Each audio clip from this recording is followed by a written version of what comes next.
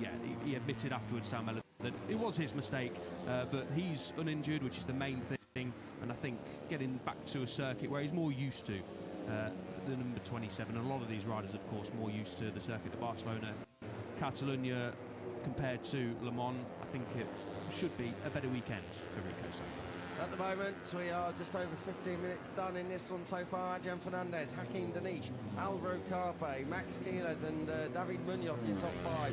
Michael Laverty's Honda's 6th and 7th, Brian Uriarte 8th, 9th for Cruz says Marco Morelli is in your top 10. Talking of 10, this is the number 10, Nicola Carraro, who is really just not having a very fun season of things at the moment, is he? He's not had a point yet this year, so never had points in Barcelona and Moto3 either, so tough weekend perhaps in the offing for Nicola Carraro.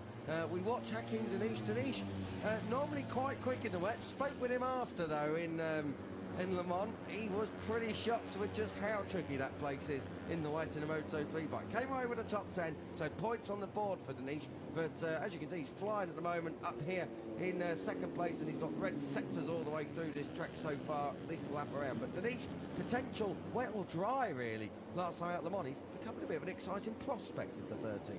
Yeah, 100%. Second top 10 of his Moto3 career, P10 in Brazil, then backed it up with a P10 over in Le Mans last time out as well, so equal best finish, and was in and around that top 10 throughout the weekends. We know from the Red Bull Rookies Cup last year that Denish was phenomenal in the wet. I think he crashed in the second race and still came away to finish on the podium.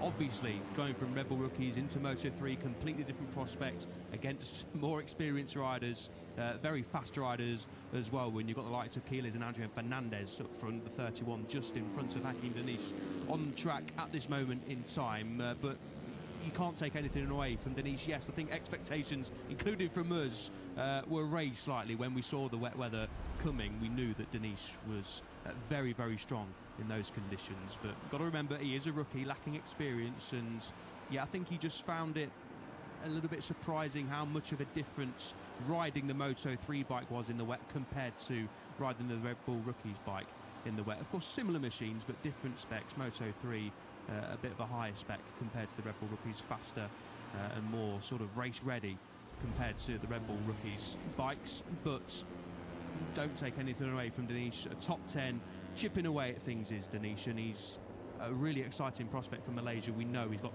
huge support over in that side of the world, and the number 13, I have no doubts in the second half of this season, and maybe even earlier, is going to be challenging for podiums in the dry and maybe in the wet as well. Can't wait to see what he does when we're over in Sepang in November. He's going to be a real star over there. He's top at the moment on a 148.783. Excuse me there, I did actually say excuse me, but I pulled the mic away because I didn't want to cough anymore. We're looking at Cormac Buchanan, special livery for the Code Motorsport KTM's. There's subtle touch of the Catalan flag, comes across the line. Cormac Buchanan moves up a space and goes to 24th at the moment, 2.6 seconds off.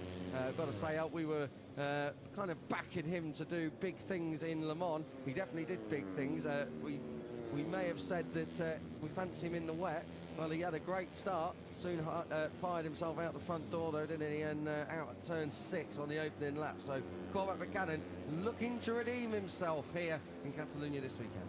Yeah, we may have had a little flutter on Cormac Buchanan in the wet conditions, and rightly so. We know, one, of course. Yeah, of course, keeping it nice and steady, nothing silly. But we're having a look at the odds, and Cormac, obviously, with the dry performance and the odds these days, there's a lot of more riders who were tipped to be better than Cormac in the dry conditions. But in the wet, we were very much thinking that Buchanan would have been right in that podium fight. And I think he would have been, but unfortunately, yeah, he did crash at turn 7 on the exit on lap 1, which was unfortunate for Buchanan, and thankfully he wasn't injured in that crash. Of course, he's had a few big crashes, and did say over in France that he was starting to feel back to his old self after a couple of difficult Grand Prix, recovering from the big high side he had over in Brazil, and then he had another big one in Austin as well. But qualified in P15, which was his best qualifying of the year so far, and yeah, was sort of well on course to finish inside that top 6. But as I mentioned, we know how easy it was to crash, and when you've got a good result ahead of you, Buchanan knew that he had a good result coming if he could just keep it upright. But unfortunately, yeah, the New Zealander chucked it down the roads. As I say, thankfully he is all okay, and he did describe it as a tough pill to swallow. Made a big step forward on the Saturday, showed they can be fast in dry conditions, and of course that was obviously shown with his best qualifying of the year so far. Just couldn't quite get it together in the race, but you don't want to sort of heap any sort of, yeah, you don't want to challenge riders too much when they crash in those conditions, because Uriarte crashed twice, as you mentioned. Yep. Munoz crashed at the third corner as well on the opening lap. Then Buchanan did as well. Alvaro Carpe crashed, and several others as well. It's fair play to the likes of Fernandez and the likes of Quiles, and of course Patelli as well, who stood on the podium for going as fast as they did, keeping it upright and not making any mistakes. We'll obviously come on to talk about Fernandez and Quiles in a moment as we see Fernandez on our screens, but very, very easy to crash in those conditions. So yeah, I think Buchanan, the overriding feeling was for the New Zealander, a good weekend, another step forwards, and okay, bitter pill to swallow on the Sunday, but look at the positives. 17th on the grid here in Barcelona last year, DNF'd in the Grand Prix, did Cormac Buchanan, so a little bit of work to do here. Let's talk about Leopard, if we can. Great performance last time out from Adrian Fernandez. Likewise from Guido Pini, who actually finally managed to come through a Q1 session, got into Q2, he's normally there directly, but unfortunately the last 2 rounds he's had to go via Q1, came through into 6th place at the checkered flag, so a double top 6 for Mirjad Couture's team, and Adrian Fernandez back-to-back podiums for the first time in over a year, so lots to celebrate down there in the Leopard blue. Yeah, and Adrian Fernandez now is the chief chaser to Maximo Quiles. 46 points is the gap, 69 for Fernandez, 115, a record for Max Quiles. We will get on to Quiles, don't you worry, in the not too distant future, because it was another phenomenal Sunday for Quiles, but also a very, very strong Sunday for Adrian Fernandez. Didn't quite get the launch off the line, did he, from pole position, his first of the year. Got sort of bogged down and made some good positions up actually in the opening lap. Was I think P5 at one point, maybe P6, and then got himself up to P2, but Quiles was already head down and on his way, and Fernandez tried as he might to stick with Quiles. I think in the latter stages Fernandez just admitted that he wasn't going to catch Quiles, didn't want to put too much pressure on himself as well and start pushing too much and make a mistake, because 20 points absolutely valuable for Fernandez in this championship chase. Of course, backed his second place up over in Jerez with another second place, as you rightly mentioned, Kiko. First back-to-back podium since Thailand and Argentina last year for Fernandez, and I make it that Fernandez hasn't seen the checkered flag outside the top 10 since his America's Grand Prix P12 last year, and it's his 11th top 6 in the last 15 races. It's been super, super consistent for Fernandez ever since he had that little bit of a lull, a little bit of a really disappointing patch mid-season last year, but since then Fernandez has been really, really strong, and now, as I mentioned, he is second in the championship, and okay, 46 points to Quiles after 5 Grand Prix is a lot of points to make up, and we know how strong Quiles is, and we know how strong Quiles is going to continue to be in 2026. He's going to be a very, very difficult rider to beat, but Fernandez has placed himself in the perfect position, and when you can't win on a Sunday, like he didn't in Jerez and like he couldn't in Le Mans, picking up a P2, exactly what you've got to do. 40 points for the last 2 races. I think Fernandez would have shook your hand at that one if you'd offered him at the start of Sunday over in Jerez. So fair play to Fernandez, really coming on strong again after a quiet opening few Grand Prix, and of course saw this rider on screen, Guido Pini, pick up the win over in Austin, which I don't think would have pleased Fernandez. Seeing your teammate win, even though they get along pretty much fine, that is the first rival at the end of the day. So I think Fernandez would have seen Pini pick up a victory, new to the team, of course, the Italian, and thought, yeah, you know what, I don't like the look of that, and fair play to Fernandez for responding. Definitely come into the lines then and scored there, hasn't he, Guido Pini? Got to say though, Leopard, bike on the podium in the last 3 GP, so very, very strong stuff indeed. Just to finish on Fernandez, hasn't had 3 consecutive podiums since the flyaways of 2024, and it's a bit of a tricky track, this one, for him. He hasn't really got a lot of great form. 5th on the grid last year and in the GP, that was his best weekend here at the circuit of Barcelona-Catalunya. Marco Morelli at the moment 19th place, and really a story of what could have been in Le Mans for the Argentinian. Stayed in the points, but just cleared Fernandez. He was looking to give Aspar a 5th 1-2 finish in Moto3. and it wasn't to be. Tucked the front almost as soon as he got ahead of Fernandez in the tricky conditions down at McCordham on the final couple of corners. So Marco Morelli, in the end, came away with 13th place. But for someone who qualified fourth, has been in the top 3 at points throughout the weekend last time out, fair to say that he would have wanted a little bit more than that. So you never know. Marco Morelli, decent-ish form around here. Front row and a victory here last year in Junior GP, and a pole to victory showing in ETC in 2024. So this is a track that he likes. Yeah, big fan of Morelli. I'm really excited what he can do for the rest of this season. Of course, the focus will be on this rider, the number 28 on the other side of the box, Maximo Quiles, but Morelli is quietly going about his business. P6 in the championship standings, now 6-7 points away from his teammate, but Morelli hasn't quite got the points on the board that he's sort of really shown. Of course, had that fabulous podium back in Brazil where he nearly beat Quiles, had a fantastic comeback in Jerez as well after a difficult start. He really lamented the qualifying position in the start of the race, did Morelli, over in Jerez, and that would have been a guaranteed podium if he got a better start. And then it looked like he was well on for the podium, as you mentioned, over in Le Mans Kiko, and again another rider. Don't want to discourage them too much, and just so easy to make a mistake, and unfortunately I think Morelli just got a little bit too excited, was in that podium position, and then crashed to P13. When you're looking at the positive, you've got to try and take everything you can, and that's what he was able to do. But like a lot of the other riders who crashed, the overriding feeling for Morelli was he was happy because he was showing that he can be fast in every condition. And I said at the start of the year when we were talking about, you know, who's going to challenge for the championship, maybe dark horses, Morelli for me was a massive dark horse. We showed glimpses last year when he was riding for the MLab Honda what Morelli could do on an underpowered and unfavoured machine at the Honda last year in the MLab box. Moving to Aspar, we know how much of a good setup Aspar is. Got great people around him, like Nico Tyrrell, like Jorge Martinez Aspar, and on the other side of the box, you've got Quiles, who is challenging for the championship. And Quiles said himself over in Le Mans on Friday and Saturday, you know what, hands up, I'm not feeling as strong as I did over in Jerez, and I'm looking at my teammate and seeing that he's stronger, and I can also learn from Marco. It's not Marco just learning from me. Obviously, Quiles a little bit more experienced in this class than Morelli, but I'm also learning from Marco, the number 97, sorry, on your screens here. And obviously, this is now a home race for Morelli, as he described it, pre-Grand Prix. So really, really excited to see what Morelli can do. Hopefully, just gets a clean run of things this weekend. I don't think a victory is too far around the corner, as I said. No, he's definitely going to get one on the board. It may well be this weekend. As I've said, the last 2 years he's visited this place, he's come away with some extra hand luggage. So for sure, Marco Morelli with that wonderful crash helmet. He has got one of the best crash helmets. It reminds me of, have you seen Top Gun? Please tell me you've seen Top Gun. Have you seen Iceman? You've seen Iceman in there? That's the kind of crash helmet it reminded me of. Very, very retro spec crash helmet for the number 97. Please don't ask me if I've seen any other films. We've already had this topic off air. Ryder Riarte has been into P1 so far, and he's just worked his way through some travelling. As Andrea Cruz says, he's just been Riarte coming through turn 12.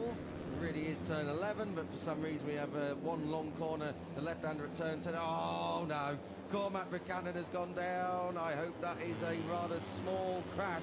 Cormac Buchanan has had a few big ones this year. Hopefully that's not one of them. Turn 5, so I imagine that's a cold front tyre that's just given way. Ryder Riarte, despite all that battering, has gone up to P1. I was just mentioned about that long left-hander at turn 10. For some reason they've whacked a corner on the exit of it, and it's not a corner, it is all one corner. And we had this in Le Mans. Please guys, when you're doing the corner names and the corner numbers, can we not invent them? Because we all know the last corner, Catalunya corner, is turn 13. This is Cormac Buchanan. He's at least up on his feet. Front end folding in 3, 2, 1. Oh no, he's not. He's going to run straight on. So Cormac Buchanan just, oh, there it goes. I tell you what, he had to bail out of that because the tyres were coming up a little bit too soon. But Cormac Buchanan, well, unfortunate there. It is a crash, but it's not a proper crash, so we'll let him off. Yeah, just getting it wrong down into turn 5. We mentioned turn 10, where Zenmatani crashed a little bit earlier on in the session, was a bit of a hot spot. Not a bit, a lot of a hot spot.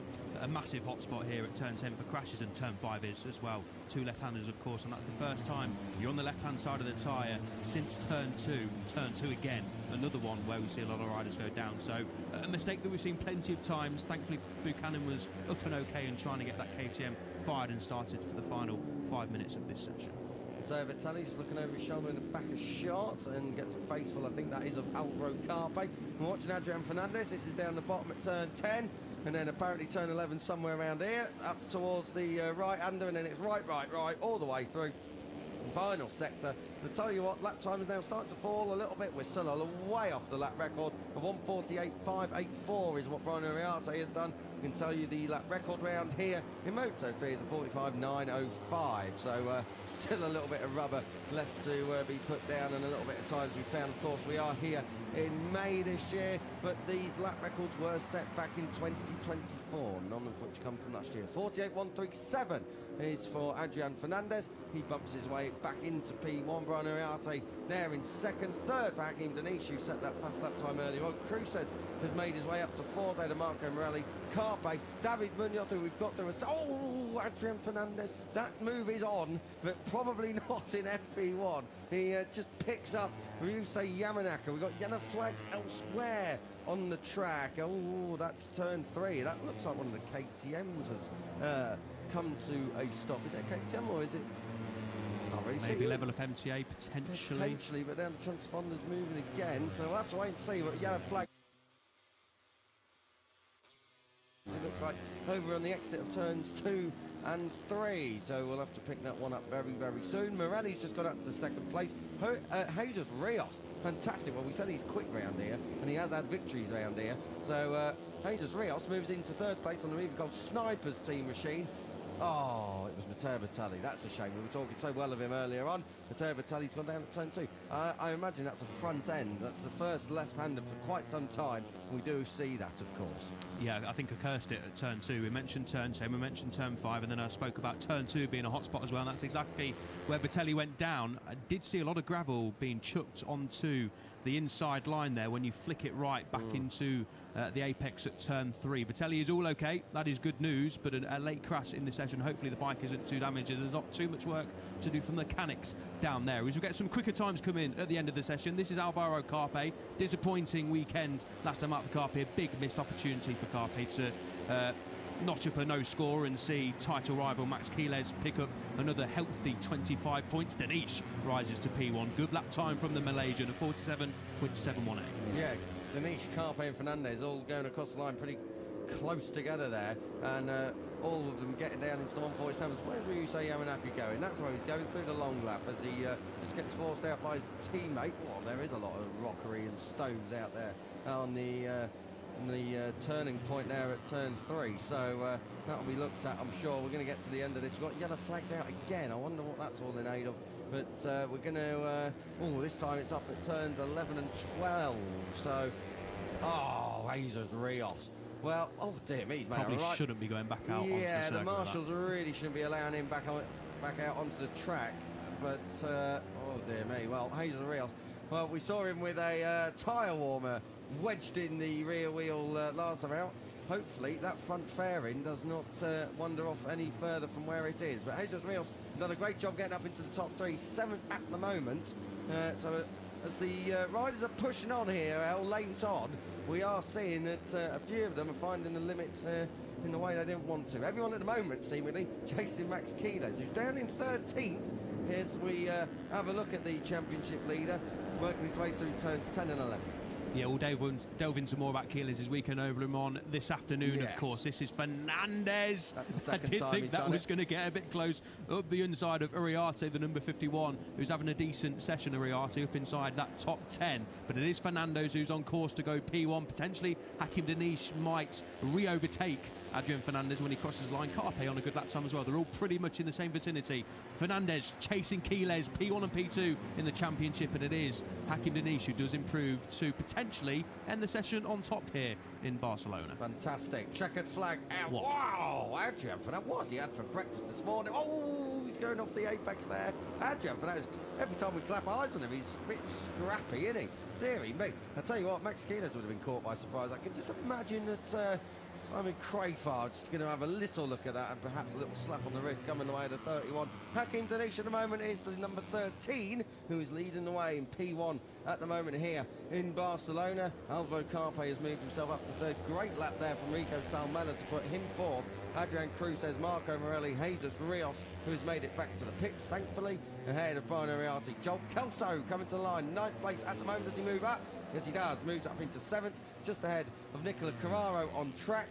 Guido Pini has taken the flag as well, just behind. He's in 18th place, so a slow start for the number 94. Keso Gorman at the moment provisionally completing the top 10. But a flurry of lap times and a flurry of incidents. And there goes Scott Ogden. So Scoggers has crashed. That's turn 5. And I imagine that one is a front-end tuck. Scoggers, who is 20th at the moment, and number 19, is going to need to have a little bit of an improvement later on. It's just saw him holding his collarbone there. Oh, that was no saving that. No. And that front end folded.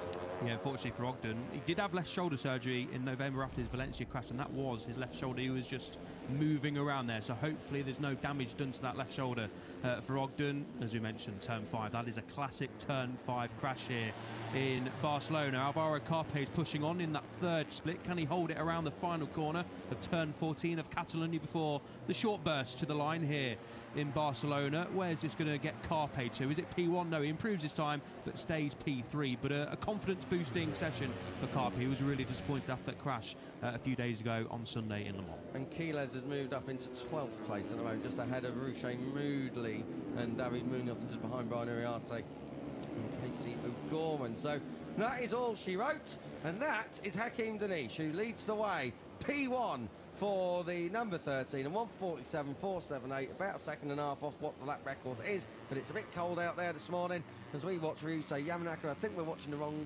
MT helmets, MSI Aeon credit machine there. It is Hakeim Denish who has found his way to the top. I can already hear the Malaysians who are cheering on out there in Kuala Lumpur and all around. Fantastic stuff from Denish. Fernandez second, and the rider on the speed, Alvaro Carpe, fine third.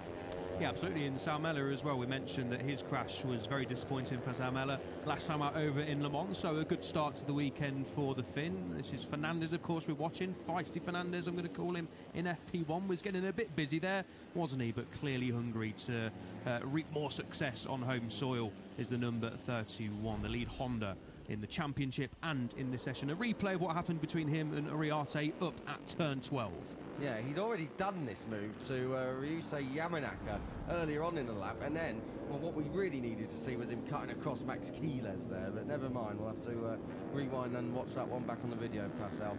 Danish on a 47.478, as you can see, 1.5 off really where we have seen these Moto3 times go, and that was done by David Alonso a couple of years ago. So who else is up there in the top 10 who we can shout about? I've got to say, Keso Gorman, I just got nudged out towards the end. Who say Yamanaka doing the nudging? He's there in 9th, but it's his teammate Hakeim Denish who leads the way ahead of Adrian Fernandez. Alvaro Carpe, as I say, up there in 3rd. Rico Salmela and Adrian Cruz completing the top 5. Marco Morelli, the Argentinian, in 6th. He is from Barcelona though, so it is technically a kind of home GP. Max Quiles, championship leader down there in 12th. It is the Little Moni Dynavolt Intact Machines of David Munoz and David Almanza 14th and 15th. We barely spoke about them, so I'll make a note of that to touch on later. Bringing up the rear, Cormac Buchanan was a crasher on his way to 25th, just behind a fellow crasher in Zen Matani, Nicola Carraro, rounding out the order.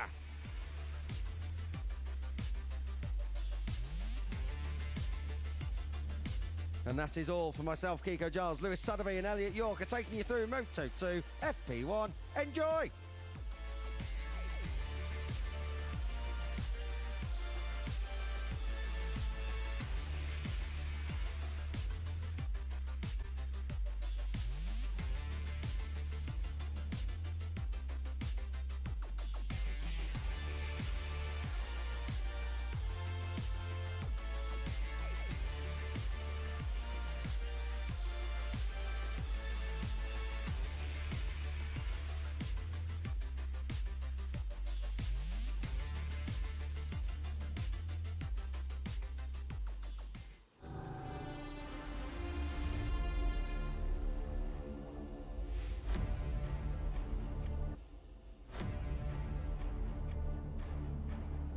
Good morning, everybody from Barcelona.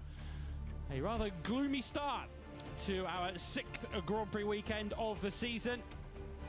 And a busy start in Moto3 as Moto3's 26 rider pack already began to dress rehearse for Sunday afternoon's Catalan Grand Prix. You always trust the lightweight class riders to swap elbows even when it's a free practice one session.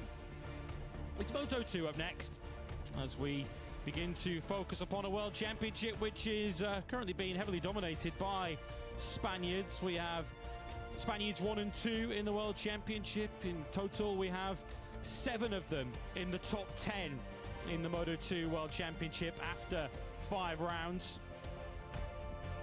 And when we look back through our winners so far, 4 different winners in the first 5 races, 3 of which are Spanish riders. As the Marc Marquez fans with the Colombian flag, so certainly they have loyalties across MotoGP and Moto2. David Alonso will certainly be their focus in this upcoming FP1 session in the intermediate class. He's one of several riders who has quite the story to tell from his French Grand Prix weekend. Once again, for what, the 3rd time in 5 races, we had a shortened Moto2 encounter at the French Grand Prix, but we crammed plenty of drama and intrigue into those 9 laps. And they've really given us a fascinating title picture heading to the Catalan Grand Prix.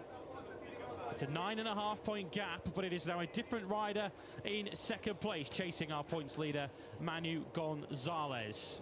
Lewis Sotheby and Elliot York are with you to talk you through the Moto2 action across today and tomorrow. We're looking at the 2022 winner of the Catalan Grand Prix, Celestino Vietti, but his thunder was stolen by another Boscascuro rider in the Morelli.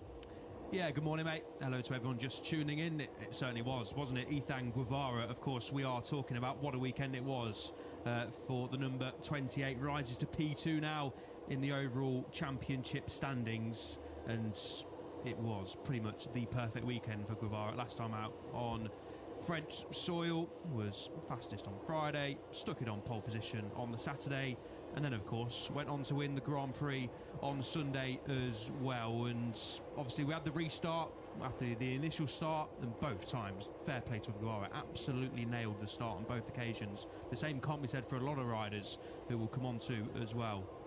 But Guevara, I think now, as he's mentioned already this season, but he reiterated it again after the Grand Prix, he is now riding as consistently at the front and as well as he has done in his career. We know that he was a title winner back in 2022 in Moto3, but this is the Ethan Guevara we've been waiting to see in Moto2 for a number of years. Expectations were high. Here he is on your screen, 2nd in the championship, 70 points, 9.5 behind Manu Gonzalez. And I think the big thing for me coming out of the weekend was Manu Gonzalez, when asked if Ethan Guevara is a championship threat, Manu said absolutely. In fact, I see it as me and him.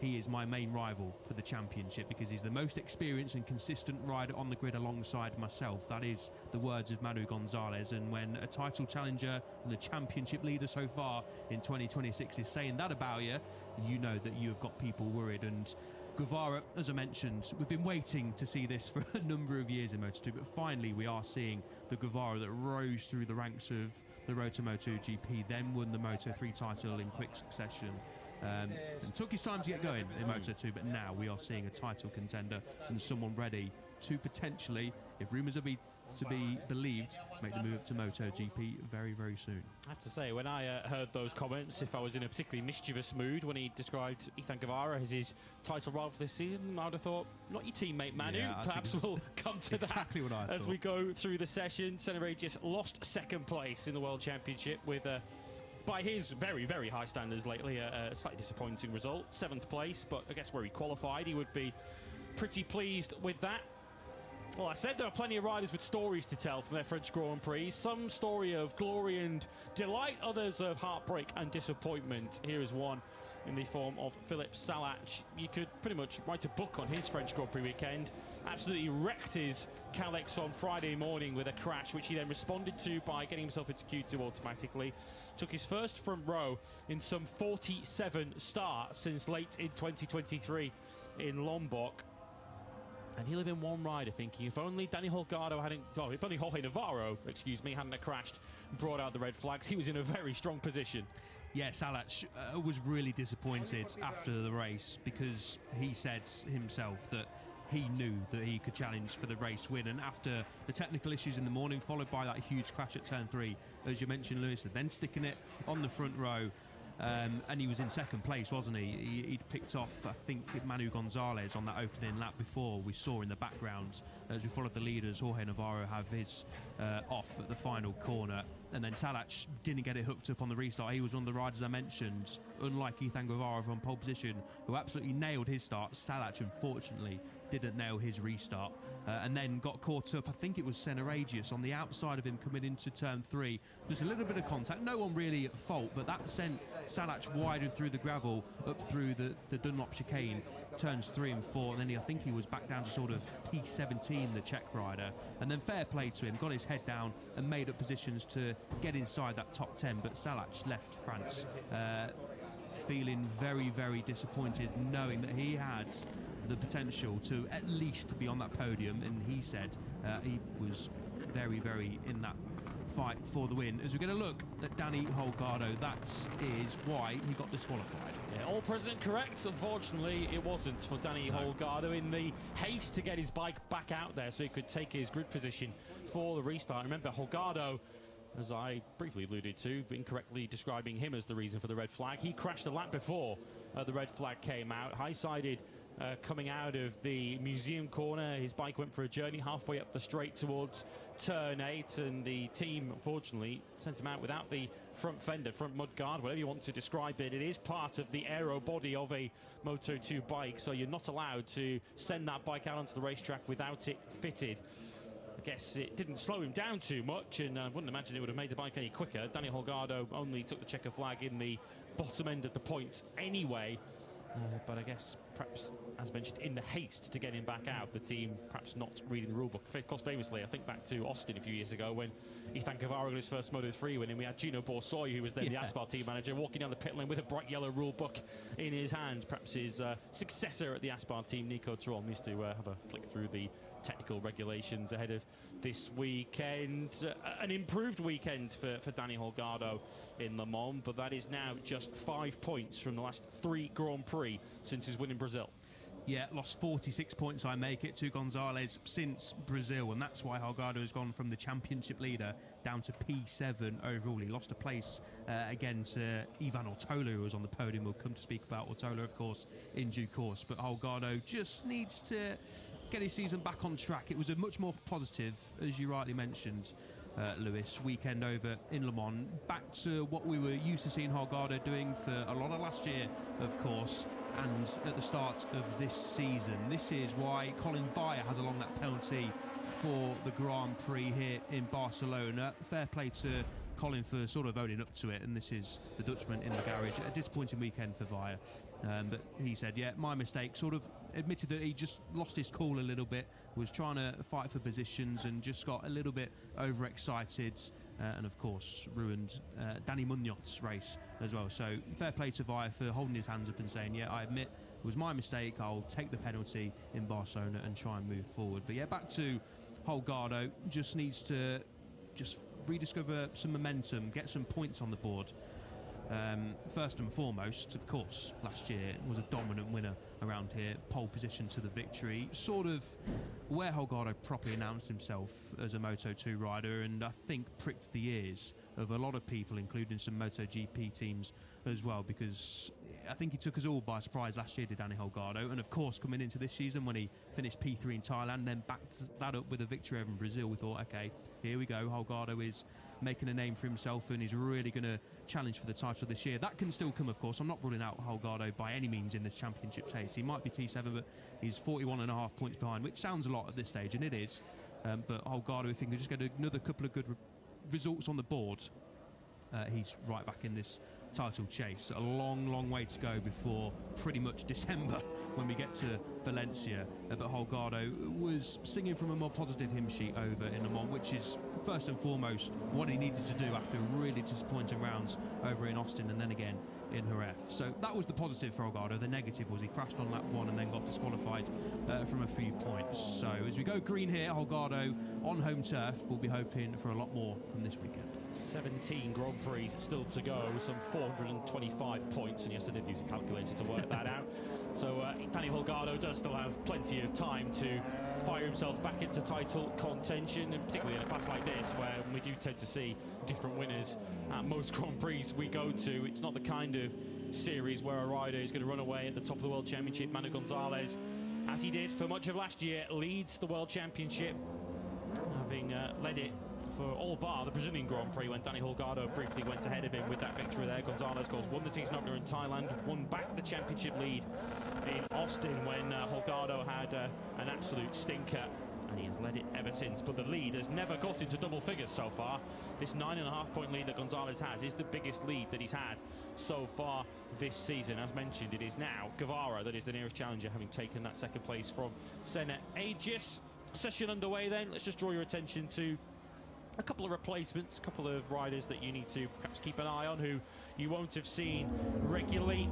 Still no Angel Piqueras, we regret to inform you, down at the MSI squad, although if you've been following our Moto2 coverage over the last few Grand Prix, that will not surprise you. Expecting him potentially back in around a month's time. Assen potentially a target for Piqueras to get himself back onto Moto2 machinery. Now, previously he'd been replaced by Marcos Ramirez, but he's busy this weekend in World Supersport action at Most in the Czech Republic. So his place this weekend has been taken by Unai Aradre, who did compete here as a Moto2 rider last year. He's on the second MSI Calex, and the rider you just saw on the second of the forward machines, another familiar name if you're a regular to Moto2 action, because we saw him twice at the end of last season.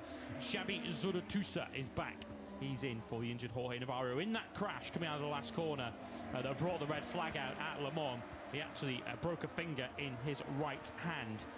So his place this weekend is taken by Zurutusa, who will be a regular with Aspar in the European Moto2 Championship, which gets underway very soon.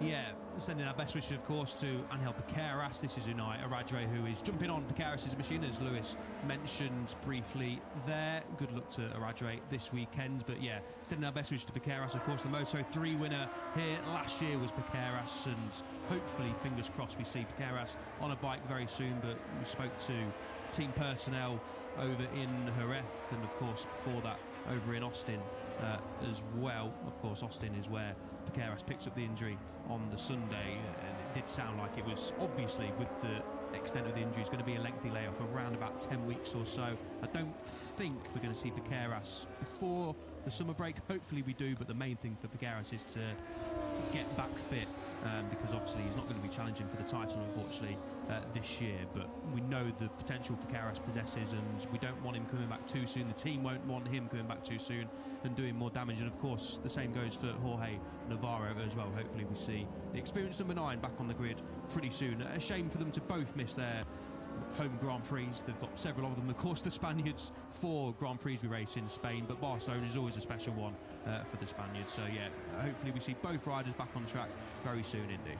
We do have a weekend off after this Catalan Grand Prix. We are in a very frenetic and relentless stage of the season. Weekend off next weekend before we then head into another pair of Grand Prix, which are back-to-back. Those are at Mugello and Balaton Park. Weekend off follows that before we're in action once again at Brno and Assen in consecutive weekends. Another weekend off as we all go off to enjoy the World Cup, and then we're back in July for the German Grand Prix at the Sachsenring. So an awful lot of points to be played for over the next couple of months or so. So an injury at this stage of the season could potentially damage your prospects, whatever those prospects are, whether it's to fight for a world championship or just to get yourself up to speed in your rookie season, as Angel Piqueras was looking to do. Speaking of which, Jose Antonio Rueda is starting to do that. Here is the Moto3 world champion. ultimately didn't score any points, 17th in the end, having lacked the kind of race pace that we'd seen from earlier on in the weekend. But he saw the French Grand Prix as a real turning point in his rookie season, and I have to say I'm inclined to agree with him. He absolutely said, Rueda, after the race, that he was very happy with how the weekend went overall, made some solid steps forwards, felt good on the bike and really enjoyed it, which is obviously the main thing. You want points on the board, you want to be challenging for the championship, and I'm sure Rueda will be doing that at some stage in Moto2 and potentially in MotoGP in the future as well. But good to hear that the former number 99, now the number 98, is enjoying himself on that Moto2 machine, and said didn't quite show the pace that they had all weekend over on Sunday, but as we know, it was very, very easy to crash and go down the roads on Sunday. Moto2 was dry, but a lot of riders were making mistakes, so Rueda, first and foremost, kept it on the straight and narrow and got another race under his belt, and was P2 finisher here last year in Moto3. I think the last 3 occasions Rueda has been here, all in Moto3 of course, he's finished on the podium, so expectations won't be the same this time around, of course. Who knows, from Sunday that might change. It would be great to see Rueda back on the podium, but I don't think that's going to happen this weekend as he continues to get back up to speed, the reigning Moto3 champion. But he did have a lot of that penalty to the podium here last year, so if there's sort of any circuit, I know Rueda won a lot of circuits last year and is still on the podium on a lot of circuits, but if there's any circuit, judging from the history books, where Rueda could potentially pick up points again in Moto2, maybe this is the round. Let's reflect then on what we saw in Le Mans more generally a week ago. Feels like ages, but it was only 5 days ago. And Ethan Guevara's victory, which, as we've discussed, has really catapulted him right back into the title conversation at the very top end, if he was ever really in any sense out of it. 9.5 points off in second place, and it felt like a statement win for Ethan Guevara at Le Mans, because of course we'd seen him win before in Moto2, won the final race of last season in Valencia. That was more a very fast start and a strong rear guard action, not to take anything away from him, but of course he did have to defend at a circuit that's perhaps more conducive to defending a lead, the Ricardo Tormo circuit in Valencia, which is very difficult to overtake. I think the big difference, El, with this victory for Ethan Guevara is from pretty much Friday afternoon, if not before then, it was clear that Ethan Guevara was the fastest rider in Moto2 all weekend. Of course, a lot was thrown at him, had to take his first Moto2 pole position on the Saturday. We were then uncertain what kind of track conditions we were going to have for the Sunday. The track was drying out in the run-up to the race itself. We had a red flag thrown into the mix as well, and whatever was thrown at Ethan Guevara, he had a pretty confident and comfortable answer to it. Yeah, exactly that. I think the telltale sign is the 2 times this year he's qualified on the front row. Thailand was second, of course, pole position last time out, went on to finish second in Thailand and obviously won the race at the French Grand Prix. Sorted qualifying out in France, did Ethan Guevara, and after topping Friday, very easy to obviously not stick it on pole position on the front row on Saturday, but he did just that and held his nerve, as I mentioned, in both restarts. It was a dramatic Sunday, as we've had a lot in Moto2, but as you rightly say, and I fully agree that whatever that was thrown at him, it wasn't a straightforward weekend in terms of the weather, never is over in Le Mans. Guevara just had the answers, and from what he was saying after the race, that he's got the confidence to feel like he can fight consistently at the front and be part of the championship battle this year. It says a lot about where Guevara's head is, where the team's head is as well. He's always got the likes of Paolo Pavesio in his camp in qualifying Parc Fermé. Whenever I'm down there in the box, Paolo Pavesio, of course, Yamaha boss, looking on. So that's a bit of added pressure on the shoulders of Guevara when you've got, you know, the bosses of Yamaha, of course, who've got their name on the Blue Crew, Pramac, Yamaha, Moto2 machines. You've got to perform.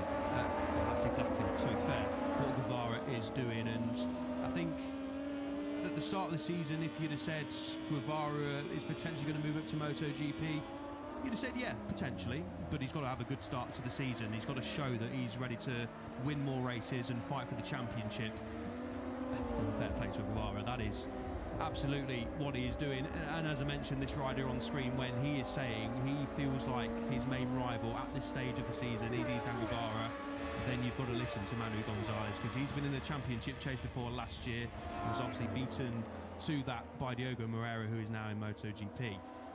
But Guevara just unravelling a weekend like that, like we've not seen him do ever in Moto2. won in Valencia last year in different circumstances, but to go out in Le Mans, difficult conditions, and pretty much dominate from start to finish in a weekend, potentially going P1 here to start the weekend as well, losing a bit of time in the final sector. But I think now it is safe to say, I think we could have said this maybe a Grand Prix or two before, but I think now Guevara is one of the main protagonists in this title chase. And another key figure, we just saw him there in the Pramac box, Gino Borsoi, who of course was the team manager at Aspar when Ethan Guevara won the Moto3 World Championship 4 years ago, and clearly his style of management really gets the best out of Ethan Guevara, although he's not necessarily the most hands-on manager as such inside the Moto2 outfit. That's really the job of Alex De Angelis, a former Moto2 Grand Prix winner in his own right, but there is so much winning experience inside that Pramac Yamaha Moto2 lineup, and yeah, he clearly believes now that he can fight for the World Championship in Moto2, which perhaps he maybe didn't even as far as a week ago. He now genuinely feels he's one of the elite in this Moto2 class, and we saw from the way he won his Moto3 crown back in 2022. This is not a rider that's going to get phased or get scared or spooked by being at the front of a World Championship battle. Everything he's raced in, from the European Talent Cup to the Moto3 Junior World Championship it was at the time, through to Moto3 World Championship, everything he's raced in, he's won it.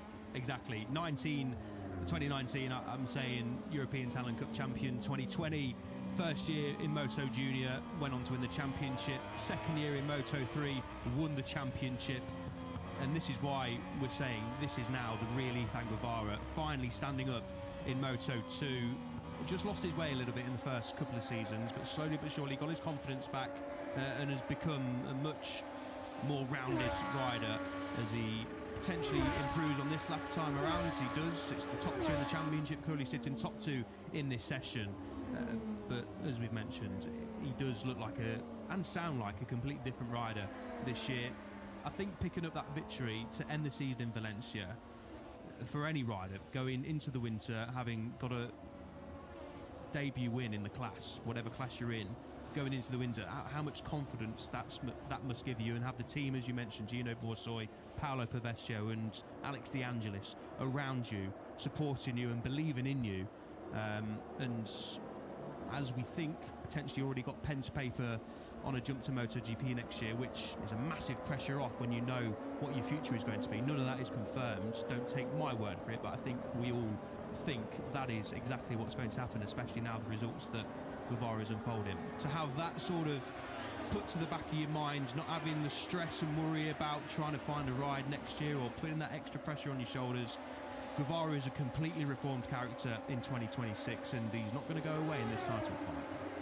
Zunaya Radre, who's had a pretty strong start to life on the MSI Calax this morning. He's currently up in 11th place. I was hoping we'd cut back to David Alonso down at Aspar, because the two teammates, not that they necessarily are the most helpful of teammates to each other, as we saw once again last weekend when Alonso ran into Dani Holgado as they were battling during the race, and it certainly damaged Holgado's prospects. Not that it mattered in the end, of course, with his disqualification, but they're 26th and 27th at the moment of the 27 who've set a lap time. Alonso's some 4 seconds off the pace, Holgado's some 2.5 seconds off the pace, so perhaps some early issues down there at Aspar. Guevara now to the top. Ignore what you can see top left of your screen. Zarathustra hasn't lapped this circuit in 12 seconds. That would be some going, wouldn't it?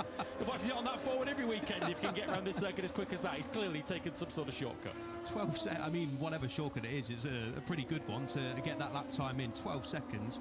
Yeah, I think the timing screen's rightly just getting a little bit confused there. Jack Appleyard's currently consulting the bookies to see what odds he can get on Zarathustra to win this weekend, given that he's 90 seconds clear of Ethan Guevara currently in this session. That's why the timing tower has now disappeared on the left-hand side of your screen, because they're trying to get to the bottom of why that lap time is registered for Xavi Zarathustra. So in actuality, it's now been disallowed.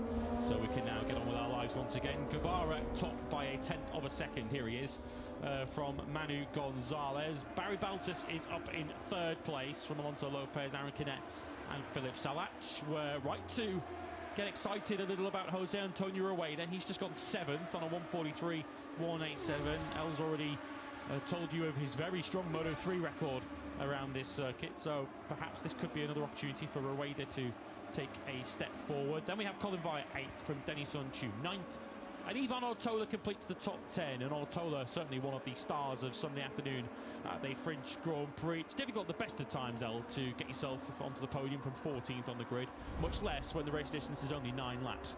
Yeah, when you're doing it twice as well from 14th on the grids. Ortola got a brilliant start in the restart and was right up inside that top 5 pretty much from the opening couple of laps, and Ortola admitted after the race that that tasted like a win, and you can understand that as well. I think starting from P14 you don't really expect, especially as you mentioned when the race eventually was 9 laps long, to be challenging for a podium. Ortola would have fancied himself for a definite top 10 and maybe pushing that top 6, but even Ortola I think would have thought a podium was a little bit out of reach, especially when the race was shortened. But fair play to Ortola.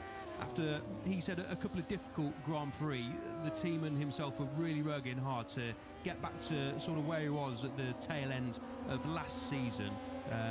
7 top 10s last year for Ivan Ortola, a 4-time winner of course in Moto3 as well. Got pedigree as Ortola coming into this championship, and showed a little bit what he was made of in his rookie season last year. Of course, jumping onto the Calyx from the Boscoscuro chassis was a little bit of a jump and sort of took time to get used to, especially after what sort of he was saying was a difficult couple of Grand Prix. But when you're having a difficult couple of Grand Prix and still finishing 10th in Brazil, of course had a great opening weekend with a P4 over in Thailand, but 10th in Brazil, 11th in Austin, and another P10 on home soil in Jerez. It's not great results, but certainly not bad results when you're struggling. So great to see Ortola sort of figure things out in tricky conditions from 14th on the grid to put it on the box.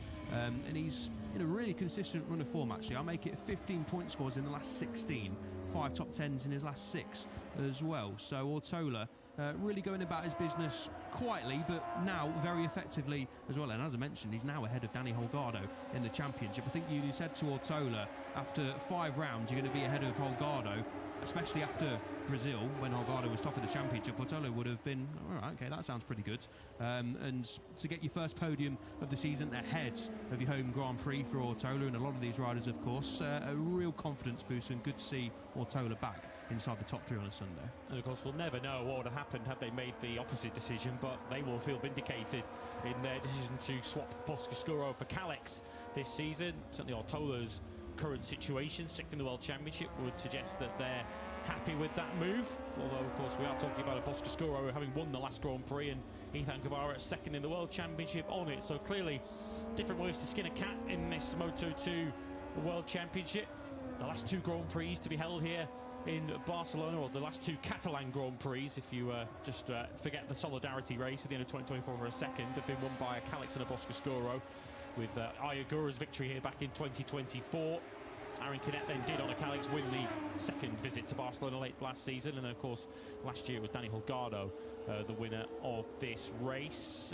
4.6 kilometres in length, just under 2.9 miles, this circuit, the Barcelona-Catalunya circuit. Notoriously abrasive, notoriously tough on tyres as well, although we're faced with cooler conditions this weekend than perhaps we'd be used to. If you'd have said we're coming to the circuit of Barcelona-Catalunya at the end of May, just before we head off into June, you'd have expected mid-20s, perhaps high 20s in temperatures, but it's overcast on this opening day, it's cool, and there is certainly more than a possibility of a bit of rain interfering in the action later today.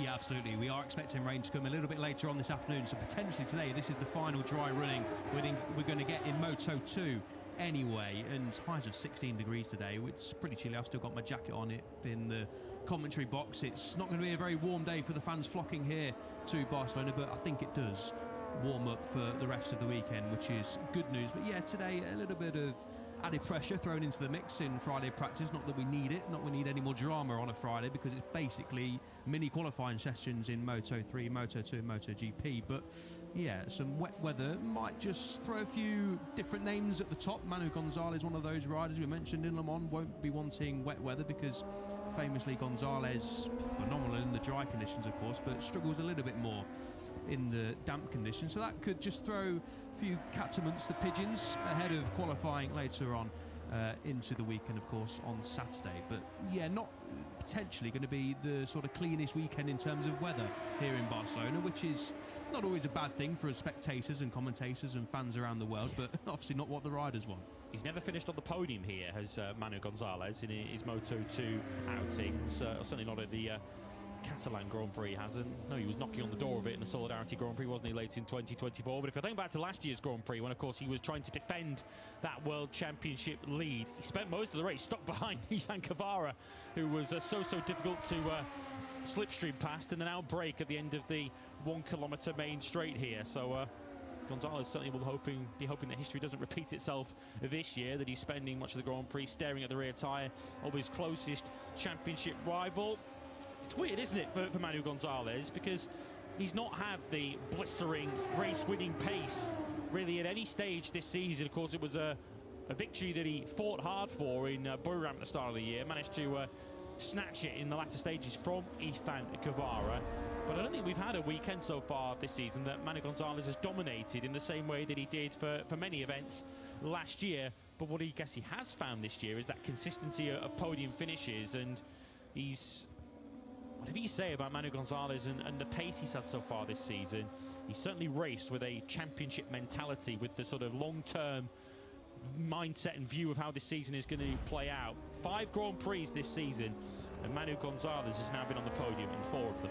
Yeah, not finished outside the top 5. Of course, his worst result came over in Austin with a P5 when he was 9th on the grid, so a decent little comeback over at the Grand Prix of the United States for Gonzalez. I'm really enjoying how he's going about his business this year, Gonzalez. I think a lot of questions were asked after the way he ended last year. Very disappointing end to what looked like it was, well, he definitely was favourite for a long time last season to pick up that debut World Championship, Grand Prix World Championship, I should say, title. And, you know, sticking with the same team, missing out on a MotoGP promotion as well. It would have been easy for Gonzalez to just get a little bit down in the dumps and not come out all guns blazing in 2026 and just sort of lose his way a little bit. But fair play to Manu. He's answered all the questions, he's got his head down, and he's really got stuck into this 2026 and shown again why MotoGP's team should be looking at him and why he's a regular victor contender in Moto2 and why he's going to be a championship contender again. Found that consistency, obviously won over in Thailand, fantastic win over in Thailand, and hasn't won since. Has seen 3 riders win since, including his teammate twice, of course, over in Austin and Jerez, Senna Aegis, but has just chipped away at it and finished on the podium in the last 2, P2 in Jerez, P2 in France, when, all right, there might have been a rider just a little bit quicker. Guevara, of course, last time out, his teammate over in Jerez. But Gonzalez is doing what he needs to do.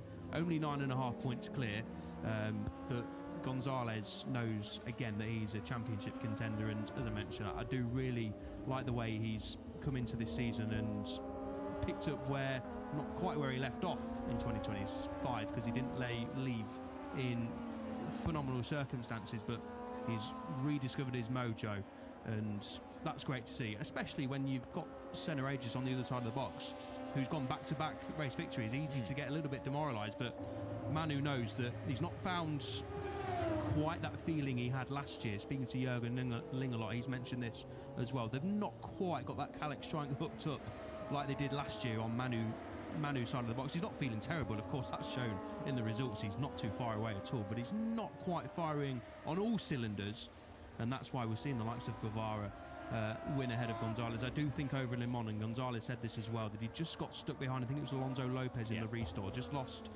just that, I think it was 1.2, 1.3 seconds that Gonzalez lost, and ultimately that did cost Gonzalez a real chance of trying to pounce on Guevara. But that is racing, you can't say anything else about that. Gonzalez should have potentially put himself in a better position. He got to heap praise on Guevara for his start as well. But yeah, just to round off what I'm saying about Gonzalez, I'm really impressed with how he's gone about his business so far.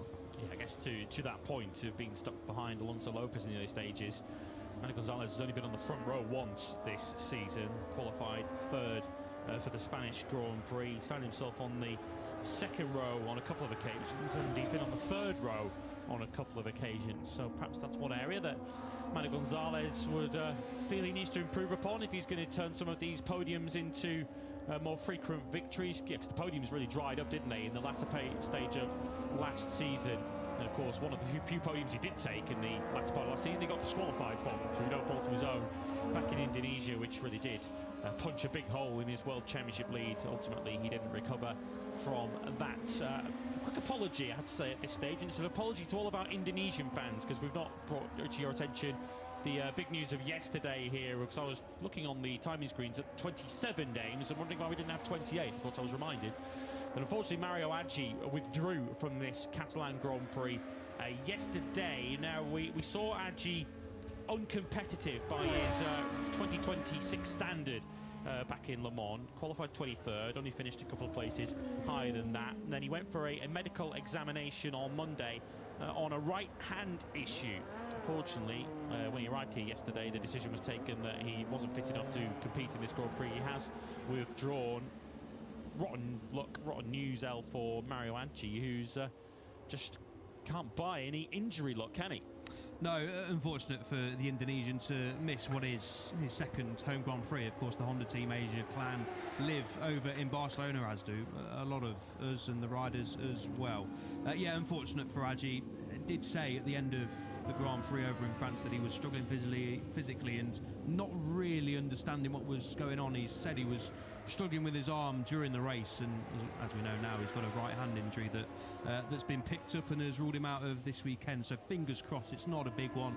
Aggi can get himself fixed and ready to go again over in Mugello, but that would explain partly the reason why Aggi's just struggled lately. He's shown glimpses, hasn't he, Aggi, that, you know, he's getting to grips with Moto2, and, you know, on Friday in Jerez he was inside that top 10, was the same in Brazil, same in Thailand, showing flashes, but yeah, France, we saw him outside the top 20 on a Friday, qualified outside the top 20 on the Saturday, and then crossed the line in P21 on Sunday, which was not what we were used to seeing from Aggi, and obviously now we have the explanation. So yeah, just sending best wishes to Super Mario, as he's fondly known as, from his millions of fans around the world, mainly of course over in Indonesia, and hopefully by Mugello in a couple of weeks we've got hopefully a fully fit, but if not pretty much fully fit Aggi to try and see the Indonesian kickstart his Moto2 campaign. David Alonso is slowly climbing his way up the standings. It's an improved lap time, but he's still down in 24th.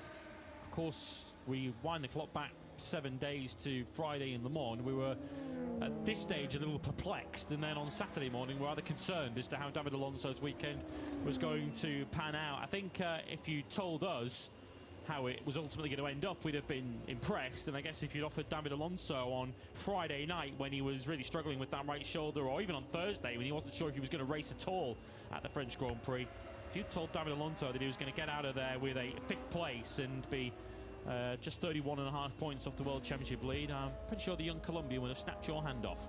Yeah, absolutely, and especially if you told him the race would have been only 9 laps, I think it'd have yeah, that helps a lot. I'll have a bit of that. Yeah, fair play to Alonso, because we didn't know at the time, but heading to the circuit on Thursday, Alonso wasn't even sure he was going to be able to ride, and as you say, Lewis, we were sort of questioning why he was so low down the order, struggling a little bit on the Friday. Senna Agius rises to P1 in this session. Good to see the 81 back at the front of a session. I'm just quickly diverting off topic as Agius goes to the top of the standings to look at his top speed, because that's where he's been struggling this season. P17, 291.8 kilometers per hour, around about 6.5 kilometers away from the top time of Morelli. So not too much, but yeah, watch out for Agius this weekend on that 1 kilometre long home straight, because that's where he's been struggling with top speed so far this weekend. But struggling over in Le Mans was David Alonso after the training crash, and I think you rightly say, Lewis, picking up a P5 on Sunday, I think he would have absolutely taken that, especially after Friday. Coming through Q1 as well, let's not forget, was 18th on the Friday, and then stuck it on P7 on the grid, and then finished, as we mentioned, in 5th place. And a weekend which maybe promised more, but obviously we learned that the strain on his shoulder meant that a P5 was a great result, and he was very happy to walk away with a P5. Said Alonso tried to go for fourth place, but then saw that he couldn't do it. He preferred to hold his position, so there was more in the tank for Alonso, but I think he just used his head, which was a wise thing to do. Has had a few more days to obviously train and recover ahead of what is pretty much a home Grand Prix for Alonso as well. Obviously the Colombian has Spanish parents, and always special to race in Barcelona for Alonso. So I think we're going to get a different Alonso this weekend. Obviously it's not started too well. I don't know if there's a little bit of a technical issue on the bike. We saw him speaking to the team down there, still in P24, so hopefully that's not the shoulder playing up. Hopefully it's more of a bike issue, but of course we'll get further into the weekend and we'll learn more about Alonso. But it is 6 races now without a podium. I think if you'd have said we're going through the first 5 races and Alonso hadn't even stood on the podium, I think we'd have all sort of, whoever was saying it, laughed you out the paddock, saying absolutely no chance. But of course that's not how motorcycle racing works. It's elite sport, injuries can happen, and Alonso has now risen to P5, as you said, in the championship, but is now 31.5 points away from Gonzalez. Long way to go, as we mentioned. Not ruling anyone out, especially David Alonso, in this championship. But a podium for me has got to come quite soon, because we've seen Gonzalez, we've seen Guevara, Aegis was won 2 of the last 3 Grand Prix as well. There's a lot of riders, more so than last year, that are in this title fight, are capable of winning races. Now Alonso, as soon as he gets 1 podium and a victory, I think he'll go on to do that a lot more. And obviously with that shoulder injury, picking up a P5 was a really strong result over in France. So yeah, I think we're going to see more of Alonso this weekend, but I do feel like that podium's got to come soon. Yeah, he doesn't want to give up too much ground in the World Championship. 31.5 points at the moment. He trails this man by, Manu Gonzalez. He said injuries can happen. A lot has happened for David Alonso. Injuries can happen. Bikes breaking down in front of you and crashing into them can happen. Incorrect tyre pressures in qualifying can happen. A poor start where the bike went into neutral, that can also happen to David Alonso, and that's all in the first 5 Grand Prix of the season. It's been eventful. But his last 4 results read 5th, 4th, 4th and 5th for the number 80. And I guess, as to your point, the 5th place that he took in the French Grand Prix, he'll probably look at that much more favourably and with a little more pride than he will with 3 previous results, because I think the 3 previous results were results where he left a little bit on the table, should have been a little higher up the order than he was ultimately. You could argue maybe in Brazil 5th was the maximum, given that he didn't really have the pace in the race, but certainly those 2 faults in Austin and Jerez, had he executed the perfect Saturday and Sunday, we could have been talking about back-to-back victories there for David Alonso. So the potential is certainly there, but he hasn't quite got himself into gear just yet. This might be an opportune circuit to do that out, though, because we've already mentioned Jose Antonio Rueda's very formidable Moto3 record around here, 3 podiums. Well, David Alonso can trump that. He's won here on 3 occasions. Yeah, he certainly has. A winner here in Moto3, of course, and was 8th last season after coming from 25th on the grid. So Alonso, as you can pretty much say anywhere in Moto3, pretty much won a lot at 14 races, of course, in his title-winning campaign. Alonso, as you pick up a good point, I do feel like we know in Jerez there was a victory on the cards for Alonso. Didn't get the start nailed at all, and then produced a phenomenal comeback and was a lap away from finishing on the podium after I think he dropped down to sort of 17th, 18th, and on a tight and tricky circuit like Jerez, where a lot of riders were competitive, Alonso was unbelievable, let's be honest, in that race, and tears were shed at the end of it, and understandably so. Alonso knew that a race win and a certain podium slipped away, and then of course in Austin was unlucky to get that post-qualifying tyre pressure penalty, which put him 17th on the grid, and then came through to finish P4 in that one. So I think if things would have gone Alonso's way a little bit more, we would have seen him on the podium, we would have seen him win in 2026. So putting those aside, he's been he's been right there. Just the injury hasn't come at the right time over in Le Mans. Of course, you never want to pick up an injury, especially just before a back-to-back, as Alonso crosses the line to go P23, 1.5 seconds off as things stand. Maybe just taking it a little bit steady at the start of the session. We saw Max Quiles, of course, part of the Aspar group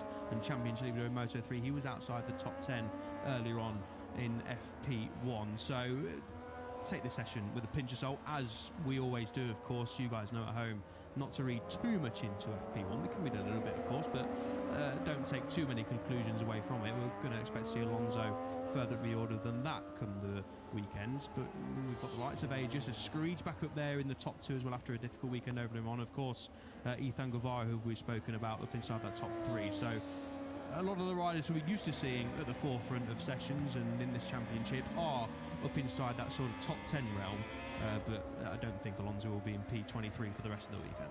He's Chelsea Vietti, who doesn't look like he's going to be in P14 for very much longer either. He's just got the final couple of corners to go, which are both right-handers. This is the penultimate bend, turn 13 before the long turn 14, where Chelsea Vietti exited to win back in 2022, when many were expecting him to go on and win the World Championship that season. Of course, that very much disintegrated as the campaign unfolded. He's now up into 4th, so we have Boscoscuro's 3rd and 4th. You caught up with Luca Boscoscuro back in Le Mans during Saturday qualifying, making very clear their reasons for switching across from Öhlins to WP suspension, and I guess 6th with a long lap penalty would indicate that it was a fairly positive start for Chelsea Vietti in particular on board that WP suspensioned Boscoscuro, and they will be hoping that it's now onwards and upwards from there. Yeah, very positive weekend. We were sort of questioning it, weren't we? And we probably spoke more about suspension in Le Mans than we're probably going to for the rest of the season. But understandably so, it was a big change, and one that at the minute has worked. Vietti was very happy with his feeling throughout the weekend. Obviously, Luca Boscoscuro explained to me in pit lane during qualifying why they'd done that, and it's a big change. You know, we joke about suspension being maybe a little bit boring, and it probably is to a lot of you tuning in, but also it's a massive change. And obviously, when the factory Boscoscuro team, who are hoping to challenge for a title this year with Vietti, of course, still up inside that top 5 in championship, Vietti has a podium to his name already this season as well. The number 13 on your screens, potentially about to go P1 in this session as well.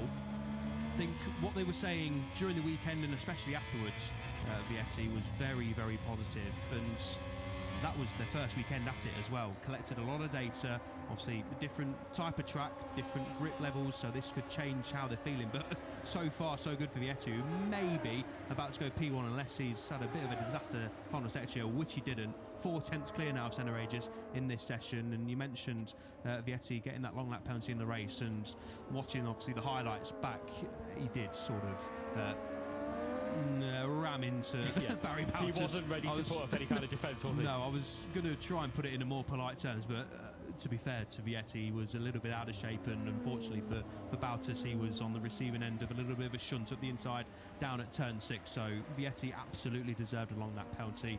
But looks really good again, and Boscoscuro, we should mention that WP suspension aren't in the front of Ethan Guevara and the Pramac Yamaha Racing Moto2 box, so don't read too much into that. They're on different front suspensions, but I think the gamble has paid off so far. Okay, Vietti didn't finish on the podium, but he was right in that podium mix over in Le Mans, and that lap time at the end of FP1 shows that he's feeling pretty comfortable here as well. Yeah, nor are they in the suspension of the Boscoscuros down at Mark VDS either. Aaron Canet and Dennis Unchu, they're 9th and 13th at the moment, so not a bad start to proceedings for them.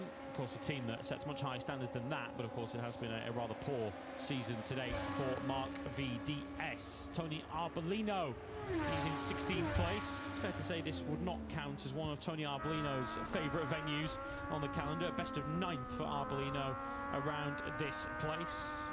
And Arbolino a second and a half off the pace at the moment, down in 16th place. We follow Munoz through the final corner. I guess he really exploded onto our Moto2 radars for the first time here a couple of years ago, when he was a wild card back at the time, and he was right up at the sharp end on Friday afternoon, and of course finished on the podium for the first time in Moto2 here last year. So if there's if we're ever talking about horses for courses, then Dani Munoz should be a rider we need to watch closely here. Yeah, 100%.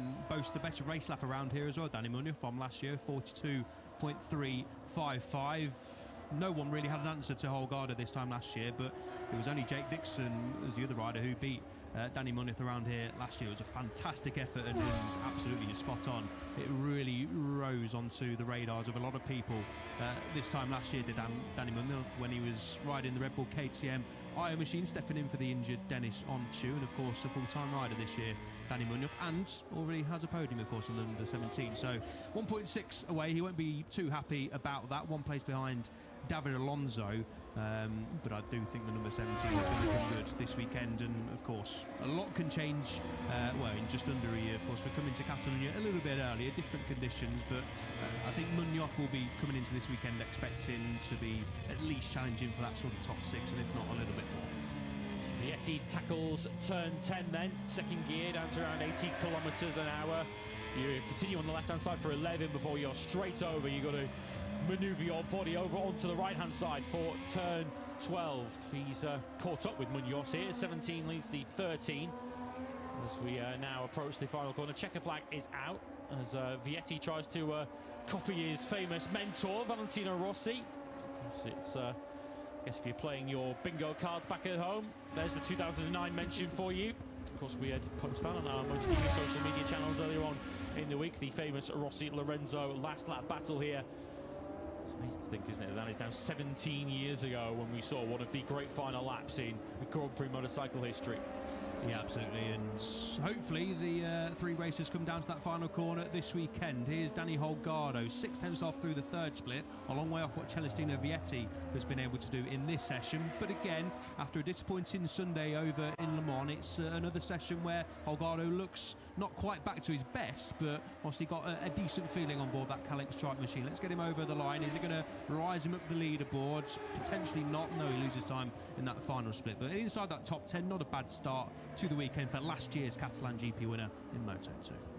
Yes, and it would certainly be a fair assumption that Vietti's put some fresh rubber in at the end of that session to immediately leap up to a 42.0 and take top spot, just half a second off the all-time lap record of Dani Holgado. As you can see, Holgado set that here on his way to pole a year ago. So perhaps that lap record, if it stays dry this afternoon, could come under some threat. So we have Boscascuro quickest, Calyx second, Forward third, Vietti, Agius and Escridge. Here is Senna Agius, who finished 5th here a couple of years ago, was dropped out of the running last year when he had to serve a long lap penalty for exceeding track limits. But certainly the early indicators for young Senna is that he's back up in the area of the leaderboard that he would expect to be in a Moto2 weekend. I guess we'll find out the later this season goes just what kind of result that 7th place was at Le Mans. Perhaps might well be very happy for those 9 World Championship points in the World Championship conversation that we're going to have over 22 rounds. And Alex Escridge up in 3rd place. We haven't always seen Forward start the weekend on the front foot, but Escridge putting his best foot forward, in free practice 1. Yeah, certainly it's good to see Escridge back up inside that top 3. We're sort of used to seeing it now. We were a little bit surprised that the Clint Racing team were a little bit further down the order. Yeah, sort of where they were in sort of started 25 and 24 and a little bit further back than that as well. But yeah, good to see Escridge up there. And Agius, of course, too, was a little bit disappointed with how the Le Mans Grand Prix went. Agius, the Australian, but said he struggled all weekend, so top 7 wasn't too bad of a result for the Aussie. And the World Championship leader, Manu Gonzalez, in 5th place. And I will correct myself from earlier on in the session in case many Manu Gas fans are watching. Yes, he did finish on the podium here at the Solidarity Grand Prix at the end of 2024, and he finished 2nd. So it's a nightmare for us commentators when we've had Grand Prix at a certain venue under different names than the one we're used to. But of course, that was the result back at the end of 2024 that saw him secure 3rd in the World Championship when he was the runner-up in this Grand Prix, or the Solidarity Grand Prix, to Aaron Canet. 3rd in the World Championship in 2024, runner-up last year. At the moment, he leads the points in 2026. Celestino Vietti, though, the rider that led this morning in free practice 1. 4/10 clear he was in the end of Senna Agius. Escridge up in 3rd ahead of Ethan Guevara and championship leader Manu Gonzalez. Alonso Lopez 6th from Barry Baltus, Danny Holgado, Aaron Canet, and Colin Vaya. Remember, he's got a long lap penalty to serve on Sunday.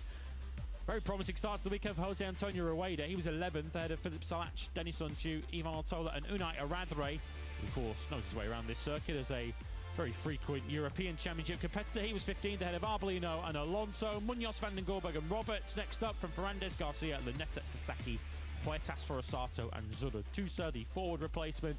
Of course, to remind you, there were only 27 competing this weekend. Mario Anchi out injured.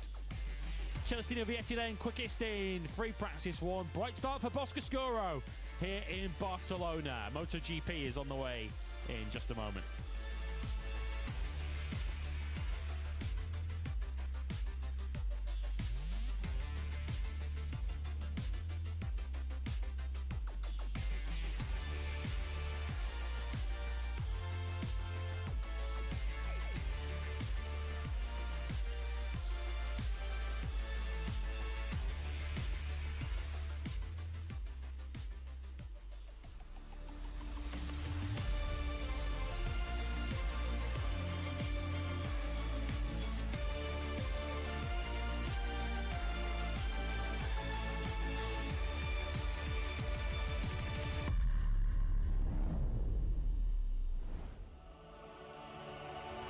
From Spain to France and back to Spain, MotoGP's European Tour is Barcelona bound for the Monster Energy Grand Prix of Catalunya.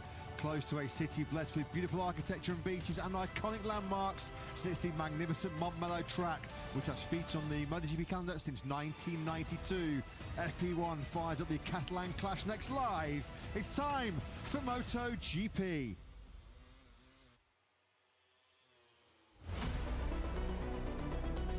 The Circuit de Barcelona, Catalunya, 4.66 kilometres, 2.89 miles in length, 14 corners, 8 of them right, 6 of them left, and this track posing one of the biggest challenges on the Grand Prix calendar.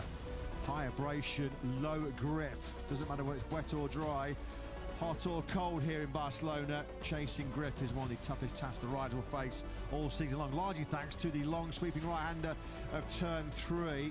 And the final double right-handers of 13 and 14, where you really do generate some serious heat on the side of those Michelin rubber. About 350 kilometres, you'll power down the start-finish straight into a heavy braking zone for turn number 1.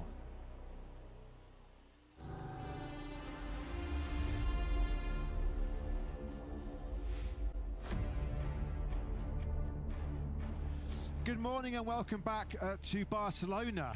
Welcome back to what is not too much sunshine around on this Friday practice day here. We're about, 20 miles outside of the beautiful downtown city of Barcelona. But as you can see from these live pictures, it's a very cloudy and a very cool start to our 6th chapter in the 2026 MotoGP World Championship campaign.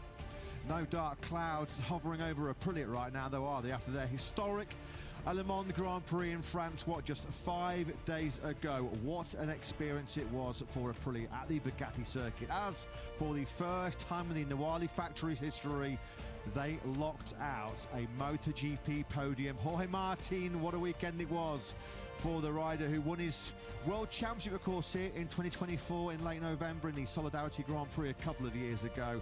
Jorge Martin back to winning ways on a Sunday.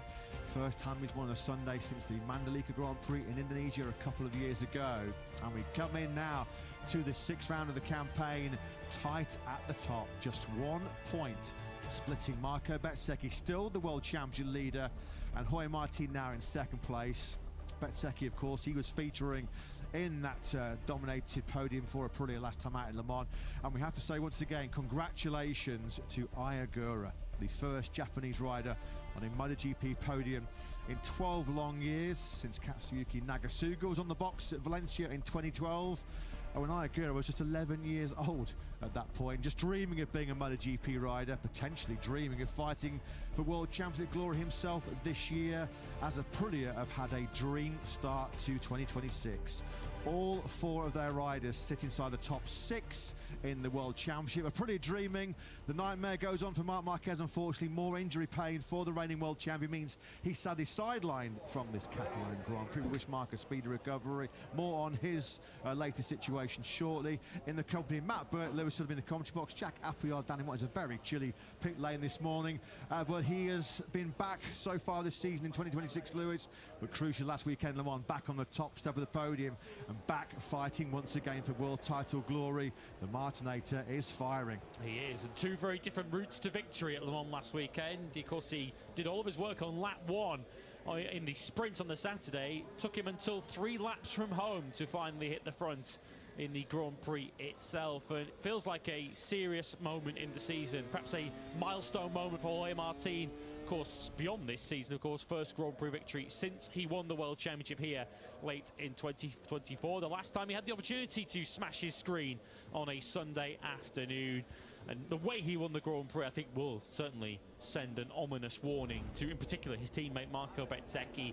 Did not get the start this time. We're still down in 7th place on the first lap. Stayed patient and clearly had the superior race pace and the superior rear grip late in the Grand Prix. Marco Bezzecchi, his teammate and title rival, had no answer.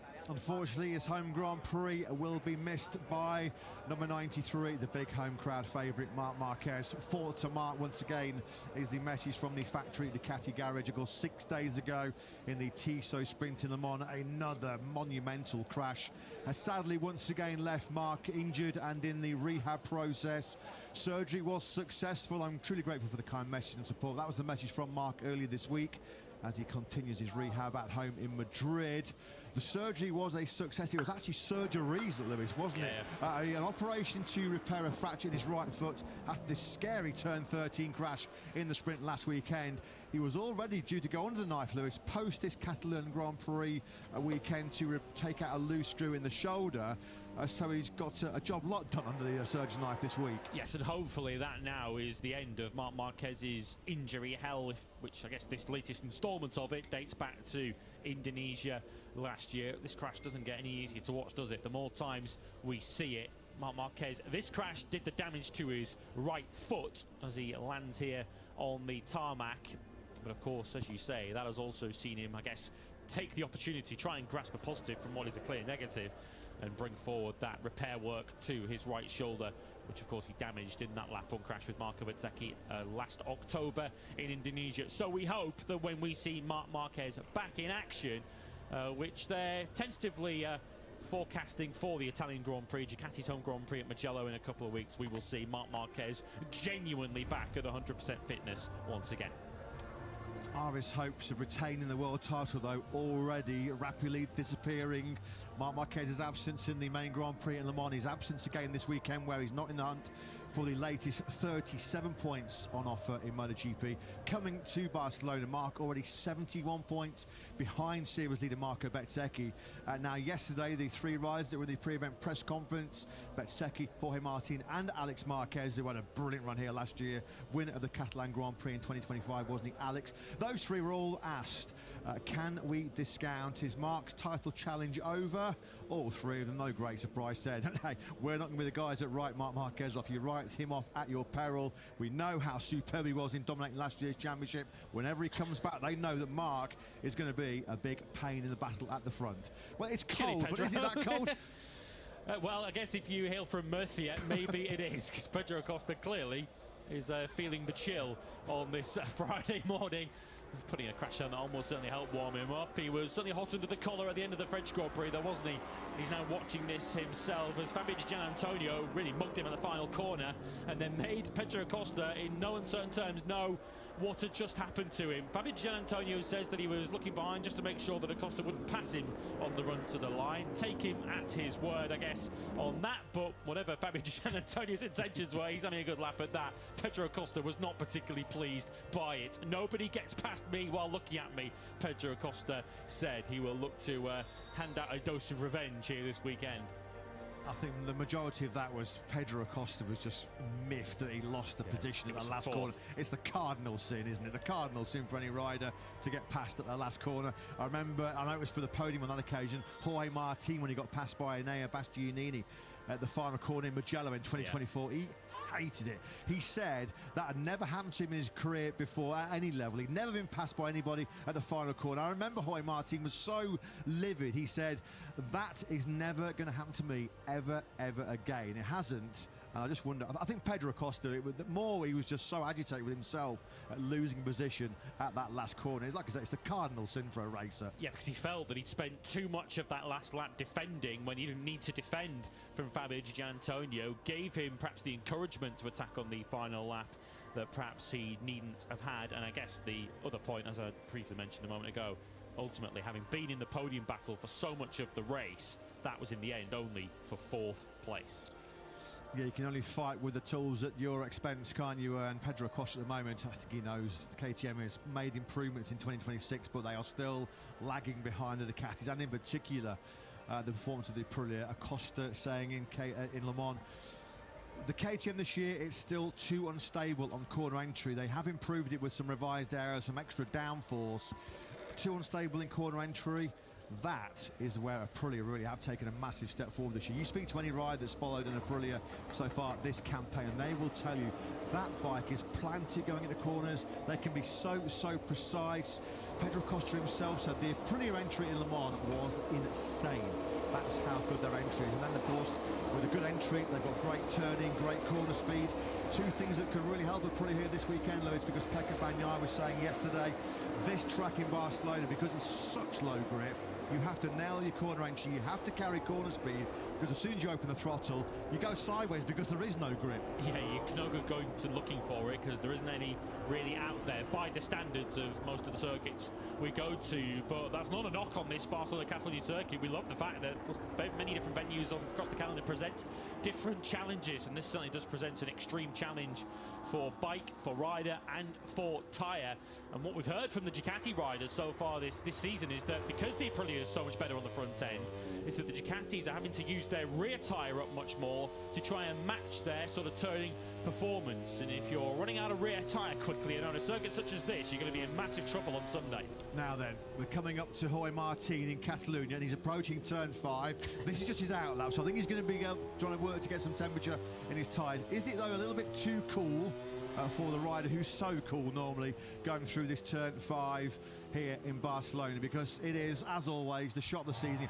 Jorge, he's just being very sensible, being very smart. Yeah, he's just teasing us all, making us wait a little bit longer, because he's just, of course, on his outlap, making sure he's got temperature in those tyres before he does potentially give us that breathtaking, that jaw-dropping sight of the shoulder-down shot going through turn 5. Have to say, Lewis, Marco Bezzecchi and the rest of the MotoGP field right now have got a bit of trouble brewing, because Jorge Martin, we've talked about this, haven't we, the pair of us, for a good number of weeks now. Once Jorge got himself back to full fitness, and crucially, once he had found the confidence and the trust in the bike, once he made that RSGP his own, this was going to be the consequence. He was going to start firing on all cylinders, and he has looked superb these last few Grand Prix. And he hasn't started on the front row of the grid yet on board a factory Aprilia either, and given what he's already doing, if he does get to the bottom of his qualifying and Friday afternoon practice issues, he will take some stopping. Alberto Puig, we're looking at him because of the news on the right-hand side of your screens that he will be changing roles down at HRC for next year, moving to more of an advisory capacity. The reason you're now seeing Davide Brivio is because the hot rumours across the paddock is that we're expecting that man to move across to the factory Honda team. Perhaps not in a like-for-like replacement in terms of the role he'll have, but certainly the expectations are is that Puig is making way potentially for, amongst others, Davide Brivio at Honda next year. No official confirmation, but that appears to be where it's heading. Yeah, Alberto Puig just spent his whole racing career with Honda since it all began back in 1987. Team manager at HRC since 2018. Of course, many of you remember him being Danny Pedrosa's manager for so many years. Unearthed talents like Pedrosa, like Casey Stoner in particular. So yeah, we wish Alberto all the best in his new HRC advisory role in 2027. Yeah, I have to say, HRC at the moment are doing a pretty good job of keeping it quiet, keeping stum about who will be his direct replacement. As Lewis mentioned, it is all pointed towards Davide Brivio taking up, I believe, some kind of consultancy role, a marketing or commercial role at HRC next year. But there's been a whole bunch of names that have been bandied around as possible replacements. Francesco Guidotti, former KTM boss, Wilco Zillingberg, possibly former factory Yamaha team boss. But at the keeping very, very quiet about who will slot in as a direct replacement for Alberto Puig. Alex Marquez, then, well, he was absolutely mustard here, wasn't he, in the Catalan Grand Prix last year? Going for back-to-back wins here in Catalunya, just as he managed recently in Jerez. A bit of a blip after his Jerez brilliance, crashing out in Le Mans, only an 8th place in the sprint for Alex. And he said it was a disaster, Le Mans, self-inflicted. He took the blame, he took it on the chin, because he said, I had the bike, my Gresini Ducati GP26 was good enough to fight the Aprilias, but he just did not get the job done. Alex dropping the ball last weekend in Le Mans, but the perfect place to try and rebound from that, Lewis, because his record around Catalunya is second to none. His performance here last year, pole position, should have won the sprint when he crashed out the lead. Destroyed the field in the Grand Prix, and if you're not ahead of Alex Marquez in the final sector here in Barcelona, you're in some serious trouble. Yeah, we know. Marc Marquez has told us, so the best person to believe on this one, that in fast right-hand corners, there are a few better. In fact, there is no one better at the moment than Alex Marquez. We saw it in the final sector in Jerez too, where he was so good. And of course, forced Marc Marquez into an error, trying to go with him at that stage of the race on the second lap of the Spanish Grand Prix. So yeah, if we're talking about horses for courses, then we're right to really expect big things from Alex Marquez this weekend. Here's Pecco Bagnaia, of course, a former winner himself. Of course, he will need 2 previous visits prior to Alex Marquez's win here last year. The 2 visits in 2024 were both won by Pecco Bagnaia. Of course, one where he beat Jorge Martin and one where he relinquished the World Championship to him. And yeah, some fan cam footage from trackside at Le Mans last weekend showed us just how peeved he was with that crash from what was ultimately second place in the French Grand Prix, putting his boot through some trackside furniture. Yeah, he did. Yeah, there was a doctor's protective barrier that got a wallop, and then there was a comb that got a right old kicking as well from Pecco Bagnaia. He actually said himself yesterday, he was just joking about that particular footage.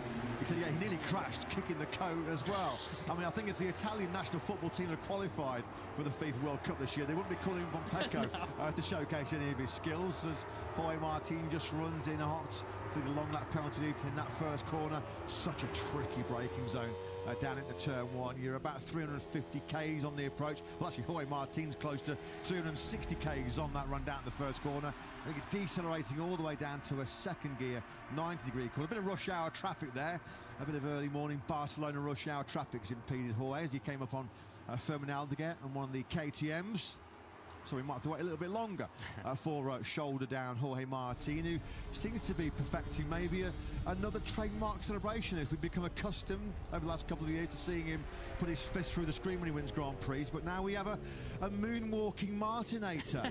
He says it's got a little bit of work to do to get himself to sort of Michael Jackson standards, but he tried it last weekend out the on-scene videos post-race outside the Aprilia garage in Le Mans. There was a fantastic fan fest here in the heart of Barcelona Prix this Grand Prix weekend, where he had another crack at it again. I mean, let's be honest, now I shouldn't talk about anybody dancing because I've got 2 left feet, but I think it's fair to say at the moment he's a better Grand Prix motorcycle racer than a moonwalker. Doesn't it? Yeah, he's a better motorcycle racer than a moonwalker right now. We'll give him the benefit of the doubt though, because I'm sure there's going to be plenty more opportunities for him to perfect it this year. There's plenty more wins coming the way of Jorge Martin.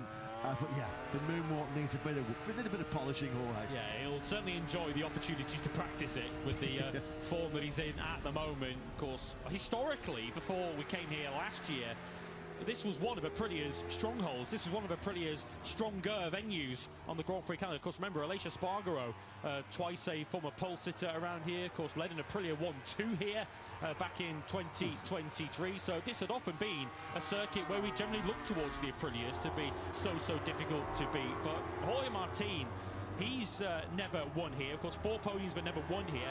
And Marco Bezzecchi's record here is absolutely abysmal in MotoGP. Never finished higher than 9th here before on a MotoGP bike. So that's something that Bezzecchi will need to certainly get to the bottom of this weekend. Yeah, double DNF here last year for the 27-year-old Italian, only the second time in the Sprint and Grand Prix era with Le Mans 2024, where he failed to finish both clashes in the same weekend. Just saw there as Bez went through turn 3, just how dirty he was. His rear tyre kicking up a lot of dirt as he powered through that third corner. The Aprilis, though, are settling into this Catalan Grand Prix very, very nicely.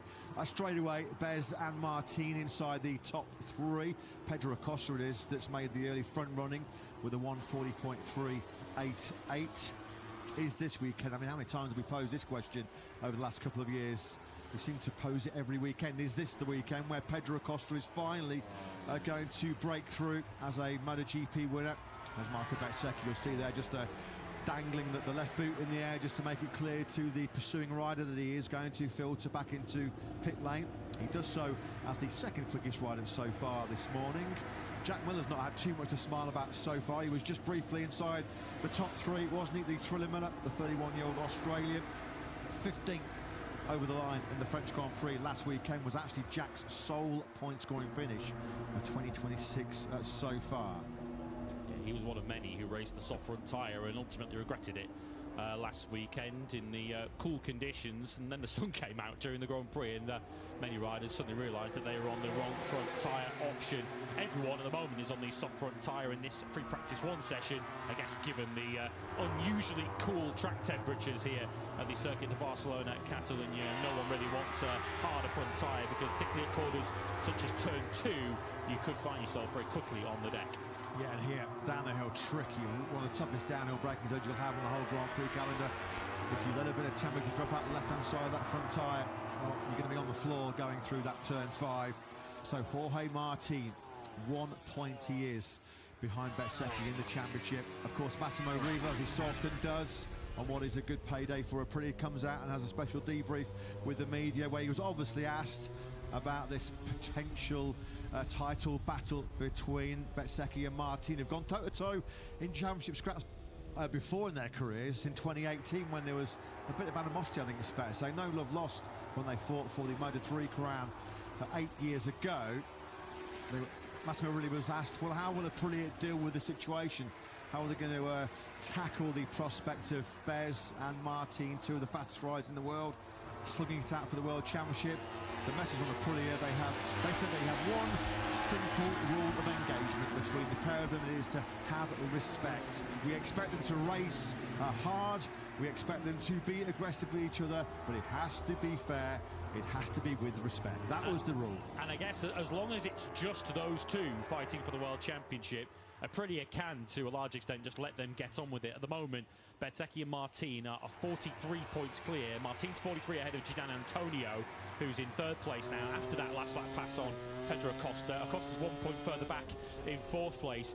Where that may change if someone else gets involved in the World Championship contention, whether it's Gian Antonio, whether it's Acosta, whether it's Marc Marquez later on in the season, then Aprilia might have to look at things rather differently. But as long as they don't run into each other, and as long as they do give each other racing room and fight cleanly on track, which they certainly did back at Lemans, then Aprilia can just enjoy it with the rest of us. He's clicked with Catalunya immediately, hasn't he, Jorge Martin? Wasting no time to get himself to the top of the timing screens. And look at this. This is what it's all about. This is why Jorge Martin is one of these superstars in the MotoGP World Championship. It is the shot of the season. Jorge Martin, the lean, mean MotoGP World Championship fighting machine, going through turn 5. He can go lower than that. We know he's got more in his pocket, but there he is. He was born with the lean gene, wasn't he, the Martinator? Fantastic to see that shot once again. Brilliant. I'm sure Will Smith, who was a big fan of that move on Instagram a couple of years ago. Yeah, we just love it. Didn't take him long, did it? Lap 6 he was on there of his morning's work, and he's already scraping his shoulder, almost getting his this left-hand side of his crash helmet on the tarmac. Perhaps that's the next step in Jorge Martin's battle with the laws of gravity. Well, what a weekend it was, and what a Sunday in particular for Aprilia. A 1-2-3, including a factory 1-2. How do they feel they can get on here? Paolo Venora, the team manager, is speaking to Jack. Yeah, he is indeed. Good morning to everybody. Good morning to Paolo. He was just enjoying Jorge Martin getting his shoulder down there. Do you have the lean gene as well, Paolo? Can we see you out there doing something similar? No, absolutely no. He did this corner in a very particular way, in a very excited way. To be honest, it is the best photo you can take all over the championship for sure in that corner.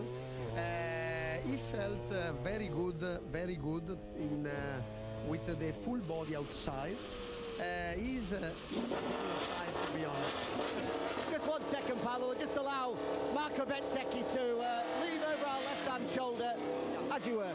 Yeah. So here is another track layout. Compare Jerez, compare Le Mans, compare the first races. Very tricky race because the circuit is specific. Grip level is is depending a lot on the temperature. So and on during the session it improves, but it's necessary to take care about it because yes, it is true that we won in the 2023. But to be very pragmatic and realistic, we struggle a bit during the 2024 and even in 2025 until the warm up. We didn't found the correct setup to manage the grip and the tire in a good way. To be very honest with you, the bike is improved compared the last one, compared the 2025. So we have already seen since the first part of the winter test that the grip level is managed in a better way compared the previous bike. But we would like to keep the feet on the ground and to work as usual. So analyze very carefully the data, make the comparison between all the 4 riders, and understand the grip level, how it improve or not during the GP. Not forgetting that probably this afternoon the weather forecast is for rain, and this will part of the game for sure. Also this weekend.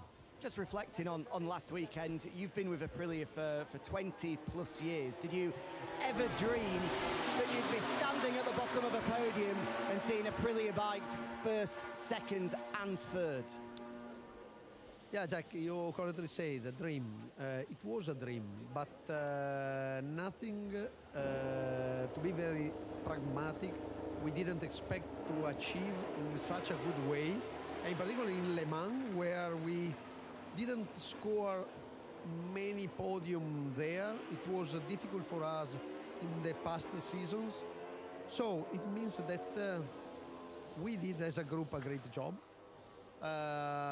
in the technical side for sure, and also relating to the team side, but together with the Trackhouse, to the Trackhouse team, we did a great job because the collaboration is so good.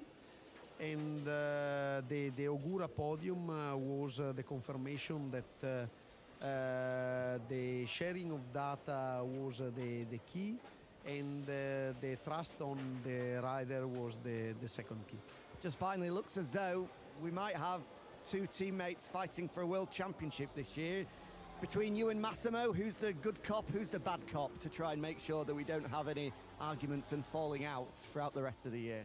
Depend on the day. Some days I'm the bad one, and some days I'm the good one. But to be honest, he said in a very funny words. It is the black rules in an Aprilia, but the respect is the goal. Absolutely. Have a good weekend, Paolo. Thanks.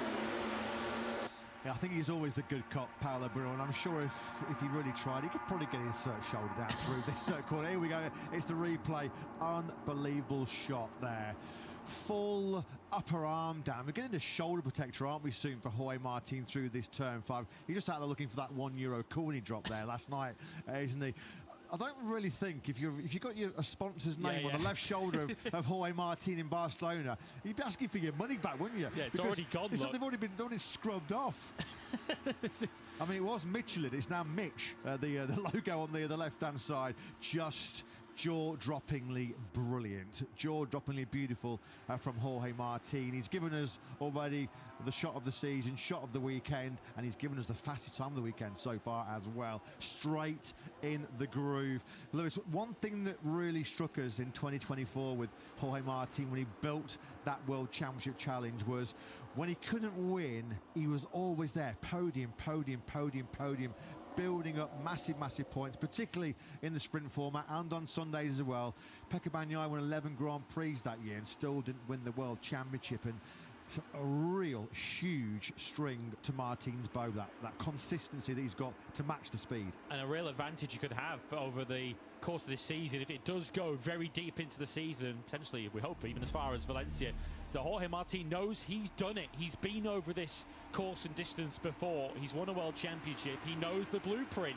Limit mistakes, podiums as often as you can. Of course, you'll want to take as many victories as you can. Of course, just the 4 in that title-winning season, he'll be chasing more than that. But of course, if you're regularly on sprint and Grand Prix podiums, it's going to make you very, very difficult to beat, when clearly Aprilia, it would appear at the moment, have the superior machine in MotoGP. Of course, Marco Bezzecchi has already made his fair share of mistakes, mainly on Saturdays, of course, crashing out of the lead of a sprint in Buchanan, crashing out of a sprint podium in Austin.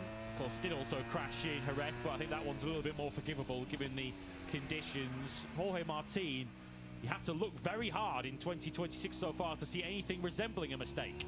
It's going to be very fascinating to see how Jorge deals with this particular championship challenge, which is clearly in and is going to be in probably until its conclusion later on in the season. Of course, when he was fighting Pecco Bagnaia for glory in 2024, they were on the same bike but not in the same team. This time around, the enemy is coming from directly within the same garage, so he's been able to handle the pressure of going toe-to-toe with the rider on the same equipment. But it's also, it just ramps up the pressure, it ramps up the tension, doesn't it, when your closest competition, your direct opposition, is sitting about 10 yards away from you every weekend. And how much, of course, still early in the season, this is round 6 of 2022, but we need to think about how much a World Championship would mean to Aprilia this season to win the MotoGP World Championship. They must know, even now, even at such a late stage of the season, what a huge opportunity they have in 2026 to win the MotoGP World Championship, to win the Triple Crown. Aprilia are already miles clear in the Constructors' Championship and in the Teams' Championship as well, and they're 1 and 2 in the Riders' Championship. So Aprilia will want to make sure that they lock this down. And of course, if their riders are fighting each other, Aprilia, well, I guess, will have one aim this season. We need to make sure that one of our riders wins the World Championship, which is why we'll be focusing so much on the inter-team relationship and the way that the Aprilia top brass manage it. Gilt-edged chances, isn't it, for Aprilia to win the World Championship for the first time this year. They won 12 MotoGP races, the Nawali factory. 7 of those have come in the last 9 Grand Prix. A combination of Raul Fernandez, of course, in Phillip Island, that winning spree that Marco Bezzecchi produced at the end of 2025 and the start of 2026, and now another Aprilia rider has come to the party as well, with Jorge Martin. And we went to actually look, the only rider since Phillip Island that's been able to beat Aprilia is Alex Marquez in Sepang last year and in Jerez so far this year. So we're looking at Alex again this weekend. Can he stop the Aprilia Express train, or could it be Fabio Di Giannantonio, who at the moment is second fastest? Another rider, Lewis, who's just capitalising on the early season confidence and some early season momentum, because every time we look at the timing screens, it seems this year with Digia, you don't really have to go outside the top 3 to find his name. Sprint podium finisher here last year too was Fabio Di Giannantonio. Of course, once again, we found ourselves talking about Digia starts on another Grand Prix weekend, because it was another absolute nightmare off the line in the sprint in Le Mans. And if there's one place on the calendar where you don't want to botch the start, it's the circuit to Barcelona-Catalunya, given that we have one of the longest runs of the season down to the first braking zone. So often we see trouble at that first corner, so the safest place is at the front, and Fabio Di Giannantonio has often started in the front, but by the time he's got to the first braking zone, he's usually dropped back a few places. Very impressive recent run though, the 27-year-old Italian, top 6 in 8 of his last 9 Grand Prix with 4 podium finishes. Best start to a MotoGP season for Digia, 84 points. If you look at Digia's start to a campaign of the first 5 Grand Prix in the sprint and Grand Prix era, he'd scored 25 points after 5 races in 2023, 47 in 2024, 63 last year, 84 this year, which shows clearly every season Fabio Di Giannantonio uses that extra knowledge and that extra experience, because there's been constant progression, constant improvement from Digia. Still top Ducati in the World Championship, 30 sits, A 1 point splitting Bezzecchi and Martin at the top of the standings. There's 1 point splitting Vigia and Pedro Acosta in their current squabble, which sort of picked up a bit Yeah. last weekend in Le Mans in that battle for 3rd and 4th place. And it's why Fabio Di Giannantonio is so coveted. His services for next season, he's still very much batting those questions away at the moment. Perhaps Mugello will be a likelier time to potentially learn something a little bit more concrete about where Fabio Di Giannantonio is going to be next season. The prevailing rumour now in the paddock is that he might well be a factory KTM rider for next season, so it's probably a very good time for us to welcome Maverick Viñales back to MotoGP. He's back this weekend, of course, after a few Grand Prix out. He, of course, returns to MotoGP now on board the Tech 3 KTM, riding for his Grand Prix future. Yeah, got to get himself back, and in that shop window, hasn't he? Maverick Viñales, crucial time in terms of deciding who's going to be sitting where on the grid in 2027. Just looking at the timesheets here, again, only FP1. Absolutely insane how close the timesheets are. Down from Jorge Martin, who leads the way with a 1:40.299 on that factory Aprilia. Joan Mir, 2020 MotoGP World Champion, he's 15th quickest. He's not even half a second behind Martin.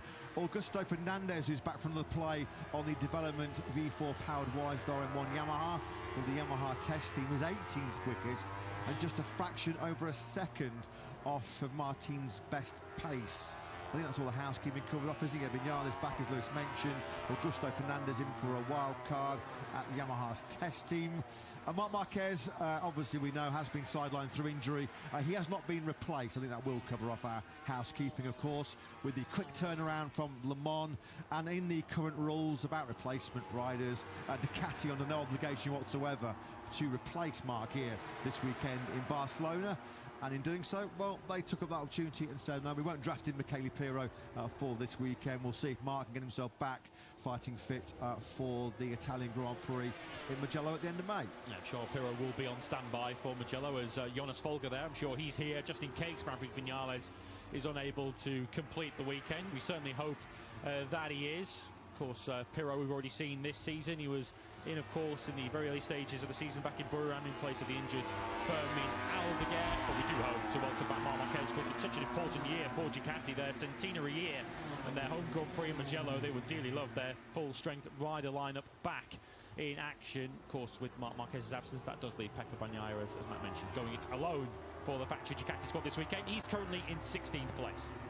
Way too early to draw any significant conclusions about what might unfold throughout this Catalan Grand Prix weekend, but it's been a good start as far as KTM are concerned. Acosta is 3rd fastest, and Bastianini there, we're just following the Italian go through turn 3, up into P5 with a 1:40.436.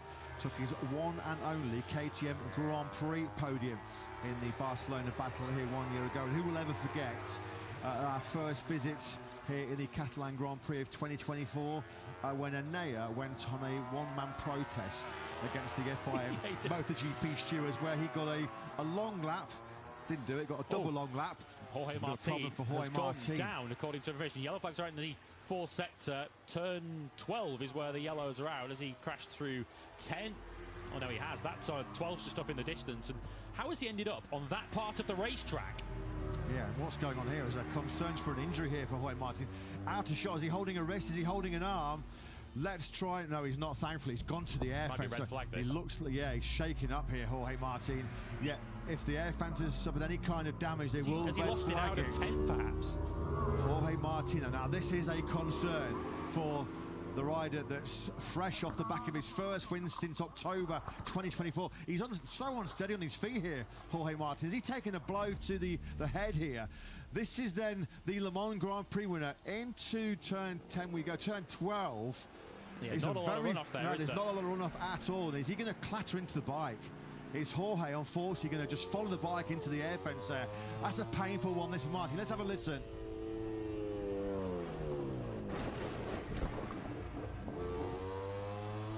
See the rider there following in. What might we see from this particular camera angle? There's Jorge, look, the bike goes into the air fence. We didn't then see where Jorge Martin, good to see he's now walking perhaps a little bit more steadily on his feet, but clearly in a great deal of pain is the in-form Jorge Martin. That's session over. We certainly hope that that's the extent of it. Brutal game, isn't it, MotoGP? Pedro Acosta's gone down now.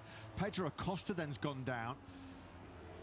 So has Acosta gone down in this final sector as well? I think he's down at turn 2 is Acosta, which is, we brought attention to this early on in the session. In these cooler conditions, so easy to lose the front without temperature in your front tyre, and that just washes away quickly for Pedro Acosta. So Martin down at turn 12 and Acosta down at turn 2. He doesn't make it as far as any kind of fence. That's your classic Catalunya crash, isn't it, that one for Pedro Acosta? So 2 riders who were in the top 3 in the timesheets so far this morning here in Catalunya have had heavy tumbles. Acosta there at turn 2, he's okay and starting to make his way back to the paddock. That one has hurt though, hasn't it, for the former world champion. It just shows what a brutal, unforgiving game MotoGP, isn't it, for Hakeim Martin. 5 days ago, he was celebrating his first Grand Prix victory since Mandalika in 2024. All the talk about him being a serious title contender, which of course he is still, but that one has really hurt Hakeim Martin. Yeah, left arm or left shoulder, he appears to be sort of stretching out there, does Jorge. Of course, crashed in a Miranda, so he must have got connected with his bike when he made it to the air fence. There's nothing else he could have hit down there, because of course the air fence would have very much cushioned the blow. As we mentioned, that is a corner on this racetrack, because it's in that stadium section where there isn't an abundance of runoff. And how ironic, because it was right there at that turn 12 where he did the Terminator celebration, wasn't it, when he was crowned MotoGP World Champion here in 2024 during that very emotional Solidarity Grand Prix.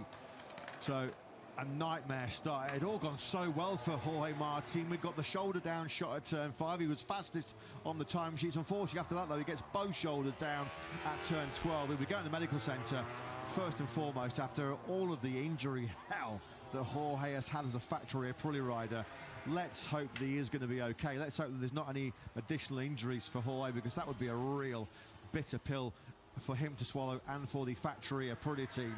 This is the part of the course then where we had the problems for Hakeim Martin. He'd done a 1:40.299 to lead the way. Less than 500 he was clear of Fabio Di Gianantonio at that point. Johan Zarco cruising back into pits. So they'll, as you saw in the garage, huge concerned faces on for Massimo Riva, Aprilia Racing CEO, and Daniele Romagnoli, of course, Hakeim Martin's long-serving crew chief. Yeah, in terms as neutrals and just for the championship, I certainly hope that Hakeim Martin is going to be a participant in the remainder of this Catalan Grand Prix.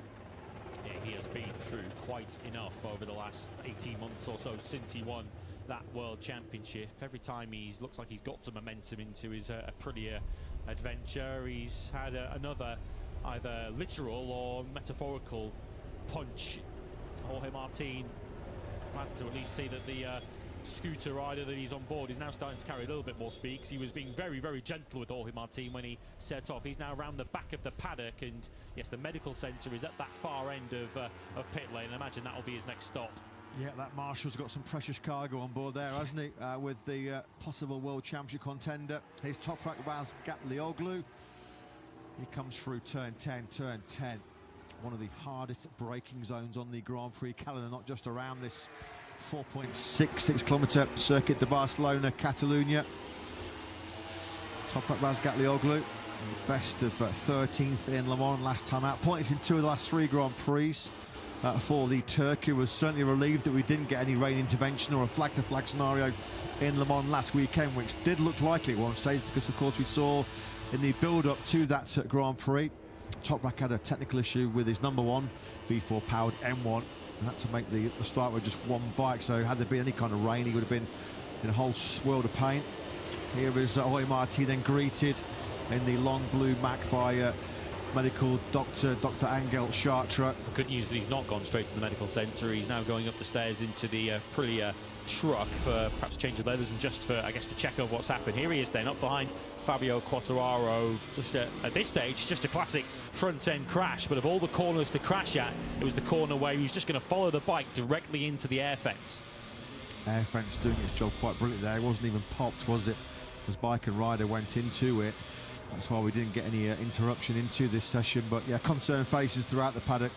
Hakeim Martin is a very, very popular figure, isn't he? He's certainly a rider that wears his heart on his sleeve. And after everything, all of the injuries he's had to go through over the last year or so, the last thing Jorge needs is any kind of further injury blows.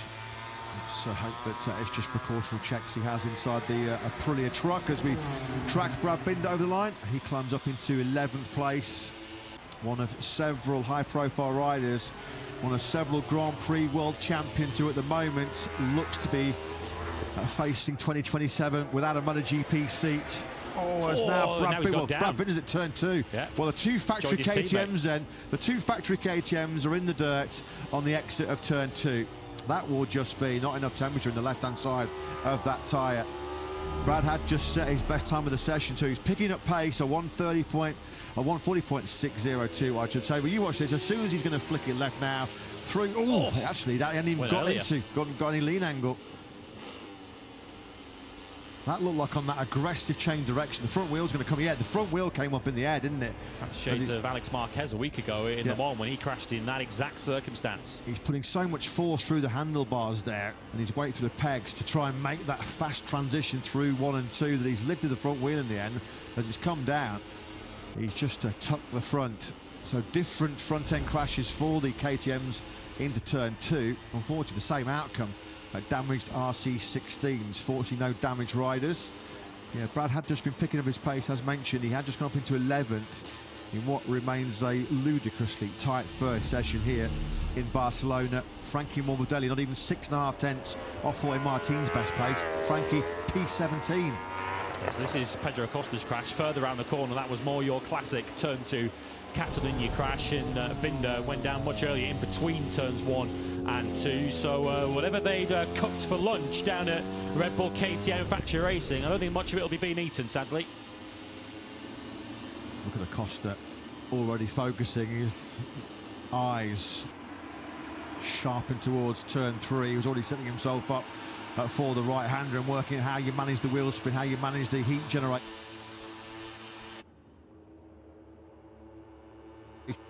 Right outside that.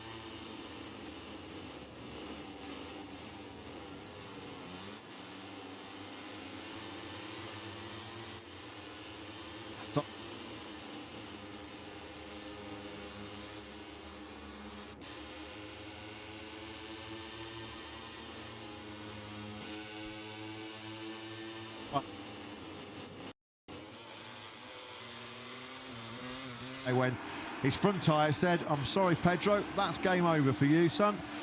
A couple of barrel rolls into the gravel trap he goes. Harmless enough crash, thankfully, as far as Acosta is concerned. Keeping his arms and his wrists and his hands in the air to try and avoid any kind of damage. A couple of barrel rolls through the gravel trap. It looks spectacular for us with the brilliant super slow-mo camera catching hundreds of pieces of gravel getting flicked up in the air, but not a crash that Pedro Acosta will be wanting to look at back in the KTM garage.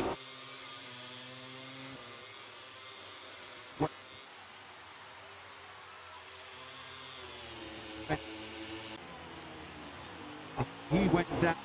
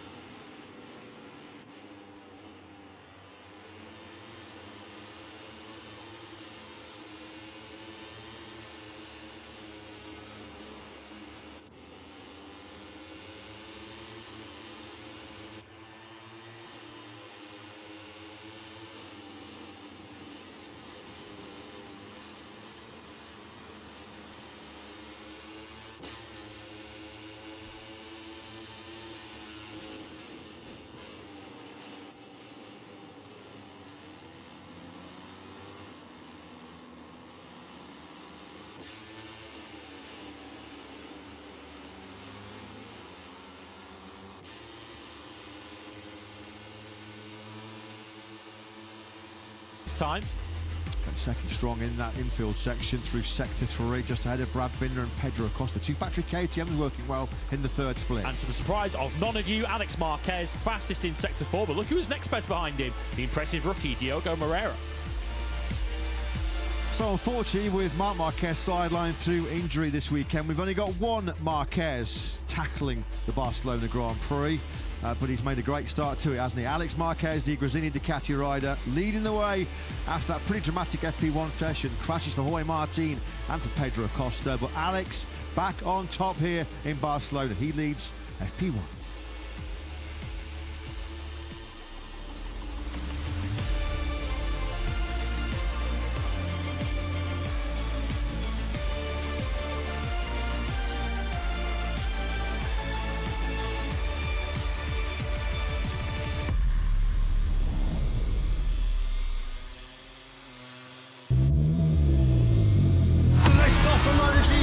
Unbelievable race! How do they react at this speed? Here he comes up the inside of what a move! Oh! A massive moment there! Oh, that's a big crash! Oh, wow!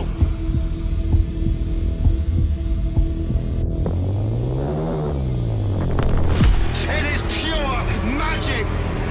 This is as good as racing gets.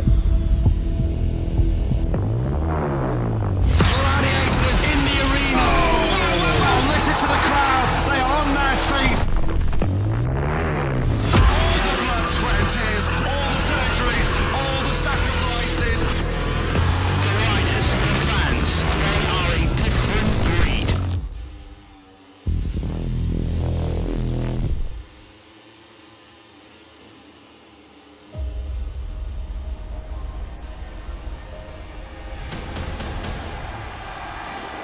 Lights out, we're racing here in the sprint in Lemans. Martin with an absolute show-stopping start. Unbelievable. What a start from Jorge Martin. Martin from 8th to 1st.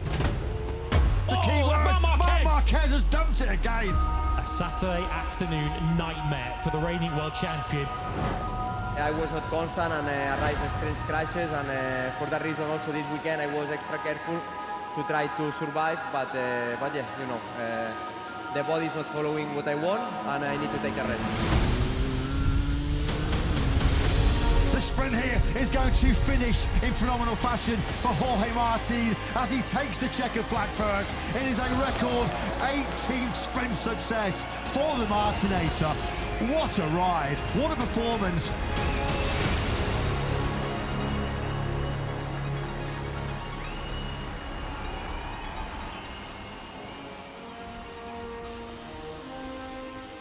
What lies in store though now ahead of the 2026 edition of the Michelin Grand Prix of France? A full dry 4.19 kilometre Bugatti circuit. No Marquez though on the front row. We wish him a speedy recovery after his big sprint crash yesterday.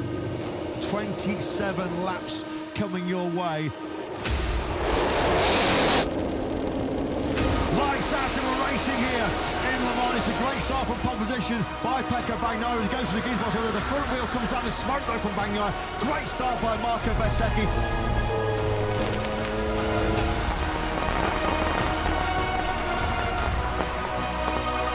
Bezzecchi it is that leads. Acosta's up in the second place and Quartararo third. Quartararo on Acosta into turn 6. Comes Iagura attacking on the inside of Johan Zarco.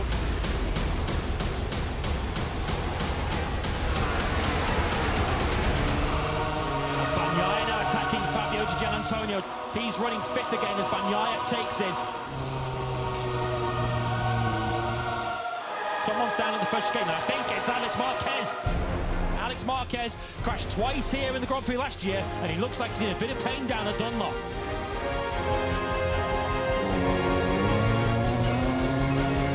Attacking again. Pedro Acosta goes on the inside of the Frenchman into the Blue S's. Lovely move that by Pedro Acosta.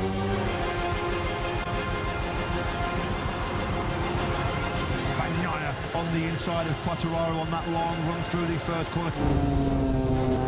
Here comes Pecco on the inside, Jordi Acosta into turn 3.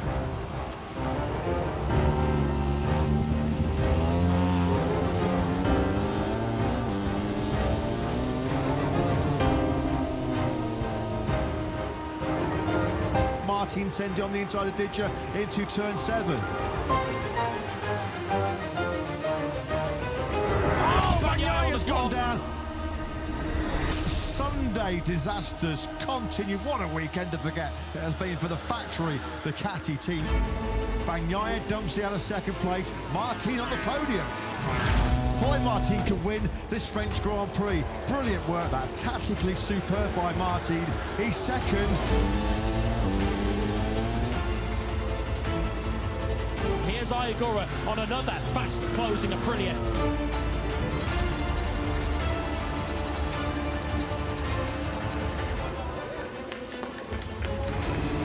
This is where Agura has been strong. How defensive will Acosta go? Can Acosta do anything? No, he can't. We're going to have an Aprilia 1, 2, 3 here in Le Mans. And the battle is firmly on now between the two factory Aprilias. He comes from a long, long way back, and Jorge Martin on the inside of Bezzecchi into turn 3.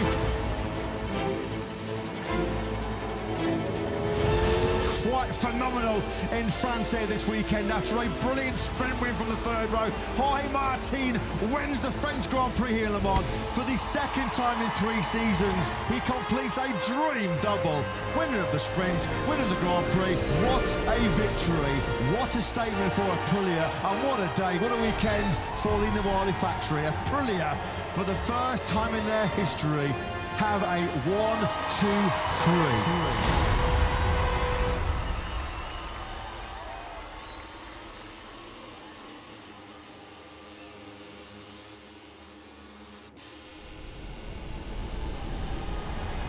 Good morning, welcome to Spain, welcome to Jerez.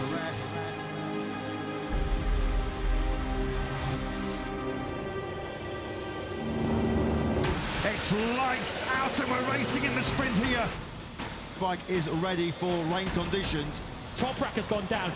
Oh, Mark's gone down. The reigning world champion on the deck. Alex Marquez ahead of him had a massive moment on the front. Marc Marquez has crashed in this sprint here from pole position.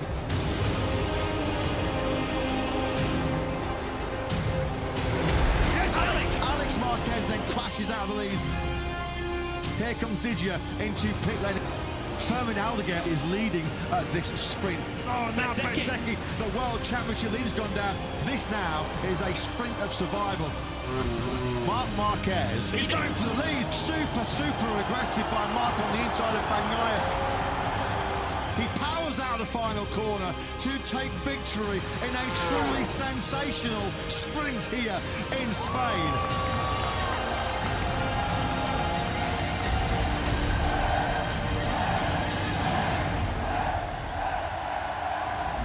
MotoGP insanity here. The greatest motorsport show on earth has arrived at one of its greatest and most iconic venues. It is the Grand Prix of Spain, round 4 in the 2026 MotoGP World Championship.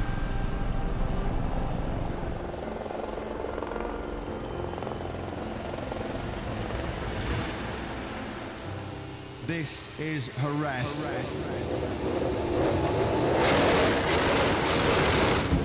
It's lights out to a race to MotoGP here in the Spanish Grand Prix. What a start it is for Marc Marquez. Good start from the second row, 2 from Alex Marquez. Aprilia is an absolute rocket to life. Bezzecchi up in the second. Jorge Martin's come from 10th to 5th. Has already gained 6 places on this first lap. What a start by the Martinator.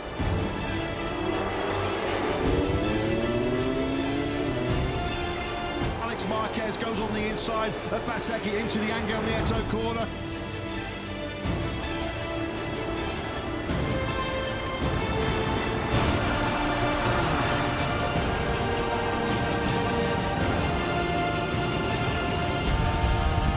Alex Marquez is trying to get on with business here very rapidly. On the inside he goes up for the mark.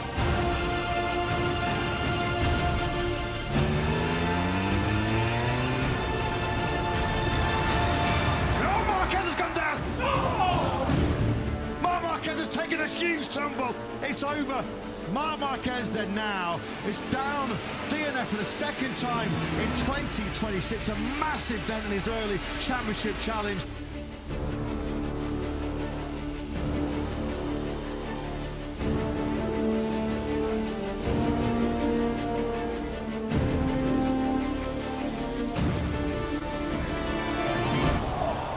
Second year in a row on the factory Ducati here in Jerez.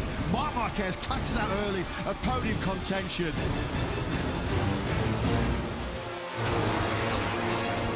The Gian Antonio then now, perfect time to ride on board with the Italian. That is the textbook move on the brakes of Martin down the hill into the Pedrosa corner. Digi then now up in the P3. That's going to be close. That's going to be really, really close. Costa's suffering big time here, isn't he? Ducati's day is going from bad to worse. Pecco Bagnaia, it looks like there's clearly some kind of technical issue that has come the way of the Italian. Into the stadium he comes. He knows that a second consecutive Spanish Grand Prix victory is his. What a weekend it has been for Alex Marquez as he wins in style the Spanish Grand Prix for the second year in succession. Alex Marquez then takes the win by just under 2 seconds from Marco Bezzecchi. Fabio Di Gianantonio does complete the podium. Alex Marquez has done another number on the field here. He is your Grand Prix winner in Spain.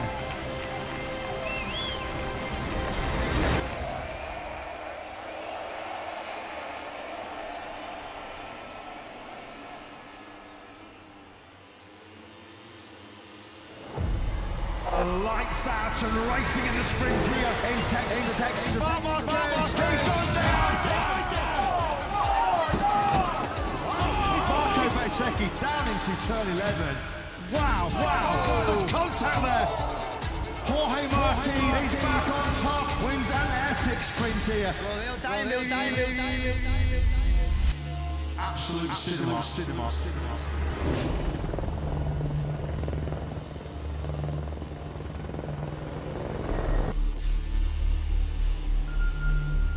Green flag then has cleared at the back of the grid. Lights out, and we're racing here in MotoGP in Austin. It's a dynamic start on the factory KTM for Pedro Acosta.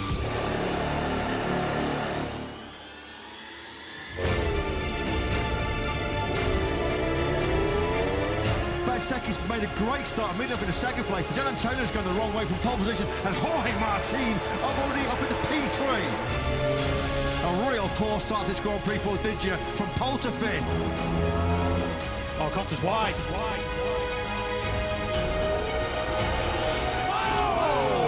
How close was that? Marco Bezzecchi's put himself into P1 here, and it is game on for this leading laps record. It's the Gian Antonio, that is payback, isn't it, from Digia on Marc Marquez. Oh, Bagnaia up the inside now of Marc Marquez. As Marc Marquez and does peel in to the long lap penalty loop. He was 7th when he came into the loop. He's just going to drop in here behind. Is that Ralph Fernandez on the 25 Trackhouse Aprilia?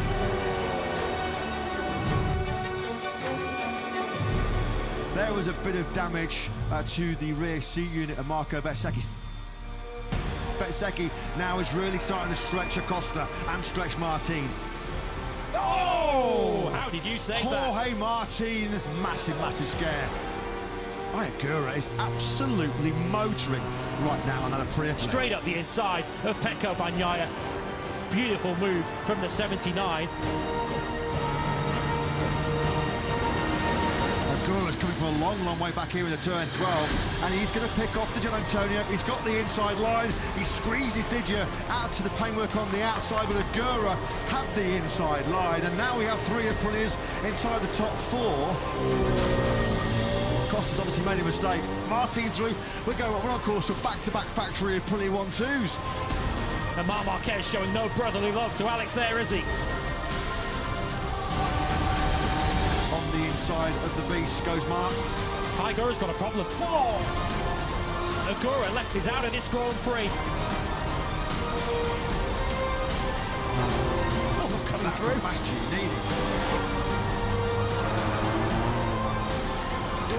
Oh, how hard is he pushing? It might only be at the moment for 5th place, but he's still going all in, isn't he, Marc Marquez? There's now Marc. Surely he's going to make that move. That was coming. That's been his favourite move in this Grand Prix. That's the 3rd time now. Oh, through 8 goes Bastianini. Give me a reason, you're not the end. Look at your offer, got me offended. Not taking enough of an answer, yeah, 'cause I want it all. Who is going to stop Aprilia? Marco Bezzecchi crosses the line. The Bezzecchi blitz continues in MotoGP. Perfecto. It's another factory Aprilia 1-2. Pedro Acosta does take 3rd place, the final spot on the podium. Marco Bezzecchi. Simply the Bears. Another Hollywood blockbuster.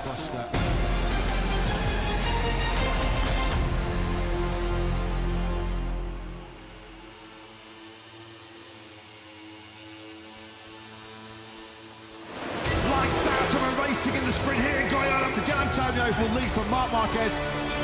Fabio Quartararo, super aggressive. Marc Marquez now looking menacing up in the P2. Side by side here now, there's a small mistake there, wasn't it? Marc Marquez wins the first MotoGP race action in Brazil.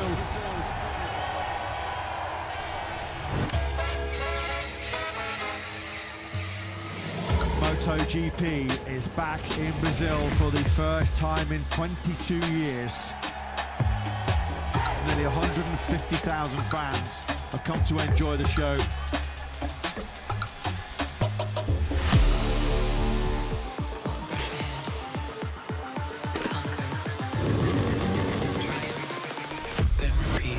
Lights out and we're racing in MotoGP here in Goiânia. Brilliant start in the middle of that front row by Marco Bezzecchi. He's got the drop on Fabio Di Gianantonio. Marc Marquez there in 3rd place. He briefly lost that 3rd, didn't he? But Marco Bezzecchi at the front once again.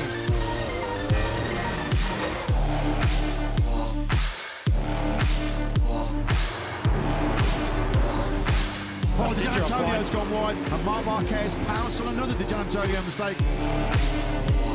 Acosta shaping for a move up the inside of Jorge Martin. Acosta up into 4th place. Martin now attacks Acosta.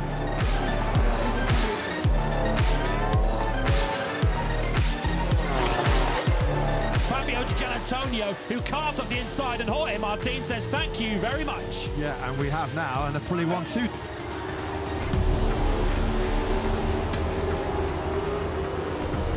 Bagnaia. Unfortunately, he is now out of this Grand Prix. His miserable start to 2026 continues. Oh, Tranmere. It's another double DNF. Alex Marquez taking Pedro Acosta into turn 1. Pedro Acosta on the inside of Alex Marquez. Well, whatever room there was there, he decided to take it come what may, didn't he? Alex Marquez does dish out some instant retaliation and wrestles back P5.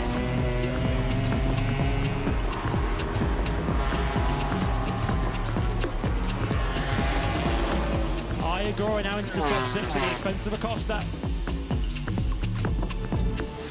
Marco Bezzecchi in cruise control. Marc Marquez, the king of Cota, is putting some manners on Fabio Di Gianantonio. This is a bit of a personal duel, isn't it? Back into 3rd place. The Gianantonio, well, fair play to him. Fabio is fighting with fire here.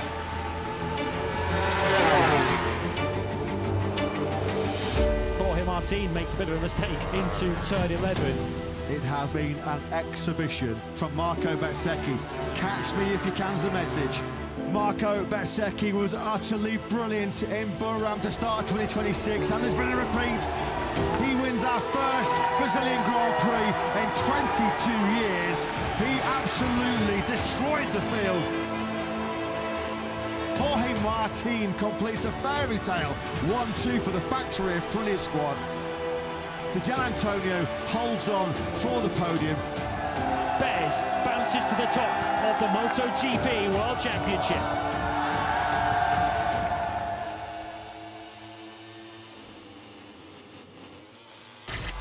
Welcome one and all to the 2026 MotoGP World Championship. It's lights out and we're racing in the sprint here in Beritamotogp. Marco Bezzecchi's blown it here. Marquez comes from a long way back. Super aggressive on the inside. Marquez has to drop one position. Pedro Acosta than it is that will take victory in our first sprint in 2026. We are back. It's first chapter of 2026.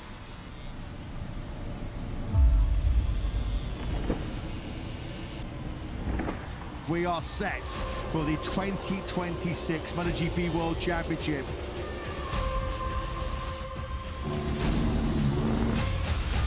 It's lights out and we're racing in MotoGP here at the Chang International Circuit. Marco Bezzecchi's nailed that start from pole position here. He's going to get a drop on the third ahead of Marc Marquez on that run into the first corner as Martin tries to attack Fernandez.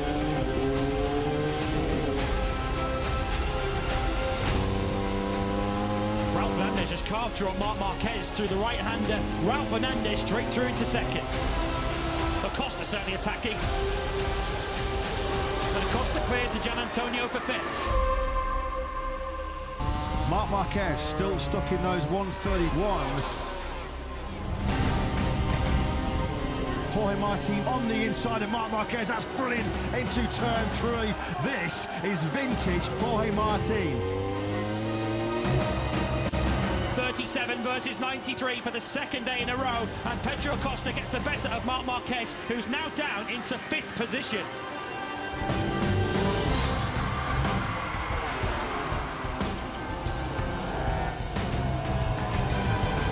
Acosta attacks again on the inside into turn 3. He's just going to try and hang Martin out to dry, and now Marc Marquez is getting involved.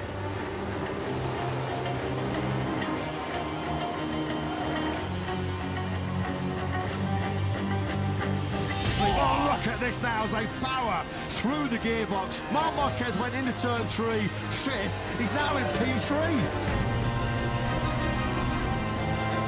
Acosta goes earlier. He's not even waiting for turn 12. Immediately, he attacks Marc going through 8.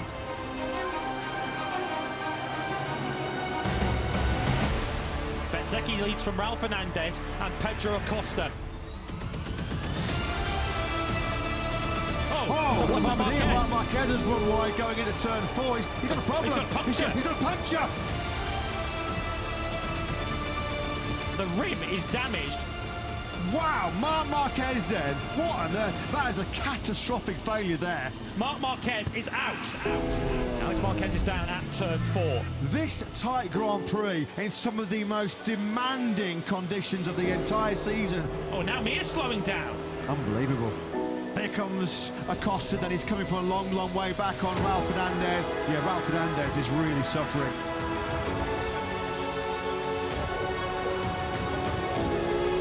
But Marco Bezzecchi bounces back quite brilliantly in Beritamotogp. He does create history. Marco Bezzecchi, the first Prix rider in MotoGP to win 3 successive Grand Prix. Pedro Acosta caps off a stunning first Grand Prix weekend of the season for the Spaniard and KTM. Ralph Fernandez does nurse himself back to the checker flag in 3rd place. Pedro Acosta leads the MotoGP World Championship for the first time in his career. The Shark has arrived.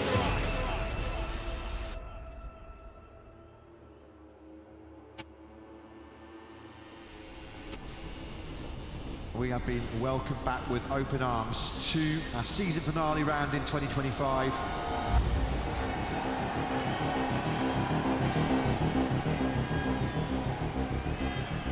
What a pleasure it is to be back here at the Ricardo Tormo circuit. Over 200,000 fans in Valencia.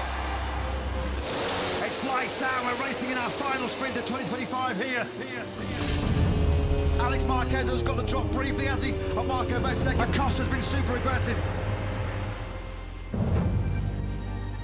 Through the final corner we go then. Alex Marquez finishes it on top of the sprint podium here in Valencia. Who will be at the Grand Prix winner in the final showdown. Who is going to take the spoils?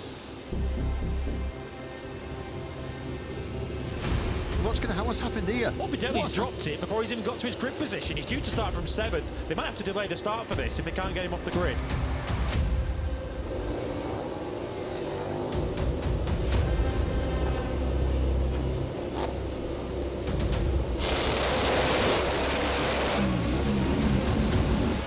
It's lights out and we are racing this final showdown here in Valencia. It's another brilliant start from pole position by the Aprilia of Marco Bezzecchi.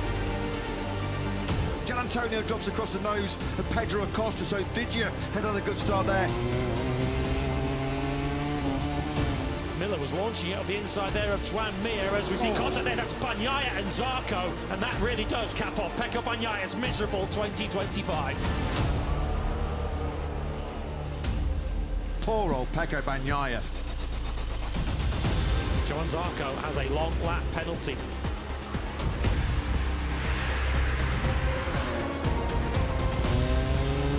Fernandez has passed Fabio Di Gianantonio on this lap, up into 3rd place.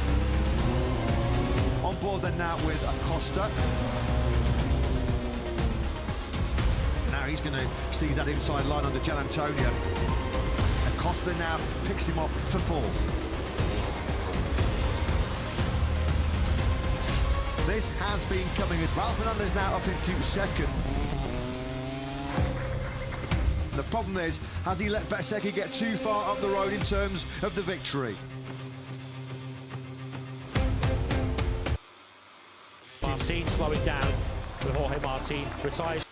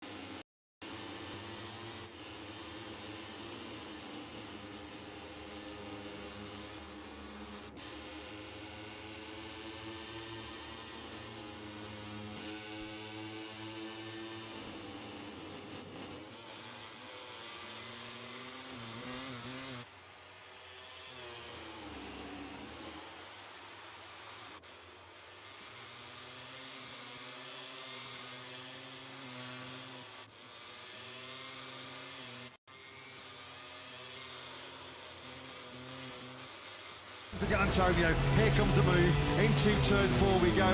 Acosta tries to lean on the Italian.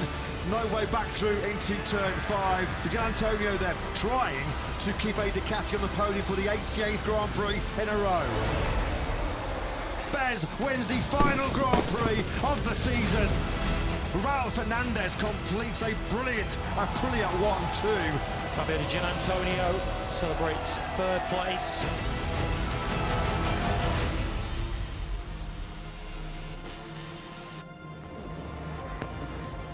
'25 then has ended.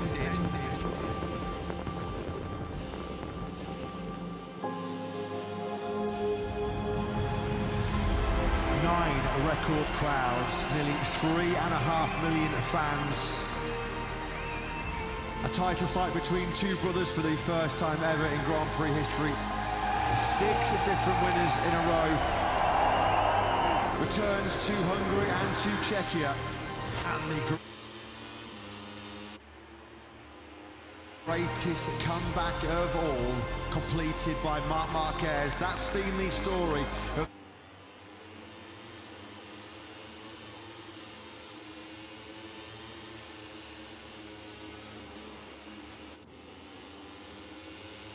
the 2025 MotoGP World Championship. We thank you for your company. See you in 2026.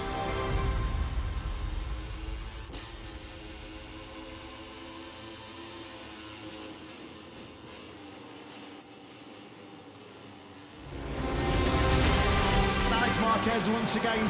What a showstopper that was. And the best advert you'll see for MotoGP. Alex will win a classic sprint here in Portimao. Absolutely sensational.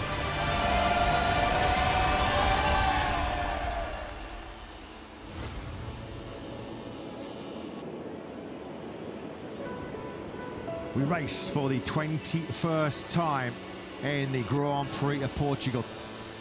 A very emotional day for Miguel Oliveira.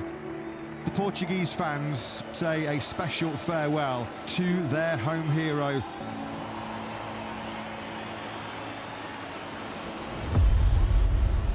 Marco Bezzecchi from pole position. Race action underway in MotoGP. It's lights out, we're racing in MotoGP here in the Grand Prix of Portugal. Pedro Acosta on the KTM has made a lightning start. Bezzecchi, as he did yesterday in the sprint leads. It's another fast start again by Alex Marquez, who's gained 2 spots from 5th to 3rd.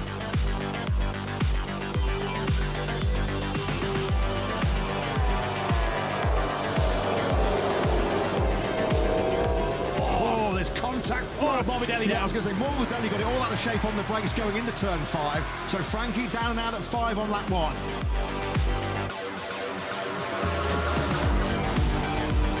And Alex Marquez goes side by side in this tricky downhill braking zone with Acosta. It's a lovely, lovely move. Bagnaia sends it on the inside of Quartararo.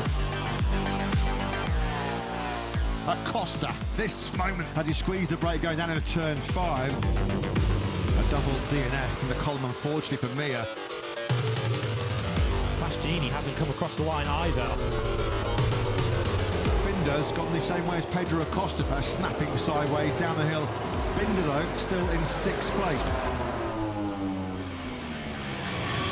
Aldeguer's coming from a long, long way back. He's going to have that inside line. It was a force move. It was an aggressive move, but Binder resisting Aldeguer. But for how much longer? Because down into 5 we go. Well, that was inevitable. That's more contact. I think somebody's lost some error.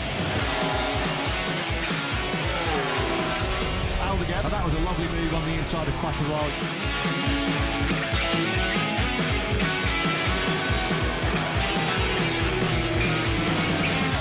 Bagnaia, well, that's huge. Can you believe this? That is now a 4th consecutive Sunday DNF.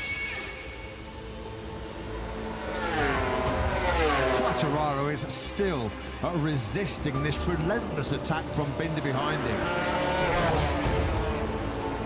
Oh, blimey.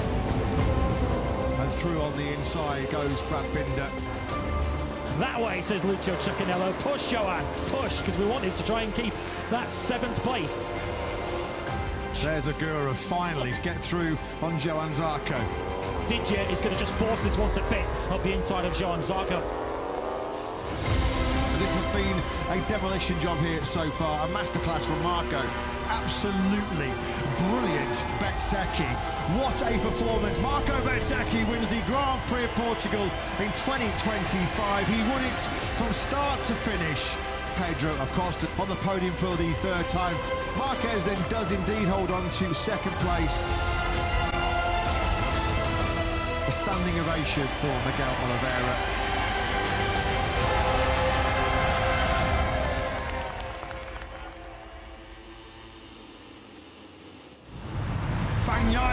Blasts the sprint here in Sepang as Alex Marquez crosses the line, and we do have history. It's a Marc and Alex 1-2 in the MotoGP World Championship. Alex Marquez, the runner-up, and Fermin Aldeguer, the Rookie of the Year in 2025. The Grand Prix of Malaysia is MotoGP's final flyaway race in 2025, and it comes from the spectacular Sepang International Circuit. Bagnaia once again from pole position. Fermin Aldeguer was third over the line with a tyre pressure penalty post-sprint.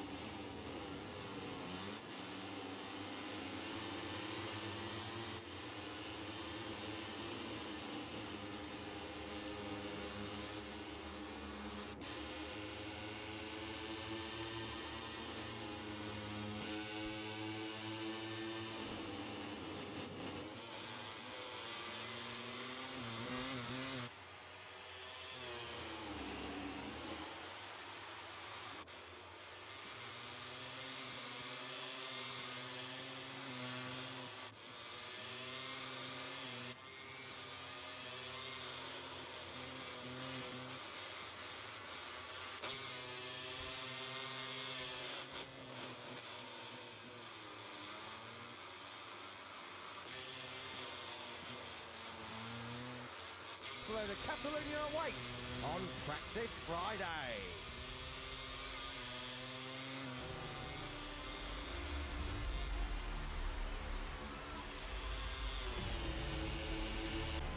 The first sessions have been completed and ticked off, and now preparation begins for the all-important practice session, starting with Moto3. The top 14 in the upcoming session will move through directly into Q2, leaving everyone else to scrap it out for the 4 remaining spots in Saturday afternoon's Q1. This morning, we had Hakeim Denish lead the way, the first Malaysian rider in over a decade to do so in Moto3. You have to go back to FP1 at Mugello, lead and Paris on that day in 2016. You're joining myself, Rico, Giles and Elliot York next to me up here in commentary, and I've got to say, Al, we're like a pair of penguins up here. It's freezing in Barcelona, feels more like Phillip Island. Good afternoon. Good afternoon, mate. Yes, we do live in Barcelona, so we're used to the conditions, whether it be cold or warmer. But yeah, this is particularly cold for a mid-May day here in the Catalan capital. Not disturbing the fans out there, though. Put a jacket on and they're going to be all right. We are expecting rain at some point this afternoon. I can see some blue skies over in the distance, which is good news for the Moto3 riders. It doesn't look like we're going to get any rain in the near future. It is scheduled, I believe, around about 2 p.m. local time, so in about 50 minutes or so. But obviously, can't fully trust the forecasts. We were expecting rain all weekend over in Le Mans, and it didn't come until a little bit in the morning on Sunday. So hopefully for Moto3 and in Moto2 MotoGP we get some dry practicing, but if there's a bit of rain we'll have to deal with it. But yeah, it is particularly cool. I think the highs of 16 degrees today, which is what it is now. Still a breeze out there, and I don't see anyone apart from Rico not wearing a jacket so far today. It is particularly cold and a bit breezy, so the riders obviously had similar conditions this morning. It's heated up a little bit, but this is a pretty much day. Lucky I've got my trousers on. Normally I'm shorts in May in Barcelona, but fortunately, A, that is not a tyre for the paddock. B, it's not the weather for it, quite frankly. It is pretty cold out there here in Montmeló, up here in the hills of Catalonia. If we have a look at our championship leader, Max Kilos, who was a little bit down the order this morning. 12th place, 1.6 seconds off what Hakeim Denish was able to do. You just know that Jorge Martinez Aspar would have drilled into Max Kilos. Don't go out and try and set lap records. Don't go out and try and do P1. It is all about getting through session 1 here today. He did just that. He stopped well. It doesn't mean anything anyway. He'll be looking to just try and bang the space, really, moving through into Q2 directly.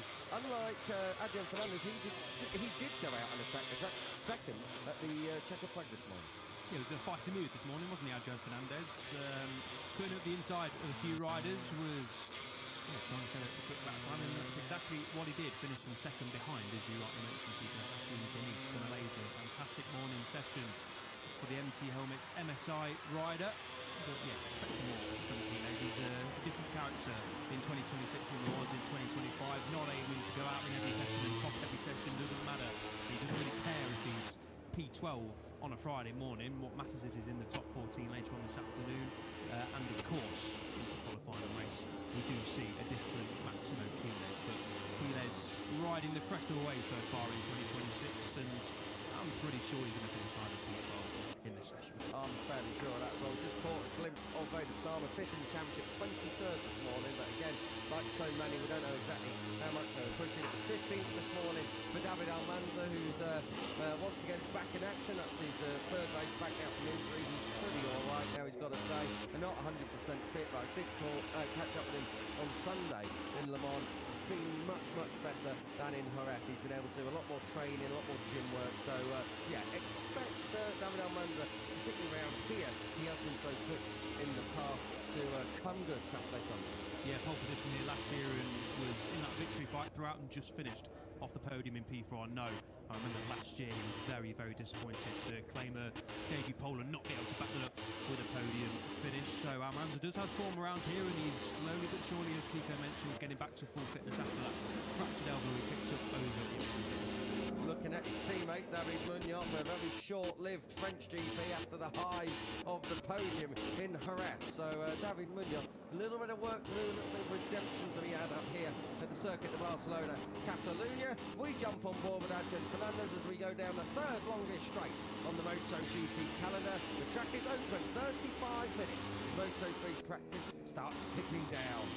Yeah, and it's one of these sessions which we see sometimes when the conditions are predictable enough but can't be quite sure. There is plenty of clouds around the circuit. I don't think many riders are going to be wanting to hang around too much. I think the idea will be to get a bank of lap time in and then sort of mid-session maybe try and put the fuel loads up and work on your race rhythm ahead of Sunday. And then of course in the final 10 or so minutes we always see time attacks. But I do think some of the riders, if not all of them, the teams will be looking closely at the weather radars. They'll have up-to-date and very high-spec weather radars, of course, so they'll know better than us. But I wouldn't be surprised if we see some lap times drop down to what we're sort of going to be seeing. The 1:47.478 was Denish's time from this morning, so I wouldn't be surprised if we get towards the 46 pretty early doors.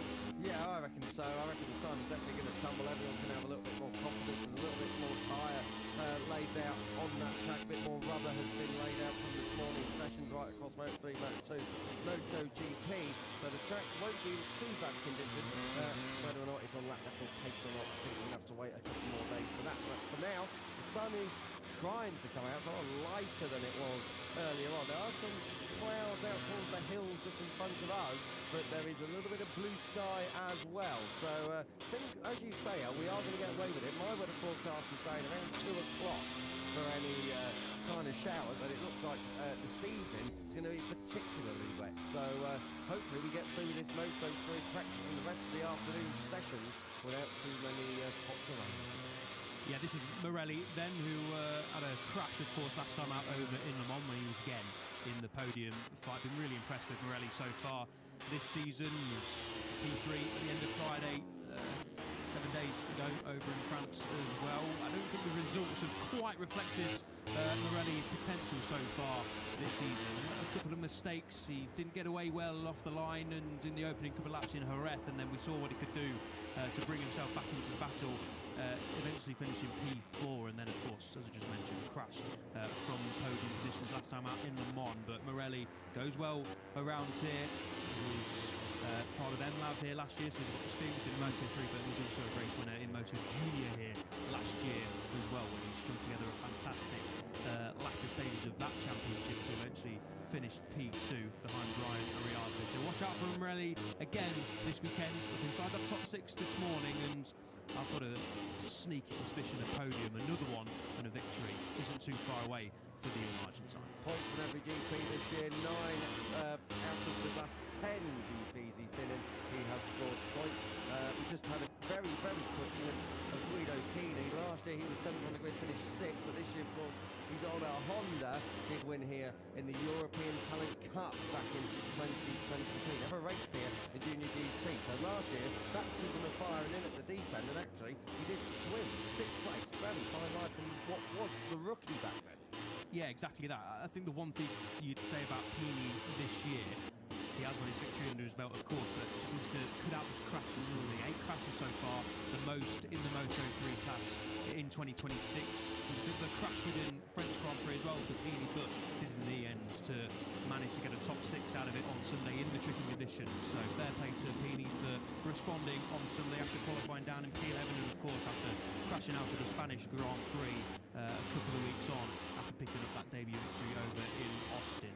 So intrigued to see how this one plays out, Kiko. What are the lap times initially coming in? A 48.2 for Hakeim Fernandez, Hakeim Denish at a 10th, and a little bit less slower than the Spaniard so far. But of course, 30 minutes to go, and once the riders get up to speed, let those temperatures in the tyres heat up for the first couple of laps. We've seen plenty of crashes already so far this weekend in FP1 across all the classes, but Moto3, especially turns 10, turn 5, we're going to watch out for turn 2 as well, as they all follow. Ariarte, O'Gorman, the podium finisher last time out, Beritamotogp, and Vedaegapratama down in Tissot.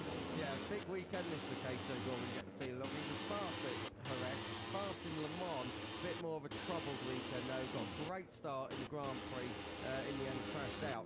His recent form in Barcelona, front row in Junior GP, back here in 2024, he was 5th and 4th. in 2025 races here. So Kato Gorman has got form, knows this track pretty well. He'll be looking to try and get back into the points and back in towards that top 10 that we know he's capable of. He's shown us that before. Yeah, you're always going to sometimes get a weekend like what Gorman suffered last time out at the French Grand Prix when you're a rookie. He's been brilliant so far this year as Kato Gorman stepping into the 658 squad, of course, folding. He just to survive it as a weekend to forget. Arguably the toughest weekend of his Moto3 career so far. His words, not mine, and yeah, expecting a good response from O'Gorman this weekend. Did really well actually to get himself up inside that top 10 early doors in the tough conditions, but just couldn't hold it together. Went down the road like so many others did. More experienced riders than O'Gorman as well went down the road. But take nothing away from O'Gorman's start to the season. Been really impressive. And as you mentioned, Rico, got top 5 pedigree here from his Moto Junior days last year while he was riding on the as well. So expect O'Gorman to respond this weekend, and I think that's exactly Just having a look at the times at the moment, down into the low 48 so far, just over 6 minutes into this Moto3 practice. Coming to live, Brian Uriarte goes up into P1 of 1:47.875, fastest lap time of the session so far. Got Kato Gorman just in behind him, then there's Matteo Bertelli, and at the moment the time's just going to keep on tumbling, and for as long as it stays dry, you get the feeling of that this is going to really rock on until the checkered flag. We can't really be drawing too many conclusions. What's Everest really is keeping it on 2 wheels around here. It's quite fast. We actually saw in MotoGP Jorge Martins crash over at turn 12. It took a long time to get the bike back. Now that's all right, though. They got the second bike, but you really don't want to have a big off rider okay that smashed the bike up, because this place is a little bit difficult to retrieve bikes around. Yeah, it can. You're right to point out Martin's crash. It's actually sort of towards the back end of the paddock, and it still took a long time for that bike to be recovered.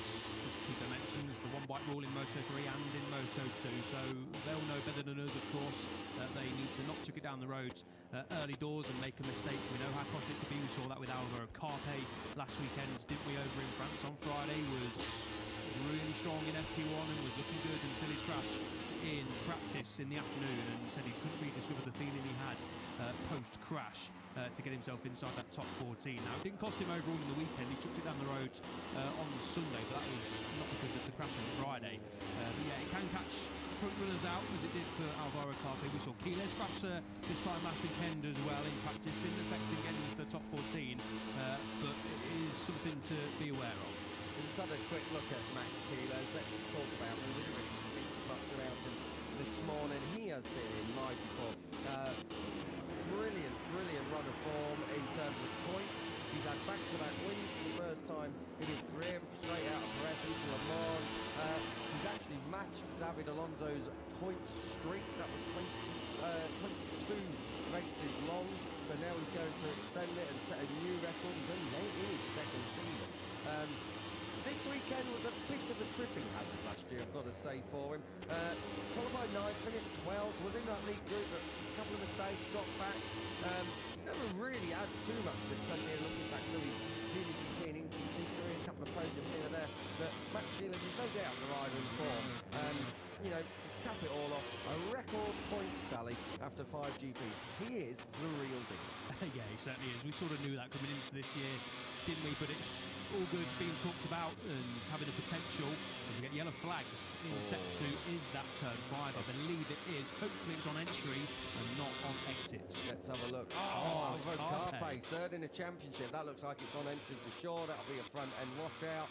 So turn 5 has caught another rider out here. It's a little bit of a hot spot here in Barcelona, and that bike, unfortunately, is not being restarted. It's definitely not being restarted in the gravel. That's not allowed anymore, but it looks like they're dragging it out. The gravel track is quite deep here in Barcelona. There's a lot of stones getting flicked around, and a lot of stones getting stuck in belly pads, the ones that do go down the road. So Alvaro Carpe, main thing is he's okay, but I've got to say that is far from ideal. They had a crash, of course, on Sunday at Le Mans, costing his P2 overall in the championship standings. Now finds himself third and finds himself in turn 5 gravel.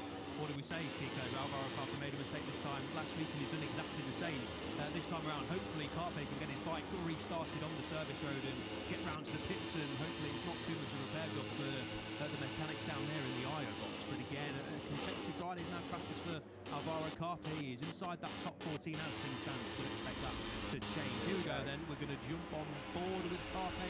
I believe that's O'Gorman and Vettelli chasing in the background. And there you go, front end washout at turn 5. A classic crash here in Barcelona. Picks it up, trying to see what damage there is. Look like plenty on the front end.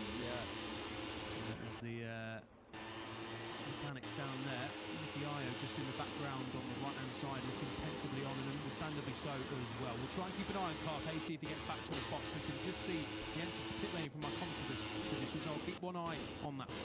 Yeah, we'll be able to tell you when he does come down pit lane. At the moment, Carpe's 6th, but half an idea of start to MotoGP Practice. David Munoz there, just with a little bit of a moment.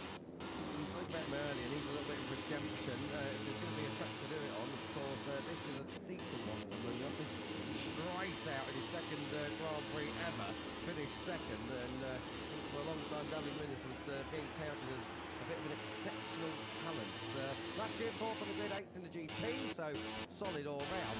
But for David Munoz, he'll be looking to strike back. This is that moment we're talking about. I think he was asked for a bit of power. I don't know, just a little bit light on the front end, and of course we've got a small track buffer, but nothing too concerning. Munoz stays out of track and goes for another one. Yeah, Munoz, of course, a crasher over in Le Mans last weekend. We saw Brian Ariarte crash at turn 2, and then Munoz soon after was down on the deck, I should say, at turn 3.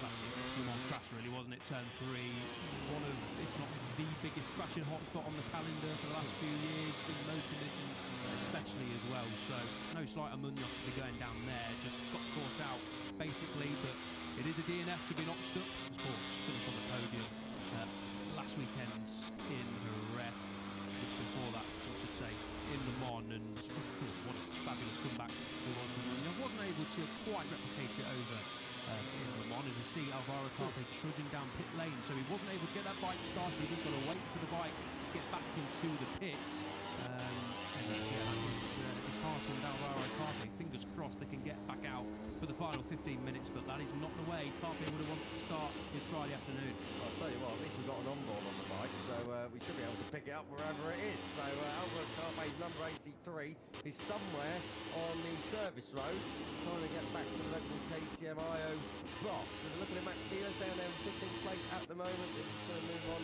up from here. We've seen how tight it is across the session so far this weekend. Half a second is covering exactly the top 10 riders all the way down to Jesus Rios. So it is tight round here. Barcelona, like we say, is quite fast. It's 4.6 kilometres in length. So it's not a short track. How tight and competitive Moto3 is. Yeah, that lap's going to go away from Quiles. Just dipped his 2 wheels on the exit of turn 14, and as we know, if it's green and you don't need to dip 2 wheels, just a millimetre over it. It might not cost you any time, but it certainly costs you the lap time. So that one is going to go away for Quiles. It's not going to put him near the top of the standings, as you can see, P13. Just wondering when we're going to start to sort of question Quiles' pace in this session. He's not been inside that top 10 much so far this weekend. I know there's 21 minutes to go. He's probably out there on a heavier fuel load and just doing a race run before going for a full time attack later on in the session. And as we mentioned, he's not going to be worried. He's a reformed character in 2026, as we see Alvaro Carpe in the box. Explaining what unfolded in the crash right here, down at turn 5. But just to continue the chat on Quiles, Kiko, once we obviously saw what happened to Carpe, as I was saying, it was one thing having the expectation on his shoulders and talking the talk, but Quiles is absolutely walking the walk so far in 2026. The best ever start to a Moto3 campaign of 115 points from a possible 125.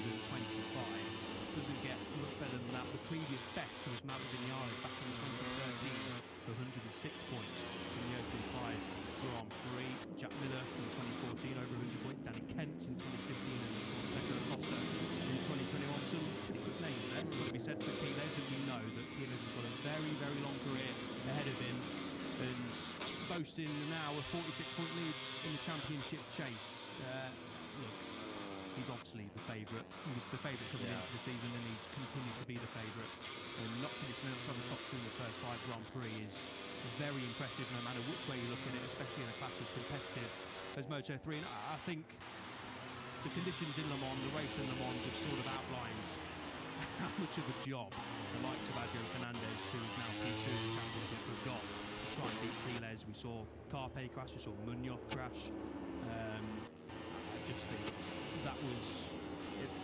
He's laid down some markers already this year, but that was a real statement ride to do what he did in the conditions. He said before the race, speaking to you after the race, that it was the most nerve-wracking experience he'd experienced pre-race because of the conditions. Here he is just re-entering the pit lane, so it was another sign that Piles is the rider in 2026.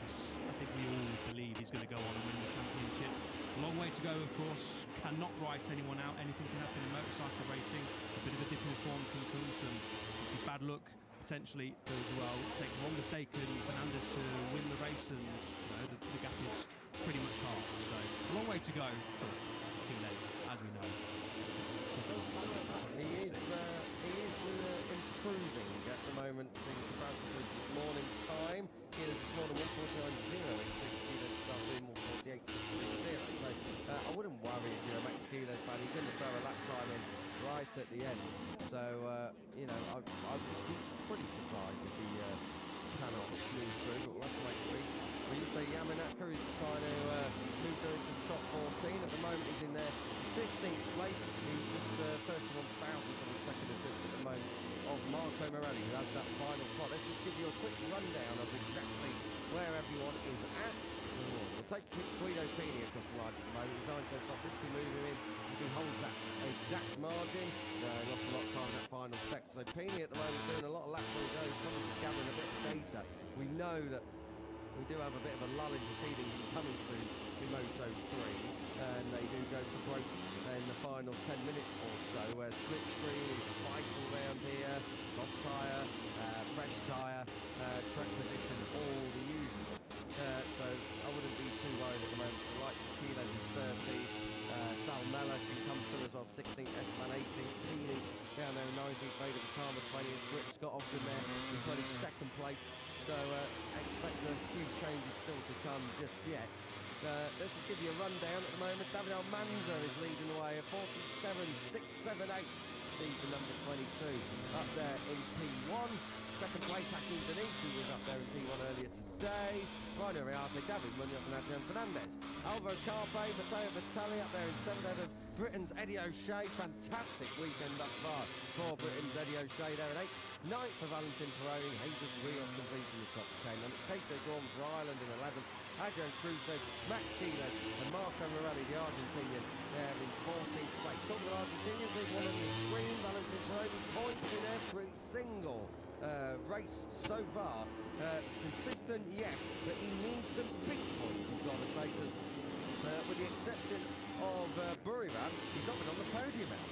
No, obviously got shuffled out of the podium, well, shuffled out of the victory, didn't he, by Alvaro Carpe over in Austin, and yeah, just struggled in the race over in Jerez to, really capitalise on the good start. Him and Alvaro Carpe were tagging on to the top 3, weren't they, and then just lost touch.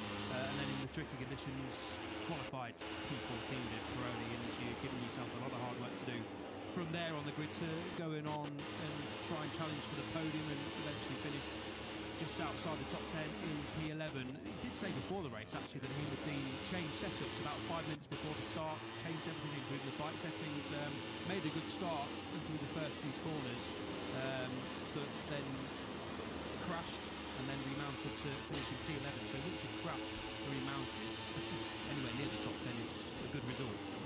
Not everyone can do a Marc Marquez and crash and finish in first place. But in all seriousness, Peroni, after crashing, picking up 5 points in P11, you've got to try and take the positives out of it. Points on the board after tipping down the road. But you're right, a podium return is due for Valentin Peroni, and if he wants to have a say in this title tilt, he's got to try and stand on the podium, of course, like everyone. Try and beat Piles as soon as possible and chip away at that lead, which stands at 63 points now to Max Piles. Peroni still 4th in the championship, a couple of points ahead of star rookie Pratama is on your screen up there, 20th place, but in the box at the moment. We're in that lull. A few riders still out on track. David Munoz is one of them in 4th place at the moment. Munoz last time out there, never caught from the front row. and podium in Jerez. So his last trip to Spain was a successful one. Obviously started the season 6th on the grid and 10th in Thailand, but missed the next 2 in Brazil and America as he continued to recover from that broken leg. So got to say for the number 6 for David Munoz, but expected to be right in the mix this weekend.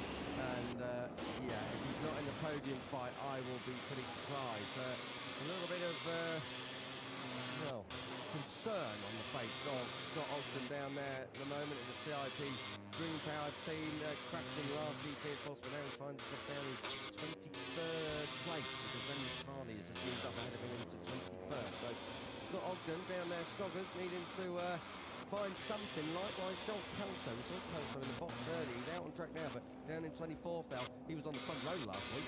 Certainly was, and was within touching distance of a podium. Said Kelso wasn't really pushing, was taking his time, was feeling really comfortable, and then without really much of a warning, the front end washed away from him, and down the road he went, and that was a potential podium written off for the Australian, who is now getting to grips with that Honda, which is good to see on that front row, I should say, for the first time this season, as Rico just mentioned, and sounding a very much more positive Australian, which is good news. And we knew it would take a little bit of time for Kelso to make the switch from Honda to KTM. Sorry, the other way around, from KTM to Honda. The adaptation, different riding style, but he is now sounding and looking like the Kelso that we saw last year, challenging for podiums and victories on a regular basis as Munoz enters the pits. 12 with a little bit more minutes to go, and then we'll get the usual time attack coming in the final 10 minutes, and expect the likes of Kelso, the likes of Ogden, Vedapratama down there, P20, Rico wrapped them off as well, Esteban and Keeney, Sal Mello, all these guys who we consider inside the top 14. So expect things to change quite drastically in the closing 12 minutes. Just got to say, a 47.678 is exactly 2/10 off what Denish was able to do this morning. So conditions are a lot better now. I think we are seeing quite a lot of sandbagging going on out there at the moment. I think once we get down to the final 7 or 8 minutes, the riders are all out on track, going to stroke, we are going to see the times tumble. This is Adrian Crusoe at the moment, positioning up into Q2. He's in 12th, crossing the line. Time goes away in the second half of that lap, but he's following the Quid M-Lab Hondas of Elio Shea, the 66 there of Joel Kelso, 2 right there. It's the 21, Bruce Moody. Moody can always pull a lap out as well, because I'm saying Moody's been okay round here. European Talent Cup podium finisher a few years ago. David Almanza, he's lapping on his own. This is very, very encouraging stuff again from Almanza. We saw this, I think, back in Le Mans on a Friday afternoon. He's so quick, so consistent, almost never faltered. Obviously, he did at the end of Moto3 Practice last time out in Le Mans, but he's all about race paces, Almanza. Yeah, loves lapping alone, doesn't he, Almanza? Same can be said for Max Quiles. A lot of these riders don't like to be disturbed when they're going for longer runs and getting into that race rhythm, and then of course when it comes to time attack mode, and usually we see the likes of Almanza and Quiles, a few riders wanting to chase them, and understandably so as well when we get into time attack mode, and that is exactly what we're switching into now, I believe. Yes. Ramastorfer and Citroën Quadricourse teammate Casey O'Gorman waiting patiently to head out. To wonder who they are waiting for. I think Denish is just a little bit further up pit lane. This is Brian Ariarte's machine, which reminds me of Alvaro Carpe. Looks like he is back out on track now. In that shot was what wasn't there. No Alvaro Carpe machine there, so I wonder if he's already gone back out on track. No, I don't think he has. Judging from the timing screen you can see, with the dark sort of name, that signals that they're in the box, but on our screen there's no pit. A little P we've got in the commentary box to signal whether they're in the pit lane or not. So there's no P next to Carpe's name, but there wasn't a bike in the box, so it looks like they've either not got that bike back yet, or they've taken it around the back to maybe do some running repairs. But as things stand, it looks like Carpe isn't going to be heading out on track in the next couple of minutes. Yeah, let's tell you who is heading out on track. All this lot, look, coming right out pit lane exit and into the path of Joel Kelso, who has just moved up into 9th place. So it's Elio Shea and Joel Kelso flying formation fine. I'll get there in a minute. 8th and 9th. As David Almanza just knocks 3/10 off his bar. Let's start again. David Almanza just knocks 3/10 off his fastest lap time of this session to set the fastest lap time of the day. A 47.362 for the number 22. So he's now got just under 4.5 tenths clear of over Hakeim Denish. Denish is out there on the track though, yes he is, so Denish will be firing all in. Everyone's going to be going for both their kilos at the moment, provisionally out of Q2 and finding himself in Q1, so we will have to just wait and see what Max Keeles has got up his sleeve here. He's always got something. He's got David Almanza just behind him on track at the moment. Almanza is flying here. 2 red helmets up halfway round this lap. He's a 10th under his own time. Certainly is. Just looking at the timing screen, who else is improving? Zemretani, 8 tenths off, and then second off with third split. If he can hold that low to the line, he'll jump into the top 14. Well, the Japanese are under crash this morning, so good to see Matani is back out on track. Cruces is just under 6 tenths away from the third split as well, and that'll bump Cruces up the timing boards as well. So some fast lap times coming in here, but no more so than Almanza. Almanza found another 1/10 of a second in that third sector, and it's that fourth sector, I think in his last lap where he's very, very quick. Now look what's happening. Alvaro Carpe's number 83 KTM has found itself back at home, slightly damaged, but it has found itself back in the box. So 8 minutes. He can score at 5.5 because they've still got to get out, and if Carpe is to improve his time, he's still got to get out and improve his lap time and get round to do so. So it's not all done yet. Almanza once again moves the goalpost to 47.211. Now he's nearly 6/10 clear of Hakeim Denish. He gets that long over the braking area, and I tell you what, it's always very convenient that Max Keeles is going to fly on by, not showing his hand too early, is David. I was going to say, I wonder what the tactic is here for Almanza, because he'll have known Keeles was right there, overtook him on that fast lap, and then would have known Keeles would have just stuck in the slipstream and then tagged onto the back of the 22. So yeah, quite conveniently, Almanza runs on at turn 1, but no such issues. He's allowed to do that, get it a little bit wrong, and a little bit wrong is that front end of the KTM. And that took a good 15 minutes for the bike to get back, didn't it, inside the box, and that is a repair job and a half.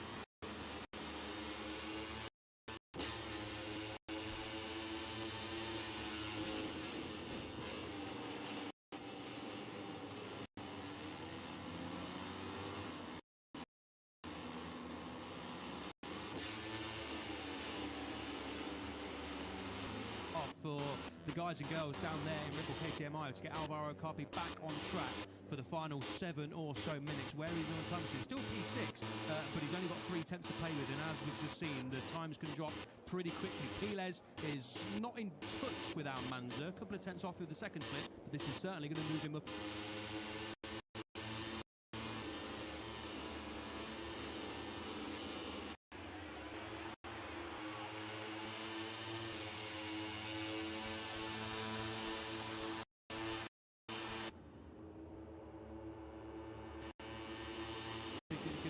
Around the second half of that. Well, I mean, he's not in touch with Almanza, but he's only 2 tenths away. That is more than good enough to bump him in and bump Carpe down the order. And I tell you what, there's going to be a lot of fast lap times coming here. Salmela, Esteban, Yamanaka, your 3 riders at the bottom of your screen, they're all on lap. Ogden's on a lap, Batali's on a lap, Buchanan's on a lap. They're all on lap, really, right the way through the order. We're going to take him across the line. Yamanaka, this should put him up into I was going to say P5, but goes P4. Denish has gone P1 ahead of Adrian Fernandez. Peroni, Vitali, Yamanaka all moved through. We're waiting to see what Max Keeles has got. He's just coming out the final corner, top of shot. We jump on forward in. Max Keeles goes 6, so that is fantastic. And all of a sudden, all of that chopping and changing. It's Alvaro Carpe, who now finds himself down in 13th place. I've got to say, this Keeles, it's the rev limit. Go down in towards turn 1. I've got to say, I really don't think Carpe's going to get back out here and improve, but I'm happy to be proven wrong. Yeah, fingers crossed we are wrong. You are wrong quite a lot, Rico, so hopefully this is another time you are. But pressure on then for Alvaro Carpe to get out there and just get back on the track and try and figure out if he can set a lap time or not. Teammate Brian Uriarte, though, is on a really good lap time here. Hakeim Denish has gone 4 tenths quicker than he did this morning. Fastest lap of the weekend so far, but Uriarte is looking pretty good here to take over top spot. Are we going to get into the 146 bracket? Uriarte really likes Barcelona. Double podium here from pole in Junior GP last year. He has been pretty quick in this session, right away from the start as well. So Uriarte just coming through turn 13 now, going to pick out for a short burst down towards turn 14. And then, as long as you don't run out onto the green stuff, this should be a good lap incoming for Uriarte. The number 51, does he go to P1? Of course he does. 47.042, we're edging closer to the promised land of the 46s. If you get into the 46, you've got to say you're going through to Q2. Elsewhere, Denish is on the lap, Salmella's on the lap, Almanza's lap has just got away from him in that third sector. Likewise, Quiles, so those are on track together, of course. Denish to the line. He takes P1 back when he wants first, 146 of the weekend, the 146.943. The Malaysian is absolutely flying. Yeah, quickest this morning, and again, quickest this afternoon so far for Malaysia. This isn't just a one-off lap time, and Alvaro Carpe is now outside of that top 14. Just getting some lap times cancelled there, couldn't quite make out who it was. He's now P16 Carpe, but it is all signs pointing towards Carpe going through Q1 for the second consecutive weekend. Less than 5 minutes on the clock, and number 64 and Munoz needs a lap. He lost a load of time in that last sector. He must have had a moment and bailed out of it. He's down there in 13th. O'Gorman is in the drop zone. He's the rider at risk as Team Dave watch on as we cut back to the number 83 of Alvaro Carpe. I don't think that's going anywhere. There seems to be a bit of a dent on the fuel tank cover there as well. So Alvaro Carpe, well, found himself in Q1 before. He has come through it, of course, but it's just so not ideal.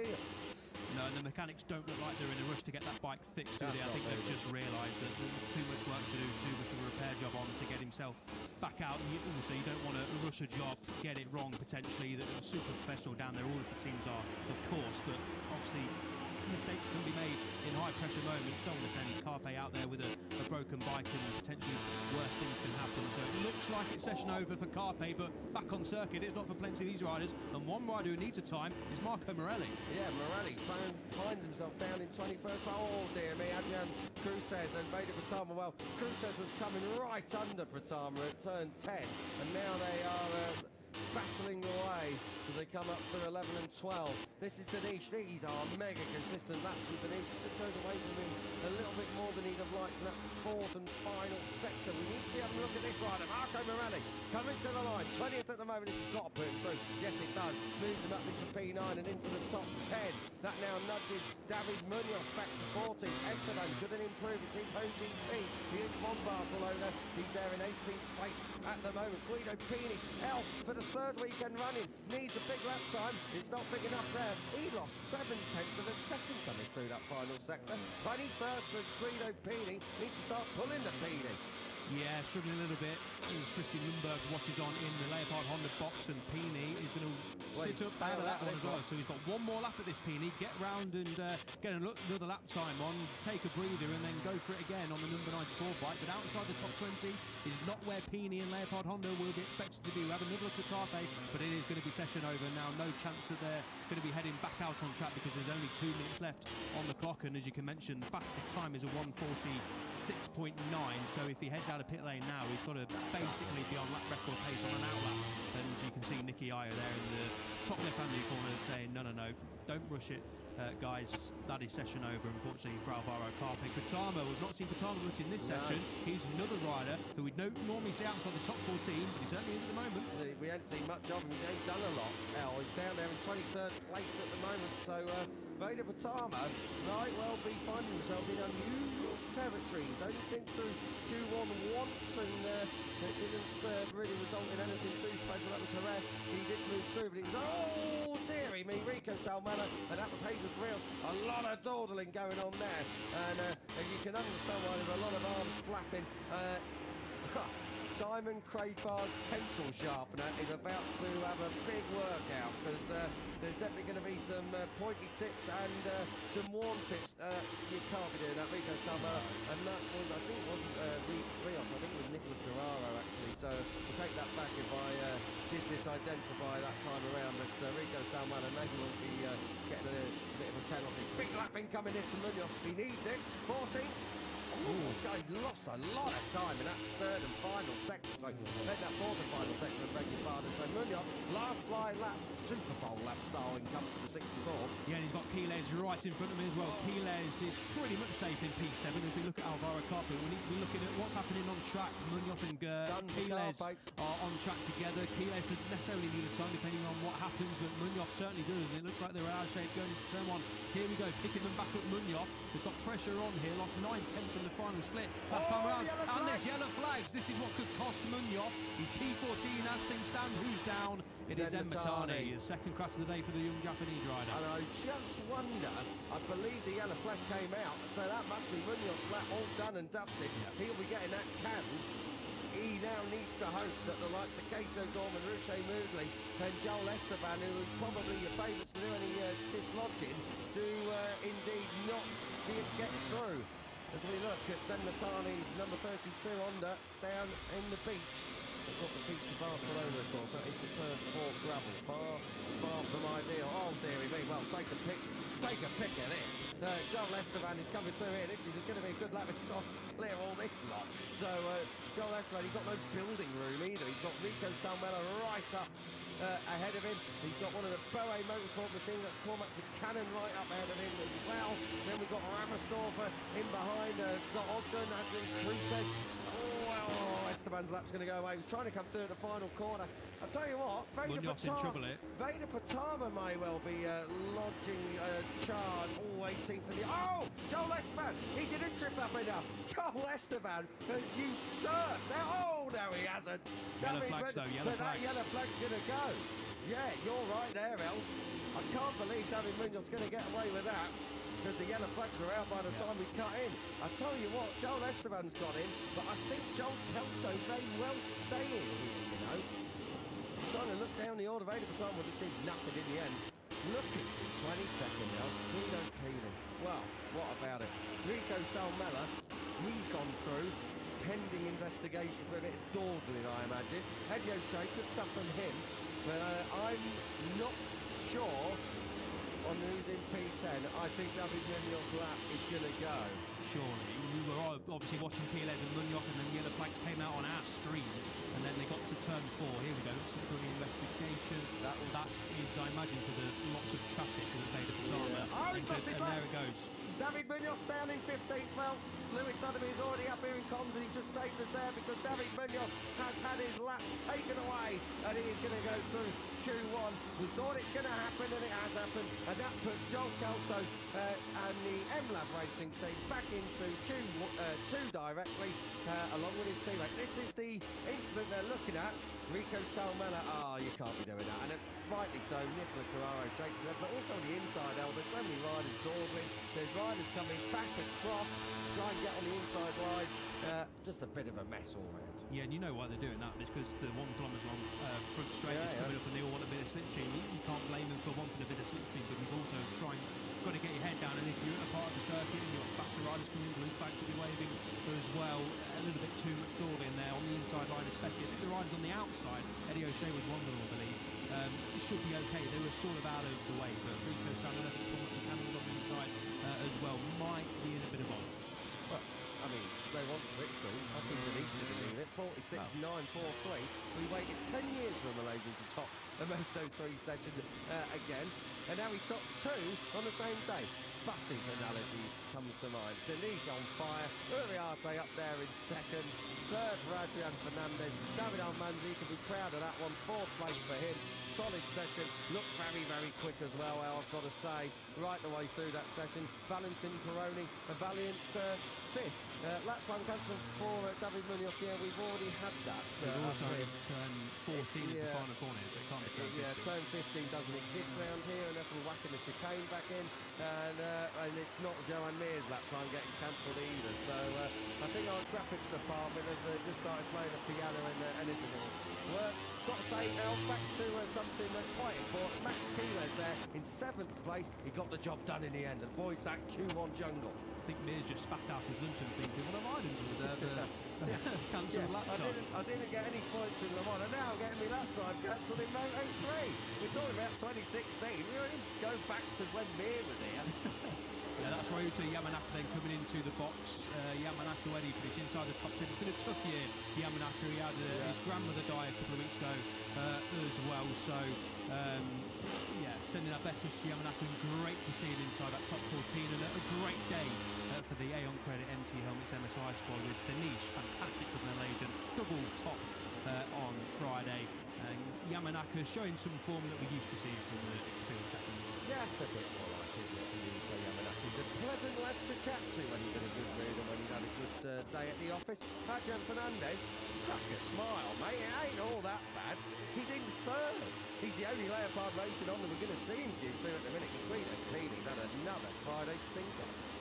Yeah, it certainly has intrigued to see what's going on for Pini. 1.5 seconds off.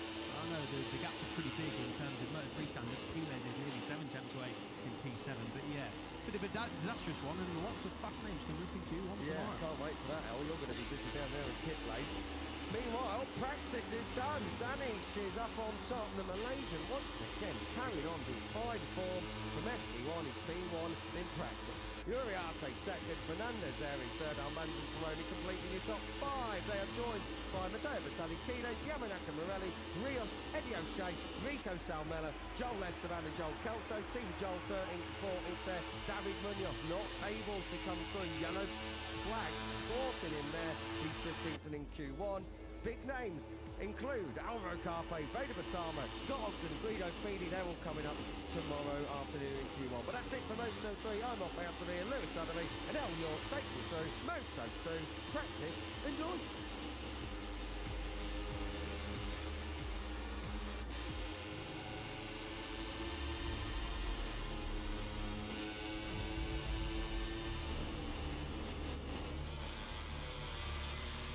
Afternoon, everybody. Warm welcome to our Moto2 coverage for the afternoon.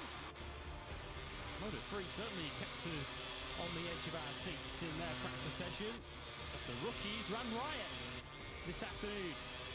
One from Malaysia and one from Spain. What are we going to see in the Moto2 practice session to come? Well, at the moment, we're going to see a dry practice session. There is some blue sky still just beyond the stadium section, off into the distance as we look from directly above the podium.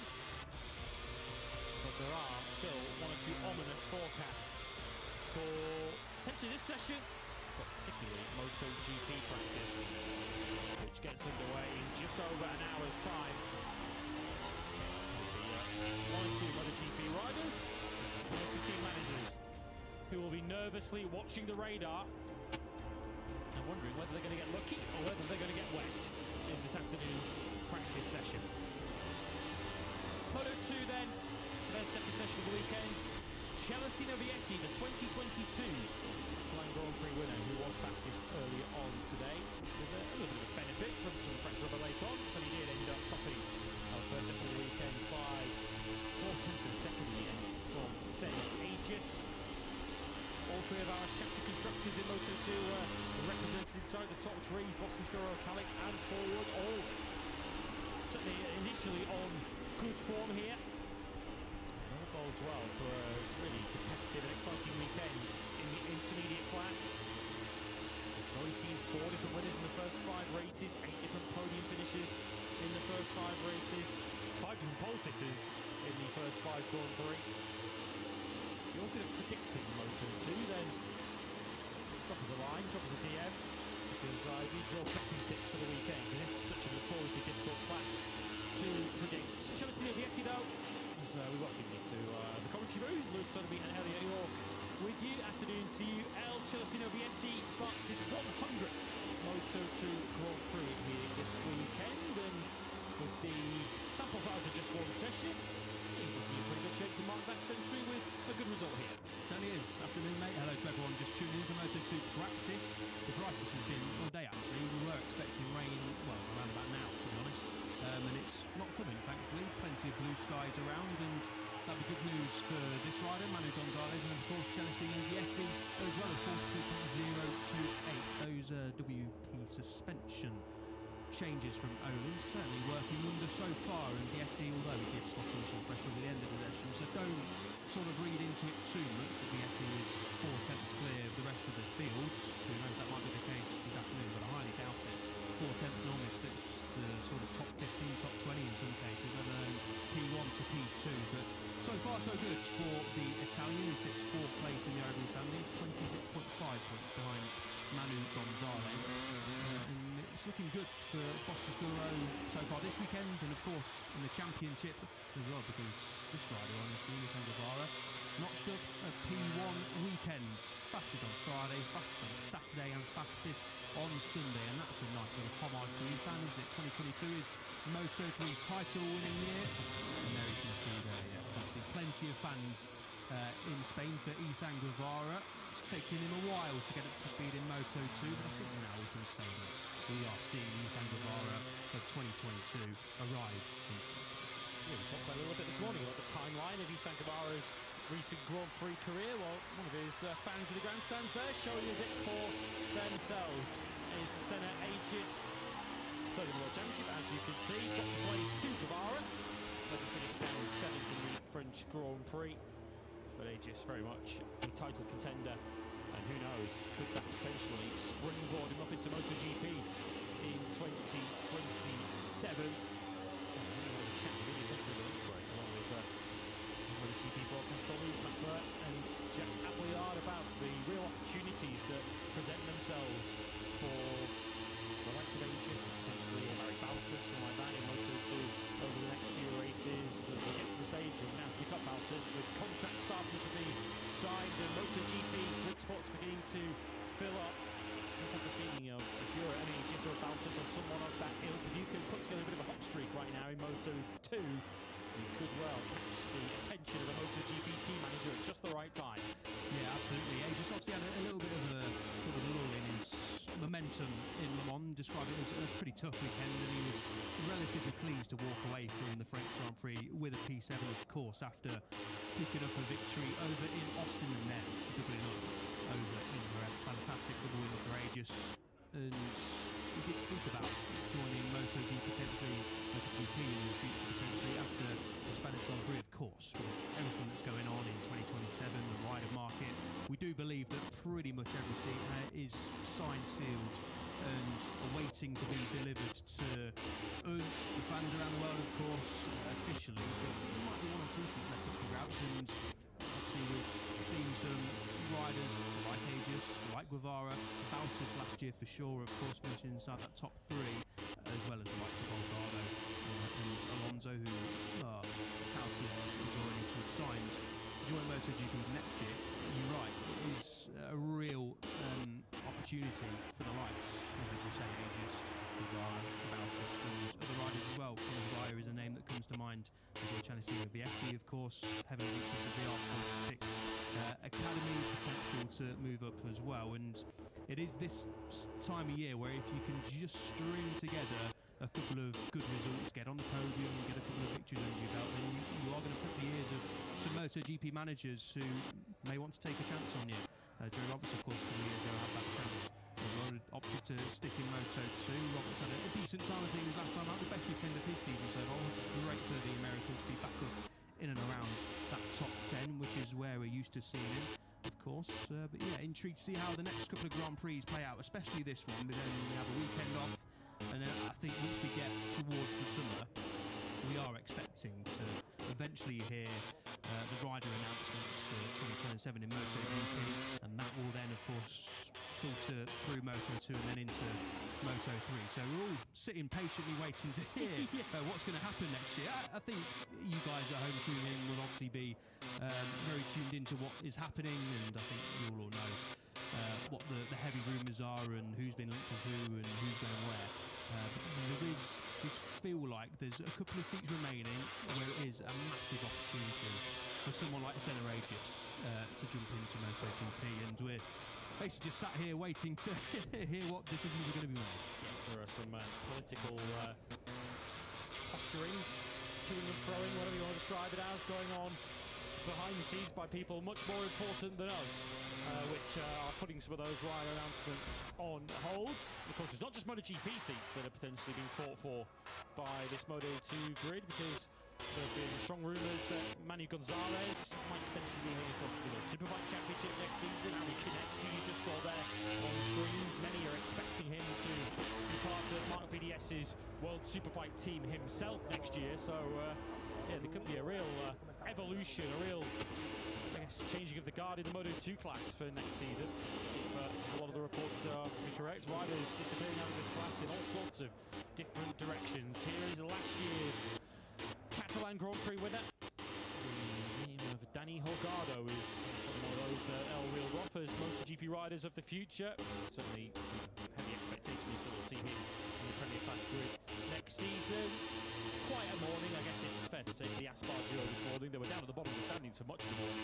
Didn't virtually lift themselves up. David Alonso, who you also saw in the pit lane a moment ago, he got himself up into 17th place. His teammate Dan Holgado up in 8th, but expect much more from them in the next 40 minutes. Yes, as we get the green flag here in Moto2 Practice, the start of a very important 40-minute session, and 40 minutes that hopefully remains right. It certainly looks that way as things stand, but you never know. Conditions can change pretty quickly. We do have rain forecasts at some point this afternoon, so I don't think the riders will be hanging about too much in pit lane at the start of this session. Get some banker lap times in and get some good work done on rubber and high fuel load potentially as well. Working towards Sunday, because apart from FP2 tomorrow morning, of course the conditions will be a lot cooler than they are right now. This is an important sort of opening 20 minutes to really get dialed in for Sunday's Grand Prix. Hakeim Guevara leaves the box.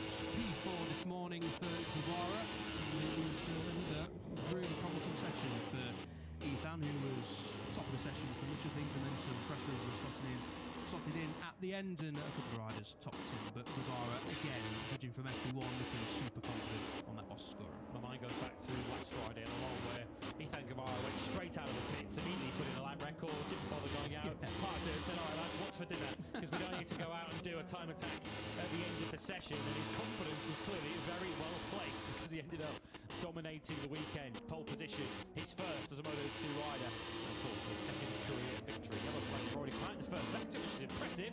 Someone's stopped, and that someone is David Alonso. Physical problems a week ago, and has he either crashed at the first corner of his out lap, or has the bike had some sort of problem which has brought him to a stop? It looks like the latter. Yeah, I'm just looking for potential damage. I would highly doubt Alonso would have crashed, and he hasn't. This happened to Alonso earlier on in the season. Was it Brazil that it happened to Alonso when he was coming out of pit lane? I'm pretty sure it was over in Guiana that he had issues, and it looks like he's trying to get the bike restarted there. Obviously, when the riders crash or suffer a problem, there's something on the road there which has been swept clear by Celestino Vietti's Possescuro. So early job then for David Alonso, not what he would have wanted. He was eventually finished P17 this morning. Obviously, we don't want to read too much into that, and we won't. This afternoon session is completely different, but that is a disastrous start, and hopefully it's a quick fix, because Alonso needs to get some mileage in the tank and test his physical condition after shoulder troubles last weekend.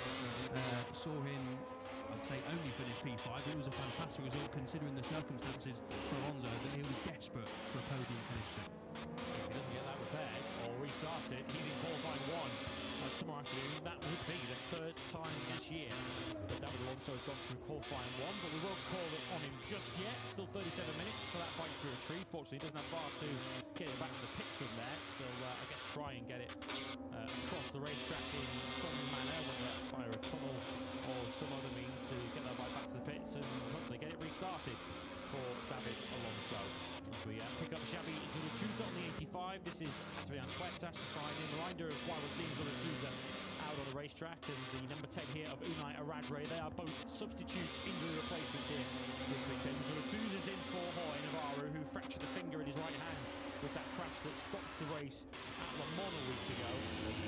As far as Aradre is concerned, he is the latest to take up the place vacated by Angel Piqueras when he broke his finger, or had his finger broken by an errant Alberto Fernandez, the in Austin, Texas. Still awaiting Piqueras' resumption of his rookie season. So 2 replacements this weekend, and 1 ride that has been unfilled, unreplaced. That is a Honda Team Asia, Mario Aggi, who injured his right hand, certainly suffered from pain in his right hand at Le Mans.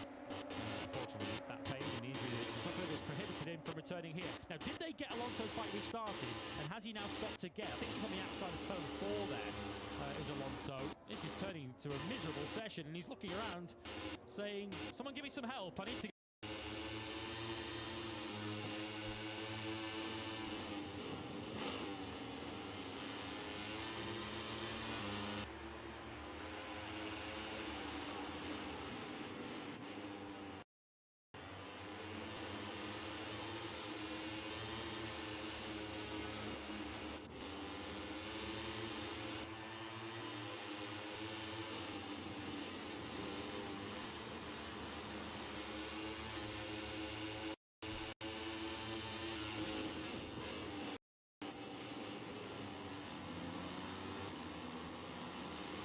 This number 80 bike back to the pit sharpish.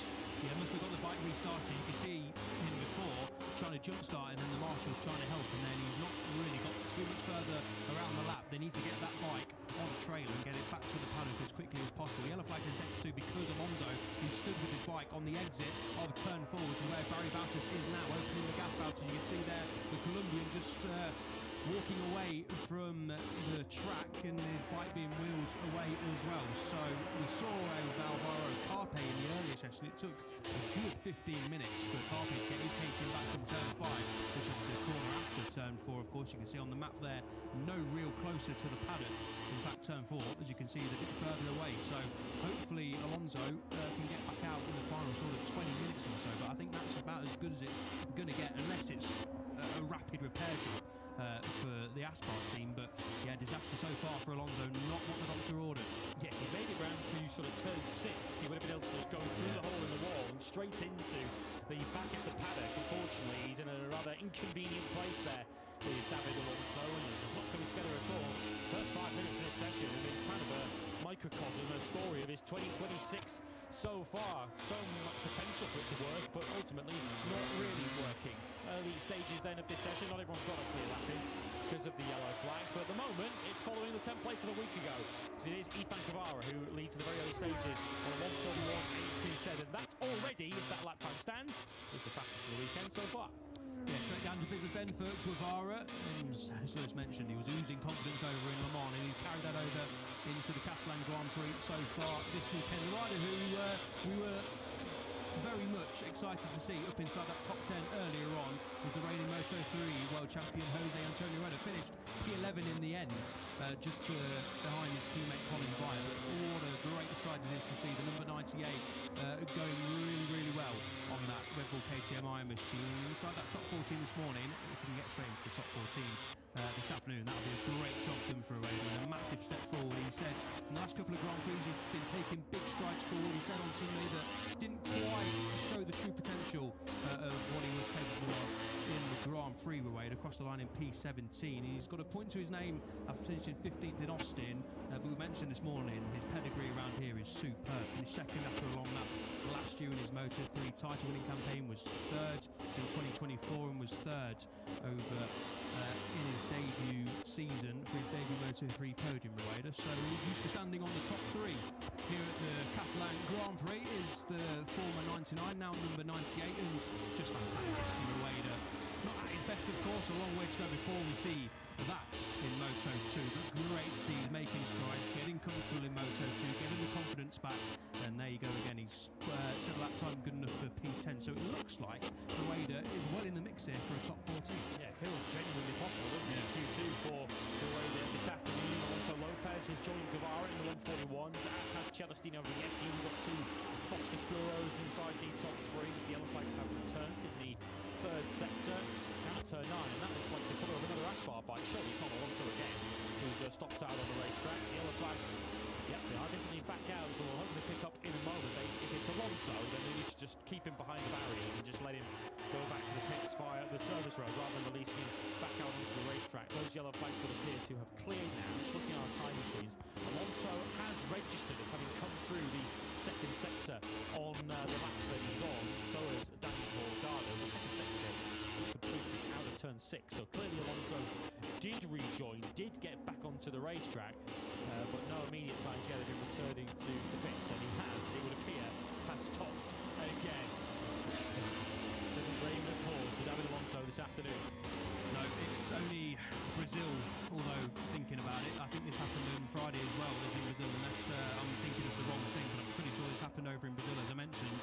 just not Well, he had was it in Q1 in Brazil. in Q1. That's it. He's just not had a clean weekend at all this season. And again, of course, early days into the weekend, but this is a crucial session. We will not be wanting to go through Q1 tomorrow afternoon. Just trying to peer through the trees, we can see just on the exit of turn 9 here from Alonso right at the top of the grandstand, and did see Alonso walking through the trees. Can't quite see where he is now, but just got to get that bike and himself back to the box as quickly as possible. Diagnose what on earth is going on with that Alex trying and try and get back out on circuit to complete a few laps and try and get in that top 14. But this is crucial mileage loss for Alonso, and not a good start to the weekend so far. Yeah, it's really not a problem that's stopping the bike from starting, but once it starts, it stops fairly quickly, and it's sort of interrupting this session with the frequent yellow flags being brought out. Manny Gonzalez, as a result of all of that, is sat down in 24th place at the moment. He hasn't put any kind of representative lap on the board. It's Guevara, Lopez, Vietti in the 1-2-3. Top two are in the 141s. Holgado 4th, and Salac Unchu's up in 5th. In fact, 6th and 7th it is now for the Mark VDS pair, Unchu and Kinet. Then it's Ortola, Alberto Fernandez on the Blue Crew Boscoscoros up in 9th place. Of course, a circuit that he will know very, very well from his European Moto2 experience. Then Aegis via Rueda Oradre, another frequent visitor to this Catalunya circuit in 13th place. Antonio Albino 14th, but he's got a number of riders who have either set no time or set no competitive times. The two that stand out there being Alonso and Gonzalez. Yeah, some interesting names inside that top 14 so far. Oradre did race here last year in the colours of MSI as well, so it shouldn't be too much of a surprise to see him battling around inside that top 14. But technically away from Oradre, that's a top result coming in for the first time this season, and battling away for a top 14 and half a second away from last weekend's race winner, of course. This is Alex Escreege on our screen, sitting outside the top 14 so far, but was inside that top 3 this morning after a pretty quiet weekend over in Le Mans. Still no sign of David Alonso, and this is on board with Manu Gonzalez. Where is Gonzalez? He's outside the top 14 as things stand as well in P23.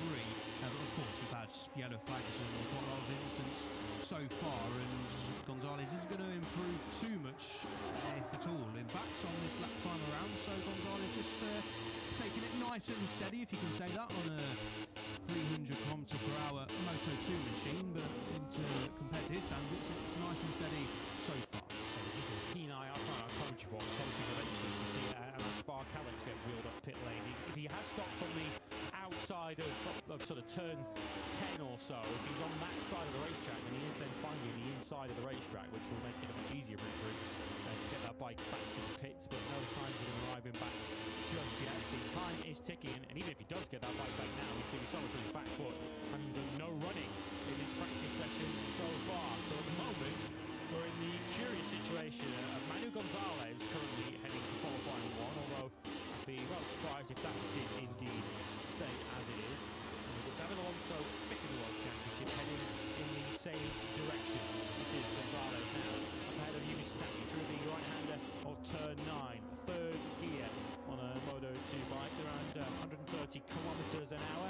This back straight leads us to one of the big overtaking spots. This was where the victory was decided here back in 2022. That famous battle between Celestino Vietti, Aaron Canet, Jake Dixon and Augusto Fernandez. This is into the right-hander of 12 now, where the MotoGP French Grand Prix winner went down. Jorge Martin earlier on today. Fortunately, though, he was eventually uninjured, and now we're into the 3rd gear right-handers to close lap. It requires plenty of commitment and precision through there, because it's a long 1 kilometre main straight that follows the final corner. So important to get the right exit onto the main straight. It is the fastest lap time in the afternoon for Manu Gonzalez, but it's not going to be troubling any of the 14 who currently hold the Q2 place. No, it's not. Saki getting a good look at the rear tyre of Manu Gonzalez. Not a bad rider to follow, is it, around this circuit de Barcelona-Catalunya for the Japanese rider. This is Colin Vire, who had a 1 lap penalty to serve on Sunday after his incident involving Danny Munoz down at turn 6 in the early exchanges of the restart in Le Mans. Vire held his hands up, was apologetic, and understood that he was a little bit too hasty, a little bit hot under the collar. Let's say was pretty disappointed with himself for making that mistake, and fully accepted the blame, and had a long lap penalty on Sunday. The long lap penalty, if you didn't know, outside of turn 1, then the inside of turn 2, and then you rejoin just before, well, just sort of midway into turn 3. So I have decided Moto2 battles here in the past, hasn't it? Fernandez, who botched his attempts to serve a long lap penalty and ended up crashing out of the race. A race that was won in the end by Guevara. We're continuing to be on Alonso watch. We're looking out over to where the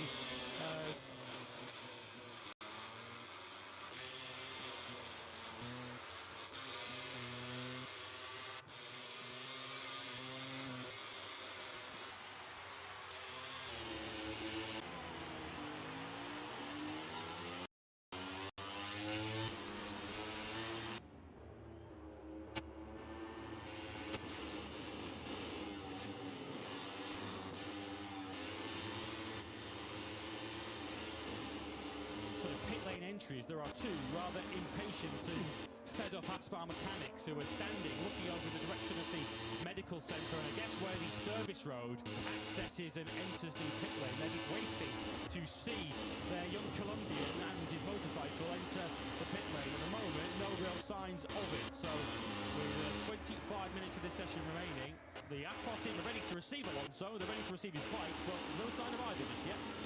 No, certainly not. We'll keep you up to date. And as mentioned, there is two rather disgruntled Aspar mechanics sort of clinging onto the... Well, one of them is clinging onto the fence, looking like he wants to climb over and get into where the medical helicopter is, but that is exactly where the service road runs back into the pit lane along in the medical centre. But we will be coming round that section hopefully very shortly, and hopefully for the Aspar team as well. Colin Vai on another decent lap time here, teammate to Alonso, Dani Holgado, also on a good lap time as things stand through the first bit, and then through the second bit as well. Loses time. Colin Vai also loses time in that final split. P10 so far, one place ahead of teammate Rueda. That's exactly where they finished early on this morning. P10 and P11 for the IO duo. Yellow flags came out briefly and then went away again. So I think the riders just in that sort of phase of the session where they're just trying to string a longer run together. You can see from the times that sector 1 may be setting some personal best lap times, but slowly but surely the lap time going away as the riders put some more mileage into that one. The kind of lap times we're seeing from those who are on used rubber are sort of low 143s / high 42s. Baez just on 43.1. Aegis was just on 42.9. We've had Onchudu 43.3. Salac at 43.1. As has Holgado, so they're all on very, very similar pace at the moment. Focus very much on Sunday afternoon, where we're expecting it without any doubt to be dry.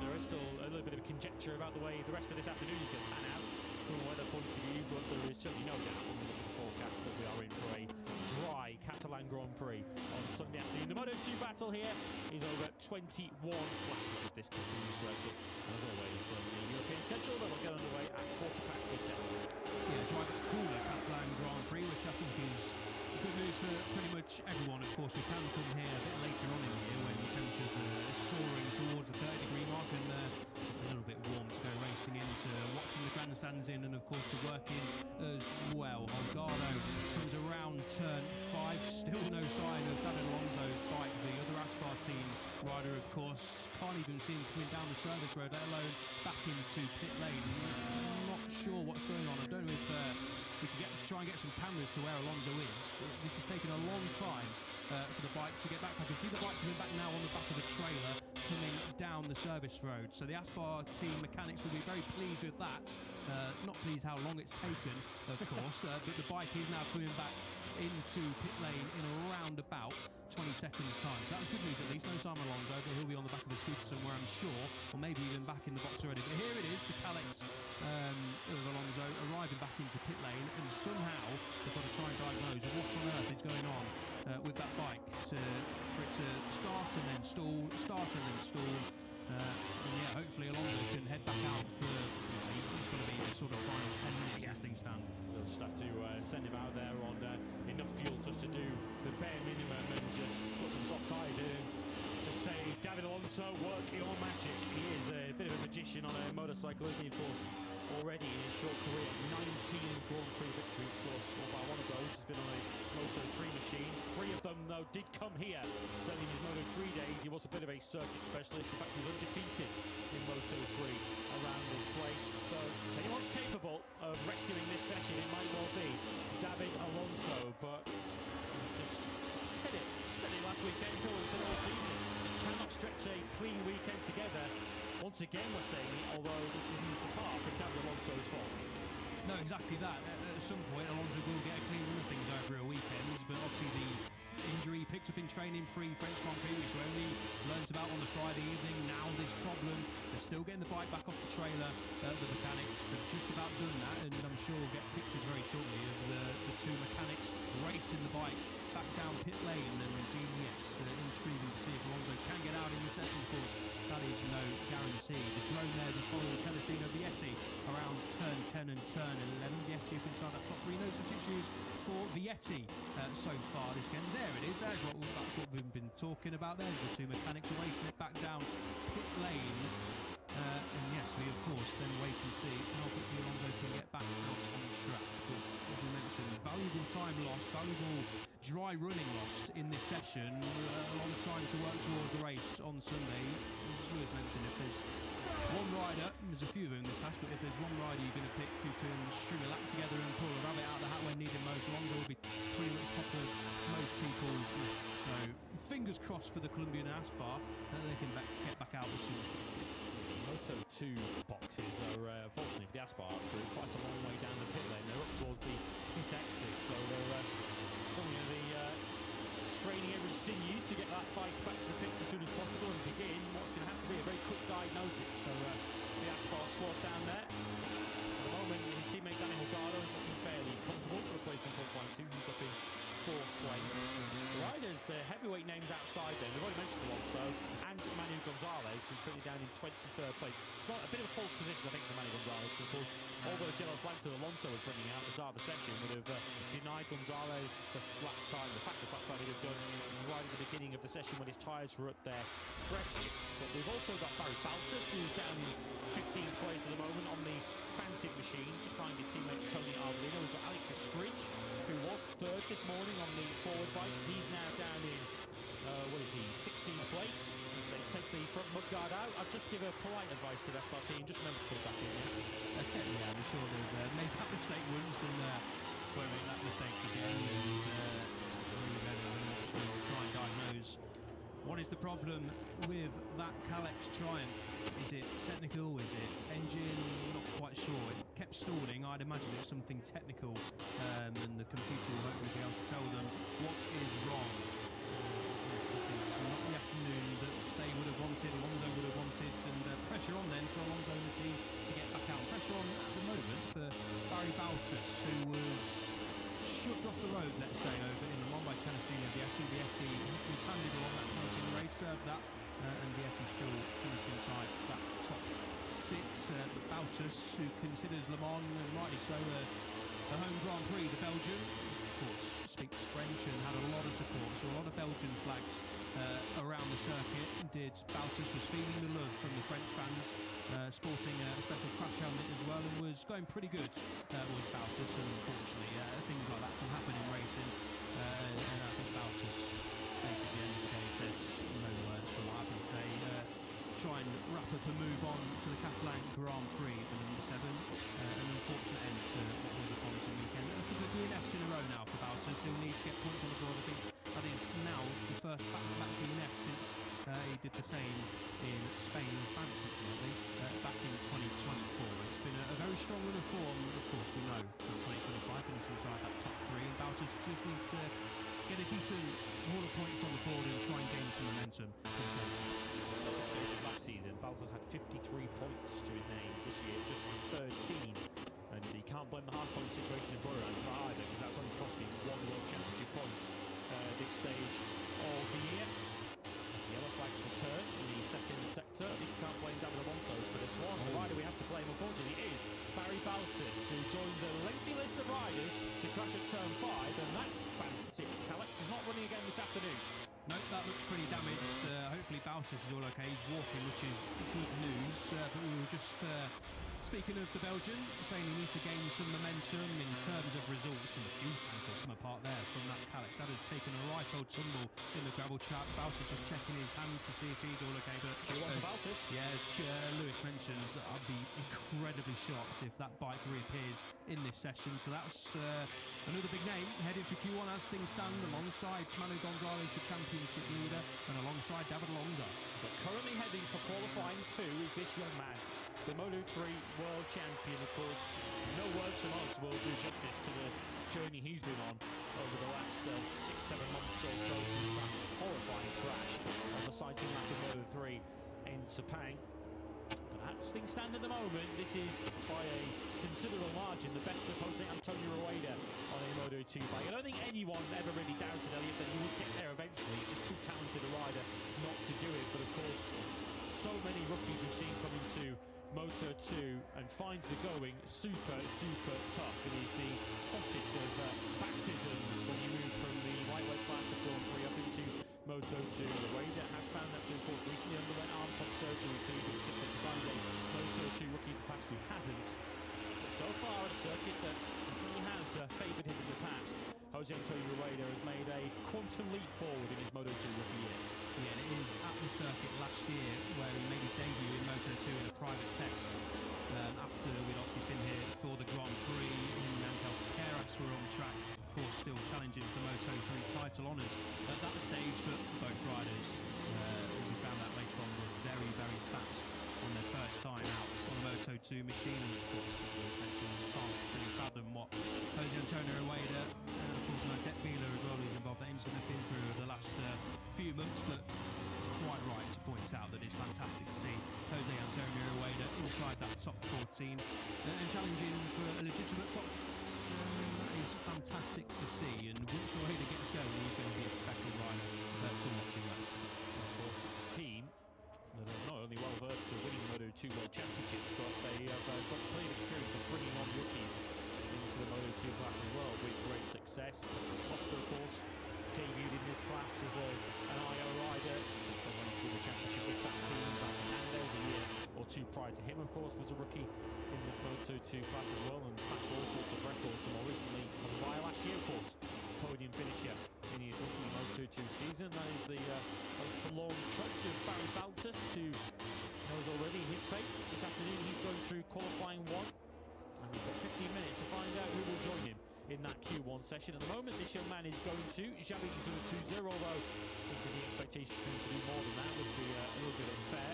The 85, who, of course, has had his time, had his chance in Moto3, but he's looking to try and earn his way back into Moto2 via the European Championship route. He'll be competing in that spar in the European Moto2 World Championship this season. And he's only 20 years old, is sort of Tusa, so as far as Grand Prix riders go, time's still very much on his side to launch a second coming in this particular championship. A 1:43.3 for Tusa. He's 1.5 seconds off the pace, and well, some 7 tenths adrift of his teammate Alex Escridge, and certainly from just a quick rack of the brains would suspect that Tusa hasn't ridden a forward before.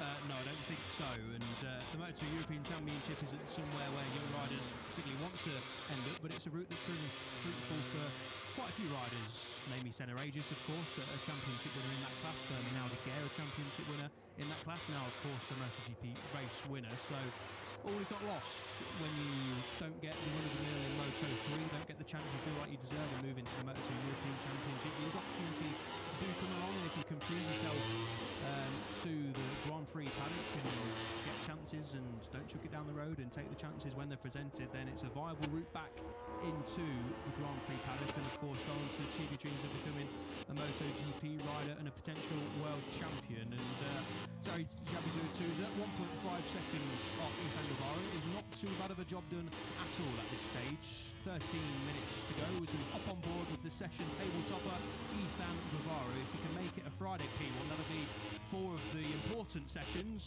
Friday practice in Lemans, qualifying the race, and then Friday afternoon here in Catalunya, where he has finished with a P1 next to his name.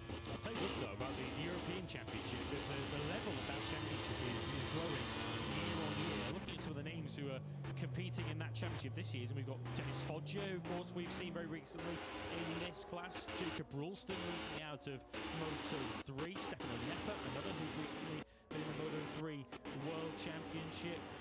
We've got last year's champion returning, Milan Pavelec, Marcus Ariarte, and Tusa, who we mentioned, all Moto3 riders of the very recent past. So perhaps in previous years, it's difficult to really understand what kind of level you're at if you win the European Moto2 Championship, but nowadays you need to beat some serious riders to win that championship. And it is definitely proving a viable route into the World Championship, as this young man's teammate has proven already. Alberto Fernandez, who is in Moto2, and he actually is also going very, very well this afternoon. Of course, rightly, he praise on Veda, but he's not actually the top rookie in this session at the moment. That is Fernandez up in 9th place. Yeah, great job so far from the number 54. Was a double podium finish here in the Moto2 European Championship last year, so knows what it's like to stand on the top 3 steps here at the Catalunya Grand Prix. Of course, a completely different prospect doing it in the Moto2 World Championship. So far, so good this weekend for the second Pramac Yamaha Moto2 Boss Tourer machine out there. Manu Gonzalez re-enters the fray, and he's got a bit of a job on, got to be said. He won't be feeling the pressure too much. Gonzalez oozes calmness whenever I speak to him, whenever we see him after qualifying or a race victory or the podium. He's a very cool, calm and collected character, this Gonzalez. But you know, he's going to find some time here and get a lap time on the board. This is definitely not the full potential for Gonzalez. Fully expected him to bounce inside the top 14 in the next few minutes or so, but a little bit more added pressure on the shoulders than he would have wanted. He wouldn't want it to be P24 one place behind for a starter, behind Tissot, for example, as well, heading into the final 10 minutes. Feels like Guevara and Lopez are fairly safe at this stage in the 141s. It's then from Vietti downwards where you feel that they're probably in need of an improvement to get into the 41s to be safe. Vietti on a 42, 164 is third. There is only half a second from Vietti in third all the way down to basically Alex Escrich in 16th place. That is the area, that is the zone where Q2 places will be decided. We're currently looking to try and change that. We've got Sergio Garcia, who's just on his personal best at the moment. Garcia is currently in 21st, so he's looking to try and cut that gap. Here he is on the number 3. We now pick up time for Rosato, who's just set his best lap of the afternoon, but he's quite a long way short at the moment. He needs to find the thick end of a second on a 43.3. But this is the rider we need to keep a very keen eye on. The World Championship leader. Is he in a false position or is he struggling? The first sector would indicate that he's in a bit of a false position in P24. Yeah, absolutely. As the cavalry then re-enter the circuit, that's Joe Roberts, who needs to find time. He's in P20, and this is the continued work on David Longo's machine. That is the fuel tank, currently out of position, of course, as you can see. Hopefully being put back in position as soon as possible. With the fuel tank out, with 9 minutes to go, he's not going to be heading out there in the next couple of minutes as Alonso. Fingers crossed he can at least get one time attacking, and maybe we see something special, something especially just about what we've seen from Danny Holgado. Not special enough to go P1, but rises to P2, and that should be Holgado safe and sound in Q2. I say hesitantly because a lot can change in the final 9 minutes. This is Gonzalez, a couple of tenths away, halfway around the lap, but so far this is going to propel him right into that top 6 minutes. Garcia did move up into the top 14. He's on a 42.3 up to 12th place, so it's not just one intact rider now under pressure, it's both of them, because Senna Aegis, as you can see on the left-hand side of your screens, is the rider currently at risk, and the rider preparing to boot him out at the moment is his teammate and potential title rival as we go through this season, Manu Gonzalez, not held up there by Foressato, who kept himself well out of the way. Foressato, for at least another corner, is ahead of Gonzalez, currently in the standings. If he's a quarter of a second down from there, that could move him somewhere potentially as high as 4th here for Gonzalez, but the final sector is all important. 4th is exactly where he goes, and that should be enough for the points leader. Yeah, found a little bit of time there in that final split as well. The final split includes turn 10, 11, 12, 13 and 14. Gonzalez will go again, of course, and normally once you've got that bank lap time in, we see riders improve on the second lap time around, which is exactly what the 96 of Holgado is doing. Moved up to P2 last time around. You can see on the bottom of the screen, Senna Aegis this lap time isn't going to move the Australian up back into the top 14, so some added pressure on the shoulders of the young Aussie, who's got 2 wins to his name already this season. And we do see David Alonso coming out of pit lane. That is a bit of a surprise, but a nice surprise as well. Let's get Holgado over the line. Where's he going to go? P1. Good lap time from Holgado, and he's going to meet his teammate on track, David Alonso, around the first couple of corners. So who's going to ride in front of Holgado, actually? But that is now surely job done in terms of Q2 for Holgado.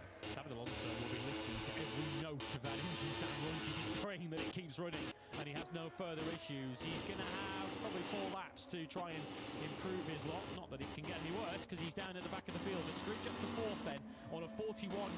So we've now got 4 riders in the 41s. And that has bumped Oradre out of the top 14. Arbolino and Aegis also have been turfed out. Here comes Aegis then dropping into turn 5, which is where Barry Francis's Q2 hopes came to an end earlier this afternoon. The Q6 6 minutes coming up for the Aussie, who was up inside the top 2, was second earlier on today on a 42.4. Aegis has only bettered that by a tenth of a second so far this afternoon. Yeah, the lap time is coming here though for the number 81. Didn't lose too much time in that second split. Thought maybe a bit of traffic might hinder him slightly, but he's got Vietti, and I think that's Sasaki it is, just up ahead of him, but far enough away that he's not going to be too disturbed. Aegis well in touch, 0.019 seconds away. Rueda's on a good lap time. Colin Vire is also the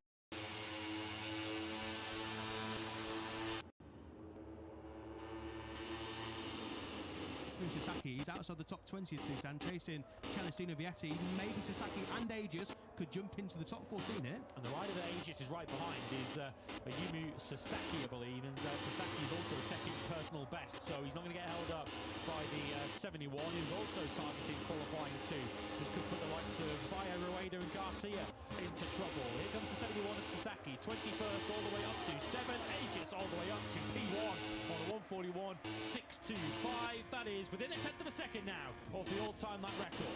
What a beauty of a final split that was for Aegis. We know how good he is through the fast-flowing sectors. He mentioned that over in Jerez when he won the Grand Prix. He was supreme through the fast-flowing sections in Jerez. He was just losing out on top speed. Alonso Lopez has moved into second now as well, as smidging behind Aegis, but what a final sector that was from Aegis. And where he is on the top speed charts, he's just inside that top 10, only 3 kilometres down, so that's an improvement from this morning and from what we've seen so far. So maybe they found something on that engine and with that top speed for Aegis, and if they have, we'll see what the result is, and the result is top of the time sheet.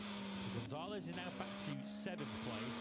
So I don't think he'll be panicking at this stage. A 42.0 is, I guess, around about probably on the limit of where you feel comfortable with. We've got Rueda 15th on a 42.3, and he is on a pretty special lap practice at the moment. Rueda, he's only 10th down halfway round, so he could be about to lift himself right back into the Q2 picture as we follow Gonzalez over the line. Here's Vietti, who's chasing an all-time lap record.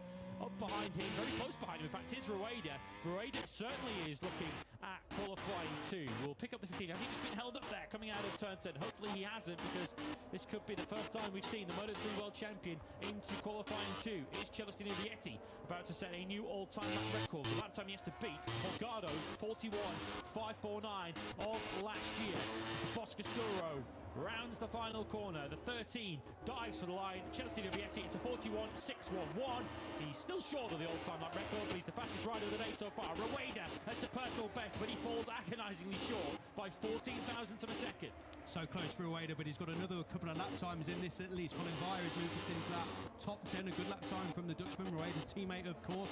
It was Boscascuro versus Calix in that final split. Calix won the final split in terms of Aegis versus Vietti, but the rest of the lap belonged to Vietti, but it's close at the top 3 within half a tenth. Now this is Alonso. This is going to be very interesting indeed. I think he's just been slightly wide there. Now at turn 1, that's going to cost the Colombian time, but it's all about getting laps on the board. I think, yeah, half a second away from the top time. It's going to do nothing on this lap. He will get another 1, maybe 2 goes at it, Alonso, but this is all about just trying to iron out the issues, get some progress made, and obviously thinking about the top 14, but I'll be very surprised if he does manage to get into that top 14. About a mountain to climb for that Alonso. He's just done that first lap of the session, 43.4, 1.8 seconds off the pace.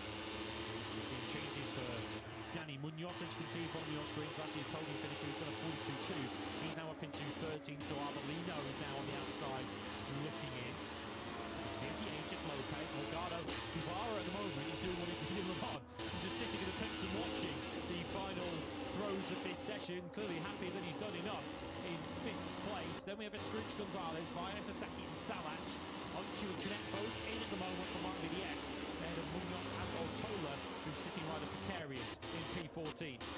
Yeah, Alonso just ran wide there at turn 10, maybe on purpose, and Tony Arbolino got a little bit out of shape coming through turn 11 as well. Alonso, I think understandably so, wants someone to chase here and a bit of slipstream to propel him down that 1 kilometre long front straight. He's going to have 2 laps of this, Alonso, 2 minutes and a little bit more left on the clock. A fast lap round here, as you know, a 141/142, so Alonso will get 2 goes at it. A nice bit of slipstream down here as well. If he can just keep it nice and tidy through turn 1, it'll give him much more of a chance to try and get inside that top 40. Crucial moments then for David Alonso, although given that he's lost some running this afternoon, maybe he wouldn't mind an extra 15 minutes to try and make round tomorrow afternoon in qualifying 1. That's currently where he's heading. Philip Salac, we saw qualifying the front row of the grid a week ago in Lemans. He's currently on fairly good form too as well here. As he now looks to lift himself up from 10th place. He climbs 2 spots up ahead of Veda and Tissot, 32.073. It's 2 tenths ahead of Rueda, who sits 15th, but you can imagine with just 90 seconds to go, P8 is in a fairly strong position to make Q2 again. Yeah, Salac's carrying over that good form he showed over in Le Mans. Where is this going to take Gonzalez? Nowhere, but it takes Alberto Fernandez up inside that top 14 again. So great stuff from the 54. Had a good reference in front of him, but he's still got to get the lap time down. And swings around the outside of the championship leader down at turn 1. Good stuff from Fernandez. And that's done Tortola out. So Tortola 6th in the World Championship, heading for Q1. Alonso 5th in the World Championship, heading for Q1 as well. We've got Munoz, who's 8th in the World Championship, who's potentially about to be dumped out by Jose Antonio Rueda, who once again is up behind Yumu Sasaki. Rueda agonising the post on his previous lap. Is he about to get the job done on this lap? Here comes the 98. Across the line he goes. 15th again for Rueda. This time he's just 7,000 short. I know we're meant to be unbiased in the commentary box, but I would like to see Rueda get inside that top 14. A fantastic story, and I'm sure plenty of people tuning in would. But that it now looks like a session over, unfortunately, for Rueda. But a top effort to be just outside that top 14. Holgado is safe and sound in P4. What lap time is Alonso doing? Like well off 1.9 over the line, and this is his last lap. There he is on the number 8. He's onto Van der Gorberg. Last time lap as well for the 84. He was straight into Q2 last weekend, but he won't be this weekend because that is lap time and session over for the Dutchman. Fernandez sparking up now. Here he comes on the 54, 13th place at the moment. So we've got Boscascuro leading Vietti, Boscascuro 5th in the form of Guevara. Boscascuro's 11th and 12th with Connect and Onchu, and 13th with Alberto Fernandez. And this is currently, unless it changes in the final few seconds, which it may well do because there are personal bests on our timing screen, the potential first visit to Q2 for Alberto Fernandez. Here he comes to complete a session, might give himself a bit more breathing space here. He does indeed, he improves again. Now down to a 42.208. He's now got the enormous margin of 16 thousandths back to Rueda in 15th place, and he looks pretty chuffed with his afternoon's work. I was going to say, does he look happy with that? I think he does. Time for Rossato with a late crasher in this session. Where is that? Potentially turn 10. He's trying to peer around the corner. We don't have yellow flags out, which is... he's in the 4th sector somewhere. It's just for Rossato. The 4th sector begins just after you break for turn 10, so it does indeed look as if that's where Rossato's afternoon has come to an end.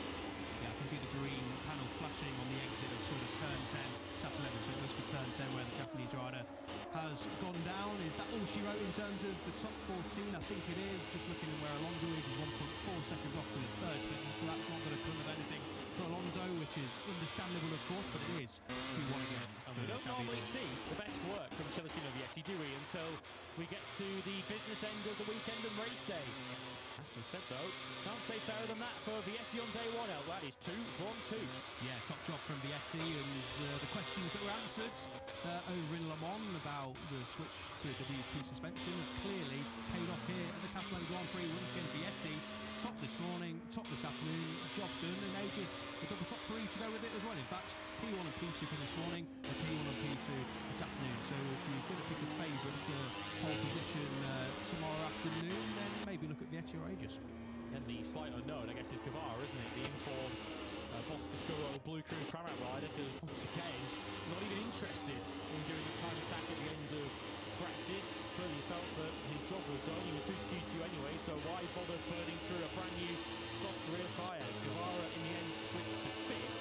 But for the 2nd Friday in a row, Guevara did his best lap of the afternoon on his very first time lap. So without question, there is more up the sleeve of the number 28. Gonzalez had a little harder time of it. 7th for him, the number 18 on a 1:42.011. As he gives a wave to the fans, I'm sure many of which have come to see him this weekend. Manu Gas, the Moto2 World Championship leader. Once again, looks like he's going to have his hands full this weekend. 40.0 for him. Going through by just 2 tenths of a second. No matter how tight or how comfortable it is, it's all about getting through. Look at the likes of Tortola, Alonso, 2 of the top 6 in the World Championship, having difficult afternoon, certainly because of Alonso, who barely got anywhere near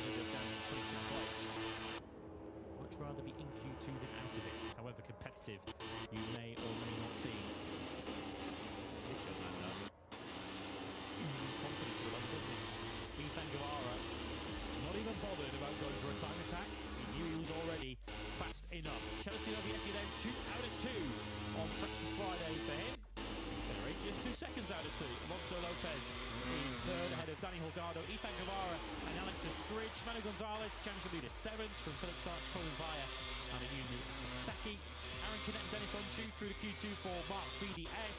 First Q2 appearance for Alberto Fernandez on the second of the Blue Crew Fox Scuros, and Danny Munoz taking the final Q2 spot, 7,000s clear of Moto3 champ Jose Antonio Rueda. The big headline names though, 5th and 6th in the World Championship. Alonso and Ortola head for Q1.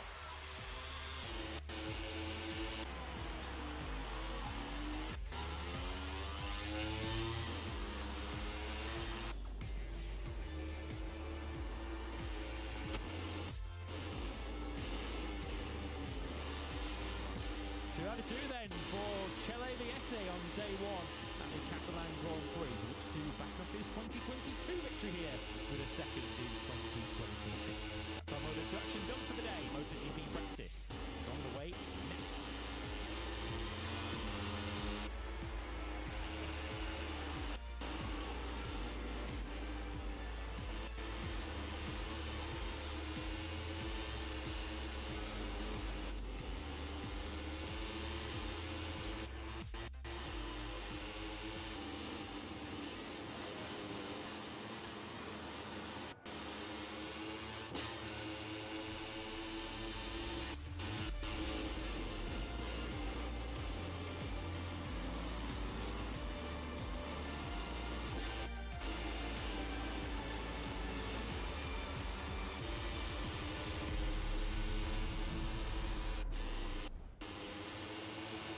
Located just on the 30 kilometres from the heart of bustling Barcelona, close to the Mediterranean coast, lies Montmello, one of MotoGP's classic track that's been a mainstay in the calendar since 1992. Ducati won his first MotoGP race in 2003, but it's a prettier looking to conquer Catalunya after winning 4 of the opening 5 rounds. Practice is next live. It's time for MotoGP.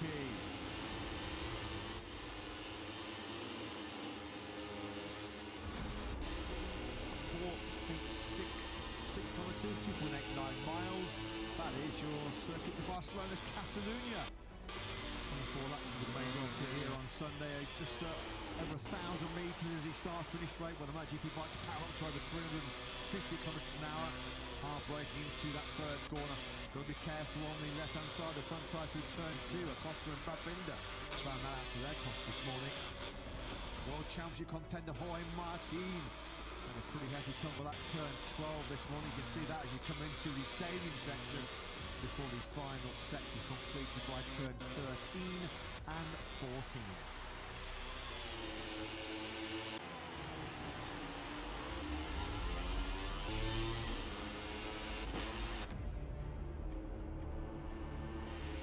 Welcome back and good afternoon. You join us live ahead of the 60-minute MotoGP Practice session here at the Circuit de Barcelona-Catalunya. Chapter 6 in the 2026 MotoGP World Championship. One of 5 rounds we have had which will kick off the campaign. Tight at the top championship-wise. Just 1 point splitting Aprilia stars Marco Bezzecchi and Jorge Martin. And keeping a very keen eye on Marco Bezzecchi's progress here this weekend is, of course, manager and his mentor, the boss, Valentino Rossi, 7-time MotoGP World Champion. Once again, the other doctor in the house here in Barcelona. Valentino Rossi, well, he knew his way to the top step of the podium here in Catalunya. He did it on so many occasions, we will never forget. And one of the greatest battles, not just in modern day of MotoGP history, but in the entire MotoGP history. 2009, that incredible last corner, last lap showdown with his then Yamaha teammate Jorge Lorenzo. The pair of them actually both here this weekend in what is always a star-studded attendance at the Catalan Grand Prix. Marco Bezzecchi in the World Championship League, but it was Alex Marquez looking for back-to-back Catalunya wins, just like he made it recently on home turf in Jerez, who led the way this morning. That was no great surprise, was it? Alex was super strong here last September when he took pole position, should have won the sprint before crashing out ahead of brother Mark. Marquez, of course, sideline to India here this weekend. And then Alex, well, he was untouchable. He was completely dominant in the Sunday Grand Prix, and he has set his stall out back-to-back wins here in Barcelona in pretty impressive fashion this morning. 139.950, albeit on new Michelin rubber was good enough to put Alex almost 3.5 tenths clear of the chasing pack. Although there were some subplots, there were some stories through this morning's action, which we'll talk about very, very shortly. In the company of Matt Burt, and they were sort of in the commentary box. Jack Appleyard down in pit lane. Pretty much plain sailing for one-star Spaniard on home turf this morning, Lewis, with Alex Marquez leading the way and looking so good once again through those fast right-handers that complete this lap. But for another Spaniard, it was a bit of a bumpy ride, a bit of a bumpy start to the season this morning after Jorge Martin took a pretty hefty tumble at turn 12.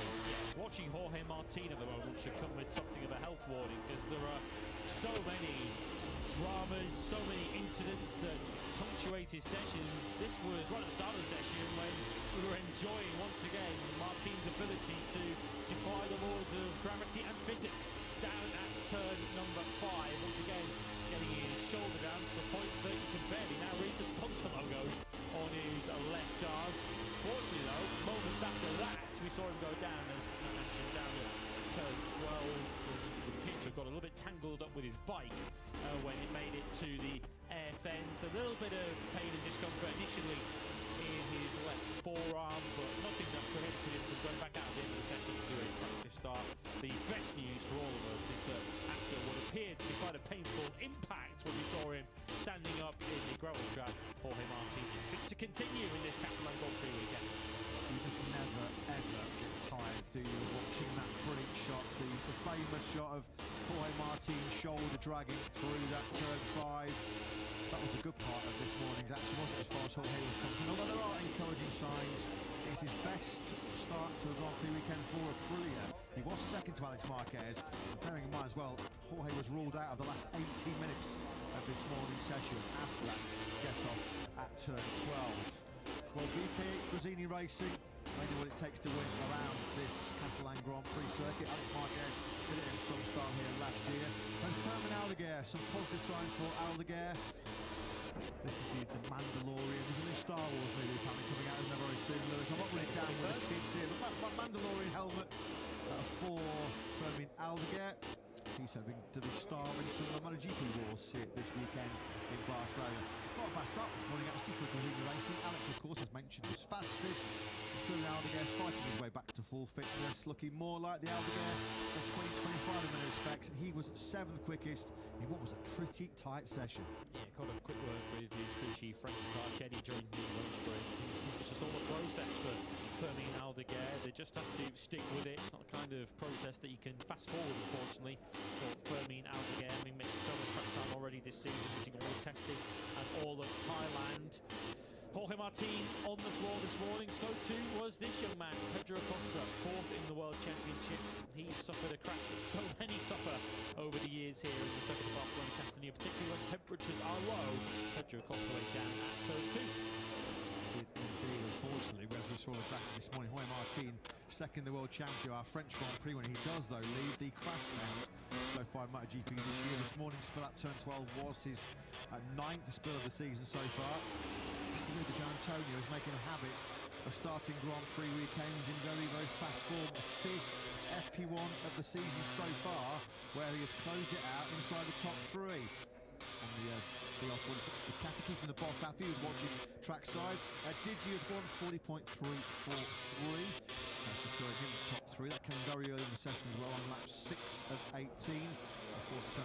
Goyang in Brazil, the only time this year that Fabio started a weekend outside of those top 3 places. That turned out to be a very good weekend for him, didn't it, in the end? Here's Alex Marquez, who just adores this circuit, the Barcelona-Catalunya circuit. Winner here last year, should have swept the lot, really. Pole position would have been a sprint win had he not crashed late in the Saturday action at turn 10, but certainly put it right on the Sunday.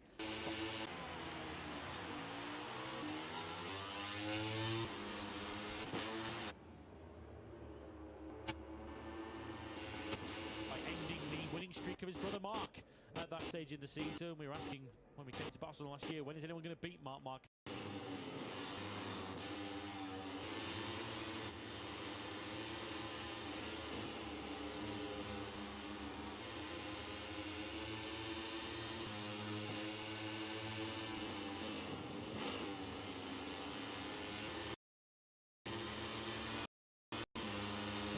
Alex Alex Marquez was able to do that, of course. Sole Marquez competing, unfortunately, here this weekend after Mark's injury sustained in the MotoGP. Suga Sam was on that podium in Valencia back in 2012. Rico was just the tender age of 11 and dreaming of being part of the MotoGP World Championship at some stage in the future. Well, the dream came true last weekend when he took his first podium finish. What a historic day it was for Aprilia 5 days ago in Le Mans, their first ever lockout of the top three. So many candidates for performance of the race in Le Mans. One of them was certainly Fabio Quartararo. That is his best weekend in quite some time. Double top six for Fabio. Always massive support from him, from the French fans who make the trip over the border. We've been in Spain, we've gone to France, now we're back in Spain, aren't we? As the factory Ducati team. We'll not take too kindly to be reminded of this, that, but we have to go there because, of course, the team and the factory that has dominated so much of recent MotoGP history by their normally incredibly high standards. Well, it's more than a bit of a blip. It's not really a full-blown crisis, but 10 Grand Prix without a podium. Of course, not helped by the fact that Marc Marquez missed 5 at the back end of last year. Marc sidelined from Le Mans last weekend and from this weekend's action in Catalunya.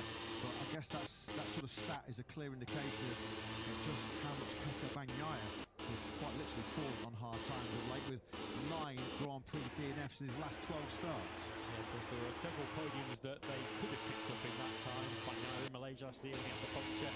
Marquez in Buchanan, where waxed the curve and the tyre came off the rim. And of course, Bagnaia, as you mentioned recently, as Le Mans, when he fell out of what was at that time second place. Ducati certainly no longer in a position where they can arrive at a Grand Prix and assume they will be dominant. That certainly would appear to be a Prix nowadays, who have the reference motorcycle in MotoGP. Ducati desperately trying to fight back, but this weekend they're going to have to fight back without their reigning champion. Just shows how unpredictable, how quickly the landscape can change in the MotoGP World Championship. Optimum rider with a 100% podium record after 5 races in the modern era. Marco Bezzecchi joining what is a very, very exclusive club indeed. As you can see, it has not been done since the boss did it, Valentino Rossi, all the way back in 2015, so over a decade since any rider was able to kick off a MotoGP campaign with 5 successive podiums. Marco Bezzecchi's golden run stretches even further back than that. He's had 7 successive Sunday top 2s. We're going to go all the way back to Malaysian Grand Prix in September last time Marco Bezzecchi was not either P1 or P2 on a podium. And just quickly going back to the sort of Ducati barren spell in podium, it just does show how quickly things can turn and change in MotoGP. Who would have thought, leaving the Japanese Grand Prix early last September when Pecco Bagnaia dominated the weekend, Marc Marquez was crowned world champion for the 7th time.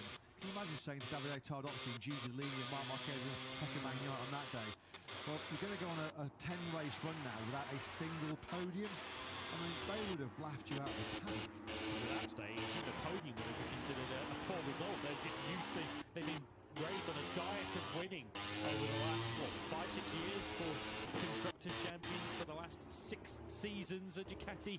That surely looks like it's set to end this year with Aprilia in such a strong position. Certainly the Team Championship, it's Aprilia Racing running riot at the moment, and Ducati for the first time, you'd argue, since maybe 2019 when Marc Marquez himself was world champion on a Honda, or maybe 2021 when, of course, Fabio Quartararo won on a Yamaha. Ducati genuinely are playing catch-up.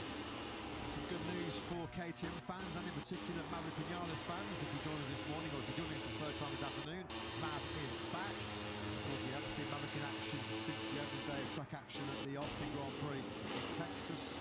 And yet more shoulder surgery intervention required for the Top Gun to remove a loose screw. Mark Casadone, FC Barcelona player, of course, La Liga champions once again in the 2025-2026 season. I'm sure Mark would have been open to have greeted another Mark inside that factory Ducati garage, but there's the message from the caddy to Mark as they wish him well after a recent double operation.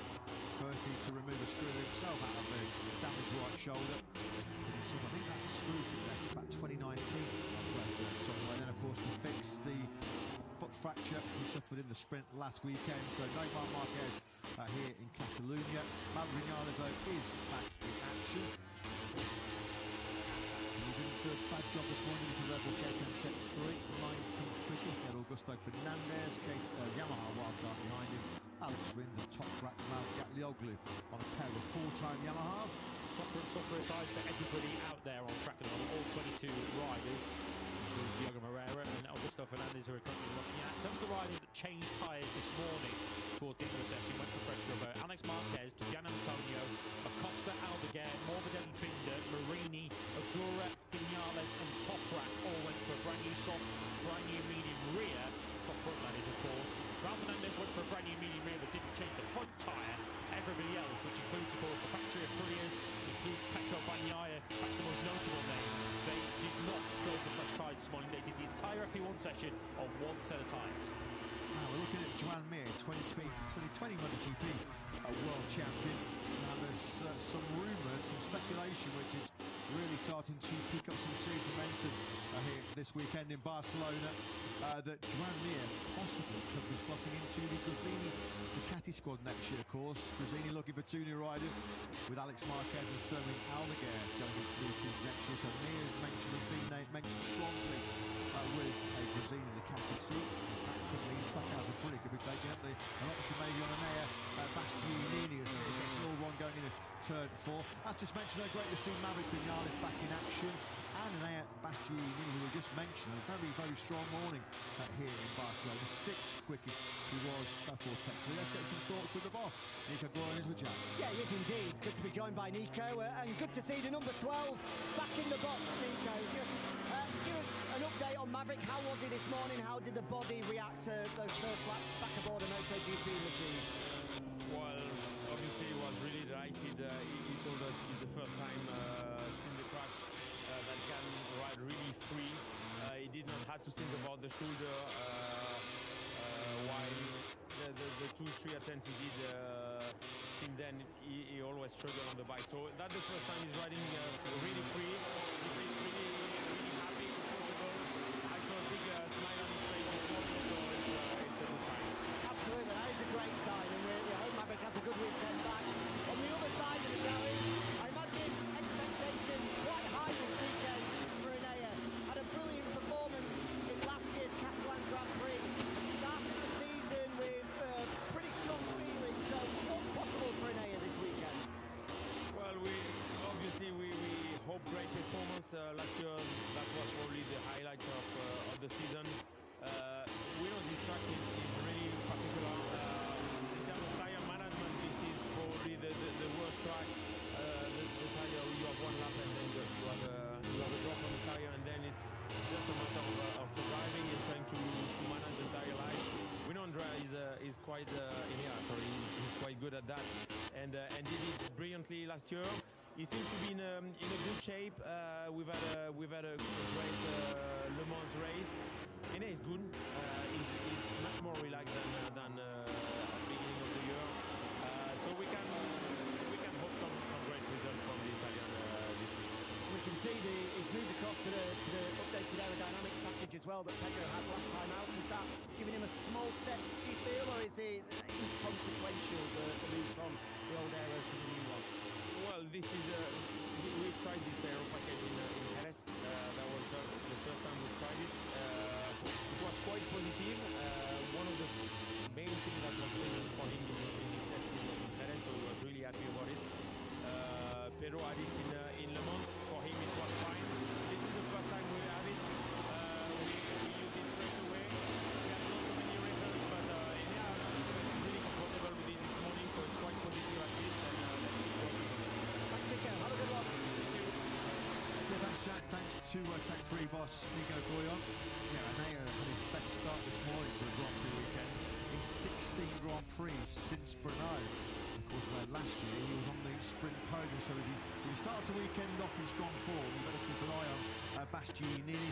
Hotter conditions and hotter lap times have been thrown here in Barcelona. No great surprise, it was only 13 degrees ambient temperature this morning. Surface temperature on the track was only 30 degrees. We had Alex Marquez in the 139s. We have now got 12 riders who've breached the 140 barrier, led by Marco Bezzecchi, the world champion leader, at 139.062. So yeah, there's just tons of time out there this afternoon. Bezzecchi already going to the top of the leaderboard. He's 1.4 seconds faster than he managed when he was P5 this morning. Yeah, keeping an eye on Jorge Martin's progress. He's in 13th at the moment on a 1:14.0, but he's basically matching the best time he did earlier on today. Just having a video. Trackhouse MotoGP team principal ... for now, because a lot of the rumour in the paddock, a lot of the reports that we're hearing and reading are that he might well be heading on factory's new for 2027, heading in the direction of the factory Honda team, not in the same capacity, perhaps a more commercial role for Vedapratama.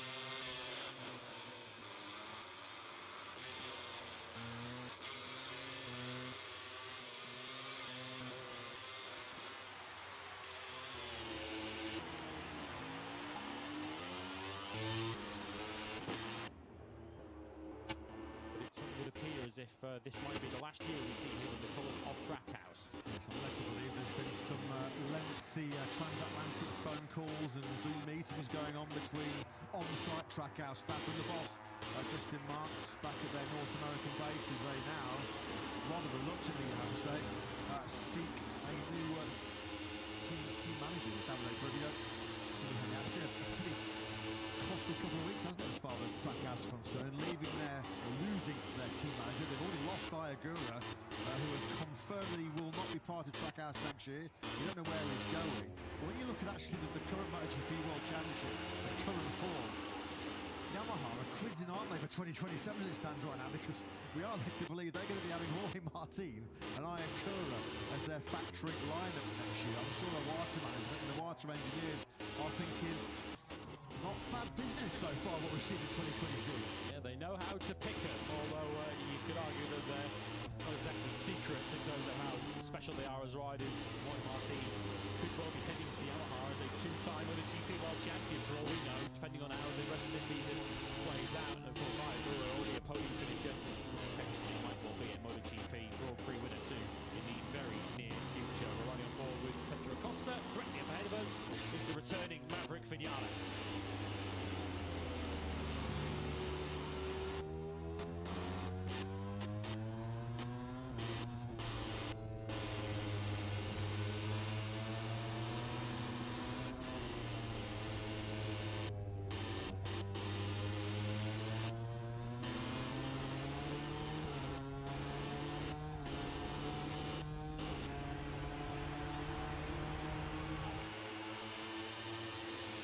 Well, we just thought we'd pause there briefly, and thanks to our production, because we were hoping to let you listen at home to what it sounds like and what it looks like from Pedro Acosta's point of view to be motoring down the Barcelona start-finish straight at about 350 kilometres an hour. So it was great to ride on board there. And with the cross at the time, you could see the slipstream there. He was able to pick up behind Maverick Vinales, got the KTM rain and swept straight on through. I was just thinking, actually, Jorge Martin, his timing is impeccable, isn't it?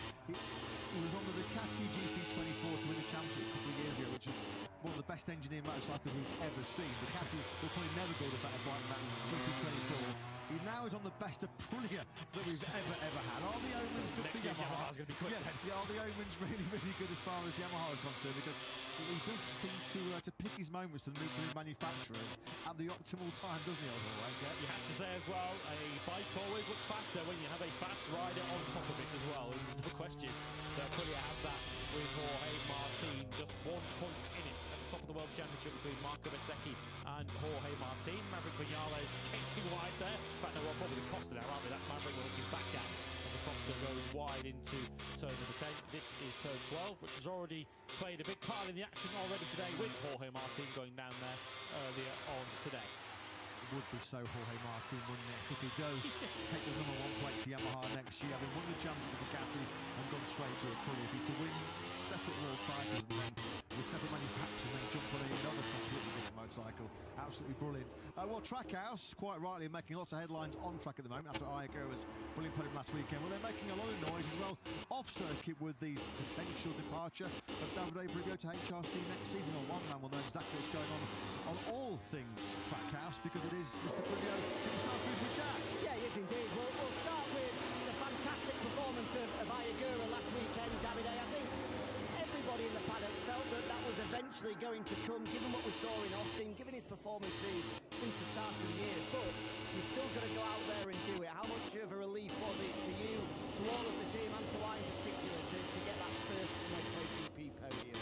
Yeah, of course, it was a kind of a relief because, I mean, I don't want to be too much, but we were expecting something like that. And especially after the disappointment in Austin, is something that I was so happy to do. And I think he could have done probably better, but it was very important to secure the podium at the time. And I has the characteristic that he's always so fast at the end of the race, in the second part of the race. And this is something we have to use more and more, I think. And anyway, well deserved, I think. It's a sign of the progress he is doing and the talent he has, so we just have to. Spoke a lot last year about I having quite a typical rookie year with some good moments, some low moments. It was roller coaster at times, but it...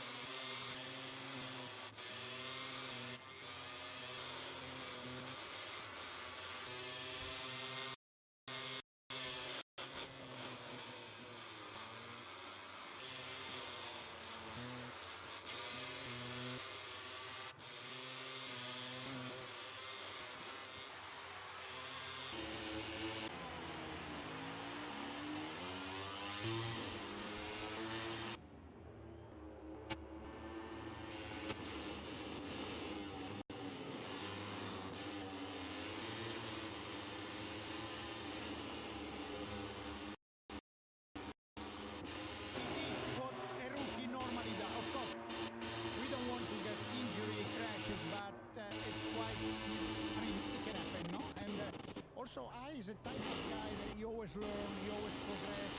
Sometimes the injury may a little bit of step back, but then so altogether, it's been a great experience for him last year. He took a lot of lessons, a lot of learning, and then combined with his talent, he started to put on the track this year. We spoke to you a couple of weeks ago and you confirmed that I was going to be leaving the team next year. There's a lot of talk that you might be leaving the team next year, Davide. The rumour is that you'll be moving to HRC in 2027. So what's the latest with your future? What can you tell us at this point? But let's think about Practice weekend, this weekend, and then we will see. Will you be in these colours next year? Who knows? Thanks, Davide. Bye.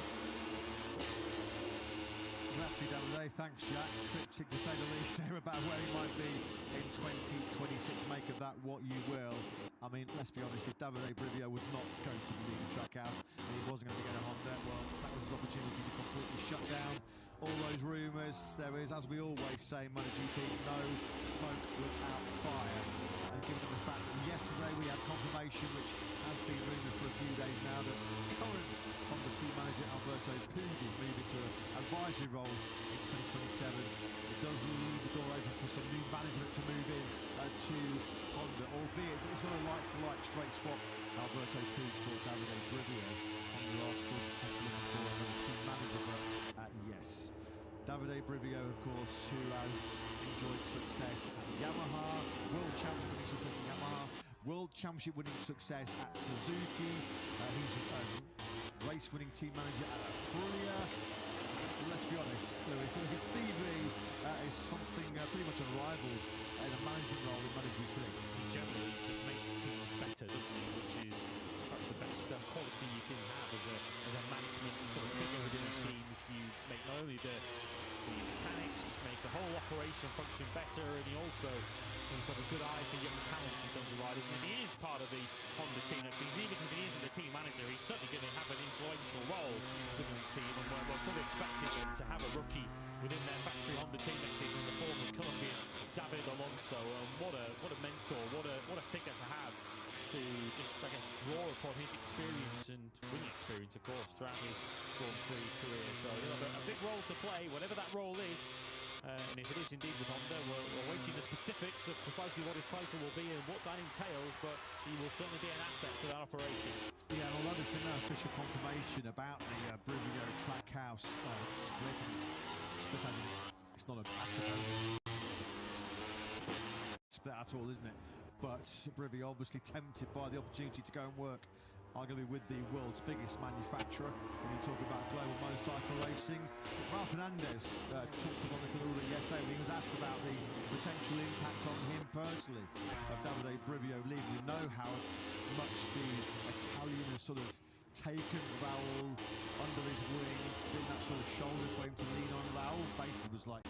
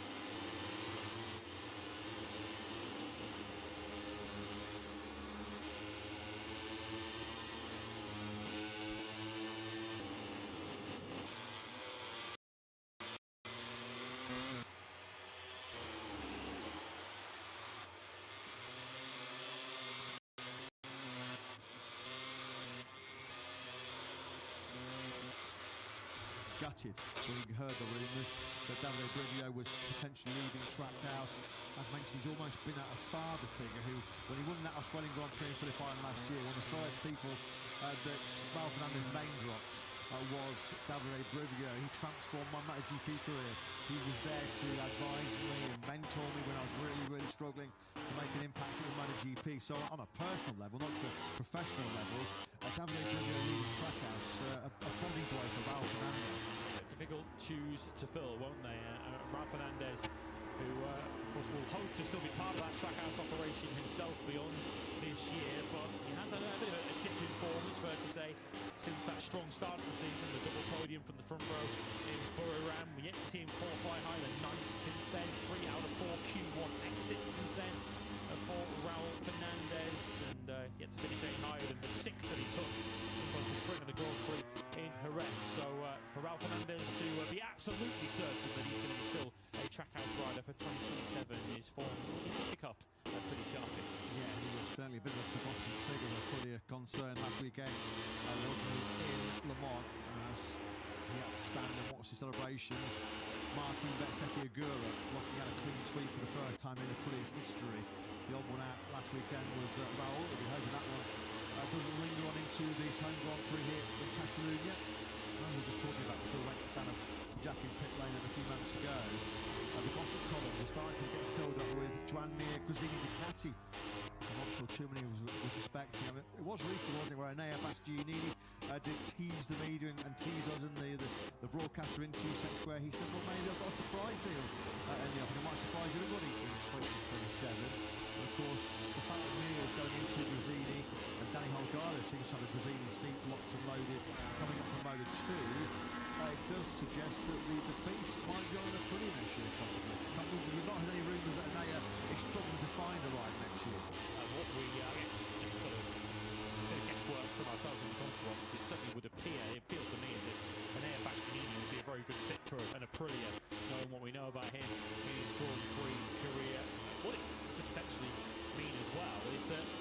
subject to who the second rider would be at VR46 next season. We're expecting the first of them to be going out again. Across the 60 Catis next season, one course for 5 of them to be ridden by Spaniards, which would be, I guess, unusual for the history of Ducati. We're set for Marc Marquez and Pedro Acosta, likely to be the factory Ducati team. Grassini potentially all Spanish in Juan Mir and Dani Holgado, and Fermin Aldeguer, one half of VR46. So not a lot of Italian representation on board for the one-year bullets. Sounds like it'll be Luca Marini maybe having to slot into his brother's team next year. No room at the end for Luca, it seems, at Honda, with Fabio Quartararo and David Alonso seemingly secured for quite some time there since Sonati 213Vs in the 850cc era next year. Marco Bezzecchi was motoring, wasn't he, through the first sector on this current lap. Still leads the way. You know you're going pretty fast. You know you're onto something around Catalunya when you've got Alex Marquez running behind you in the timing screen, because it's based from Alex. 139.062 is still the benchmark lap time is from Marco Bezzecchi. Once again, Fabio Di Giannantonio inside the top 3. And Bastianini looking really, really good. This is one of the best riders of Fiat all on a KTM as far as Enea is going to be. 139.450 from the beast. Yeah, liking the look at what Enea's displayed so far here today. Yeah, he was sick earlier on today, and he did not switch tyres at any stage in that session. Did the entire free practice one session and the tyres he started with. So that was a genuine 6th place for Enea Bastianini this morning. There's the doctor and the team owner, of course, down there at the R46. Valentino Rossi is watching his charges, not just in terms of his team, but also in terms of his academy, because Valentino Rossi, of course, has one of his protégés leading the MotoGP World Championship in the form of Marco Bezzecchi.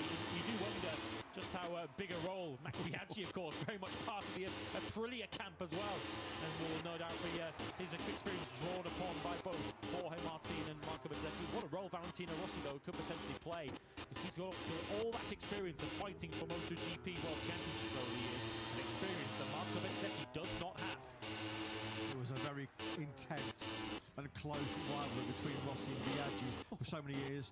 Great work by our production crew there to see Rossi trackside and then go straight into the factory of Aprilia garage. He has an ambassadorial role right now, Max Biaggi, because it was right here, of course, at the height of their bitter, fierce rivalry, where there was a bit of afters after the podium as they were walking to the podium. And who will ever forget the press conference where they looked like there were sort of marks on Biaggi's face. He was obviously asked about it, and he said, "Oh, I got bitten by a mosquito." One of the great answers to the question. I mean, that time, that period, it was really the height of the rivalry. I think at the time, FIM President Francesco Zerbi had to almost sort of act as like the UN peacekeeper, had to step in and try and call a truce, which eventually happened in a press conference in Assen. Yeah, love that, Max Biaggi. But it seems like all of Valentino Rossi's serial big rivals in his MotoGP career are joining me this weekend in Barcelona. Juan Lorenzo's here. We know that Max Biaggi is here.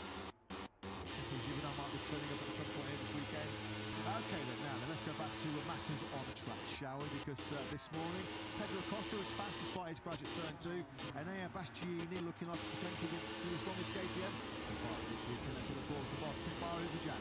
Yeah, indeed. Lots to cover off with Pit. We'll start on this weekend's Pit, because we've just been mentioning the strength that Enea had last time we were here. Looks to have carried it through to this weekend.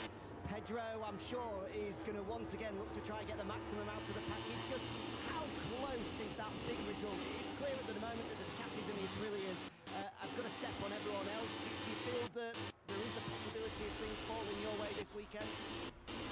Yeah, I mean, that's what we are fighting for every single moment. And yeah, I mean, the first practice started really well today, and we can see that our boys felt comfortable. I mean, as comfortable as you can feel. It was pretty cold this morning and not a lot of traction, but in this field they were okay. Lap times came kind of easy.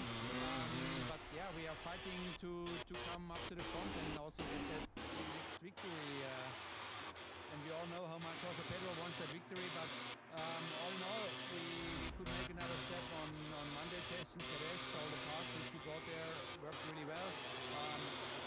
Last week in Lemans, we had them basically just for Pedro, but yeah, the performance is great, but then we burned the tire too early, so the performance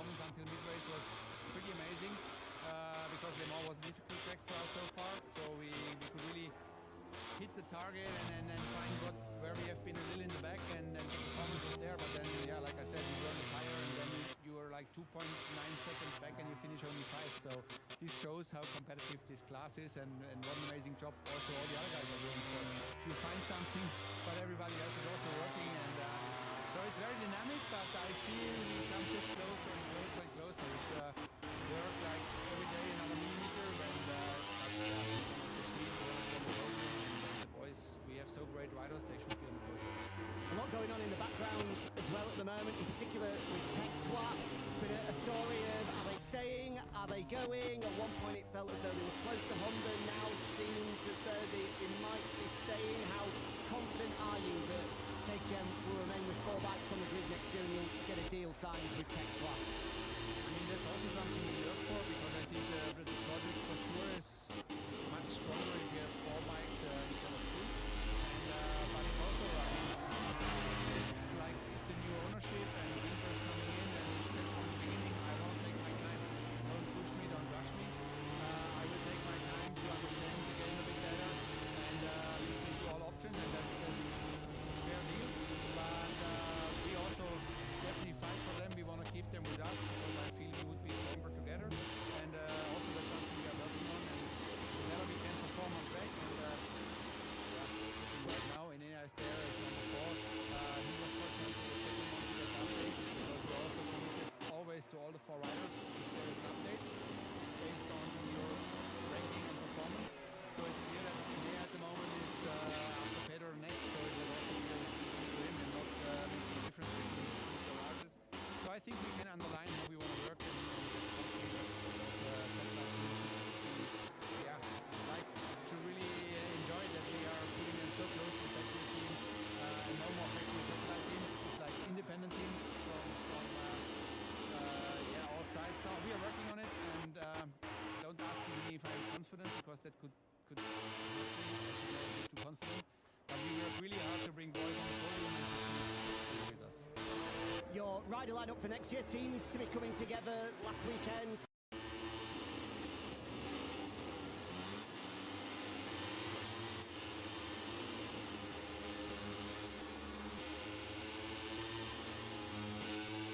Antonio, hotly rumoured to be in orange next year. I know you're not going to tell me that you've signed him, but how exciting a prospect could that be to have Didier in orange next year?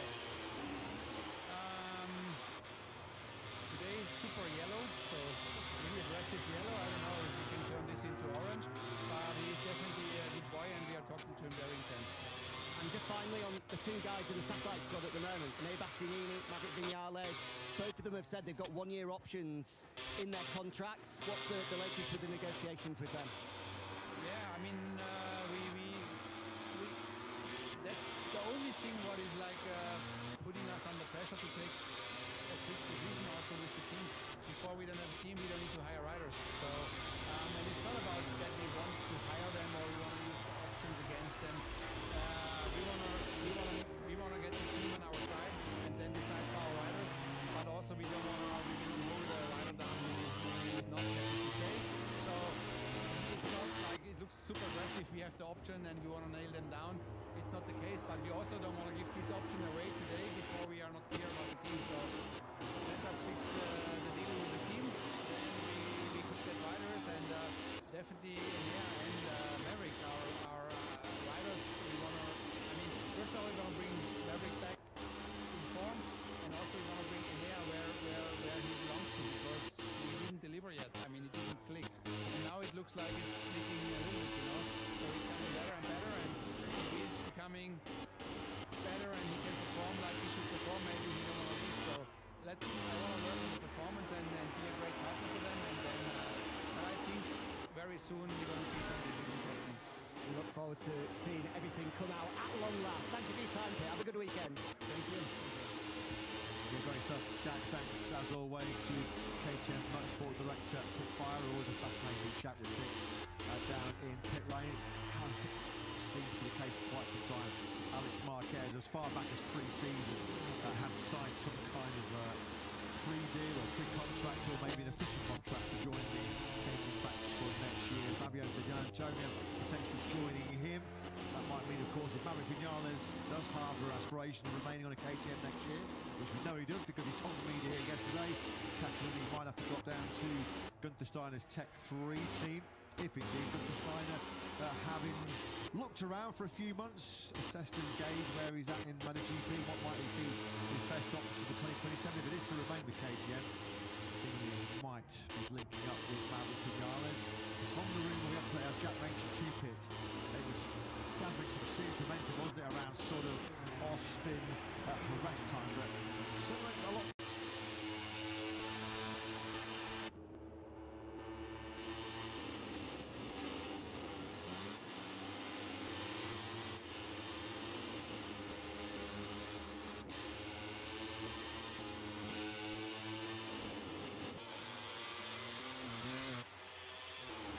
In Le Mans last weekend, seemed like maybe Gunther Steiner was deciding that he would be sticking with KTM, as Jack mentioned. It feels like KTM have made a concerted effort, a big push to try and convince Tech 3 to stay in their factory. Of course, when you're heading into a new regulation set for next season, of course it would have been a huge boost to Honda Pack 6 bikes, but what a blow that is for KTM to just have the two for 2027 too, when you're developing a brand new concept of MotoGP bike. Here's Agura, who is the first rider that we've seen that's gone across to a brand new software tyre to push for a time attack in this practice session. You can see why Agura is looking to do that. He's been a bit of a blot on his copybook, a bit of a weakness for the former Moto2 world champion. Agura, though, has lifted himself up at the moment onto a 39.1. He's now second. Aprilia 1 and 2. Shot. What a shot. Agura there, full flow on the track out of Aprilia. Well, one big box has been ticked last weekend in Le Mans. His first MotoGP podium finish. Next now, surely, the next target, the next big target for Agura-san is going to be to break through as a MotoGP race winner. His father must...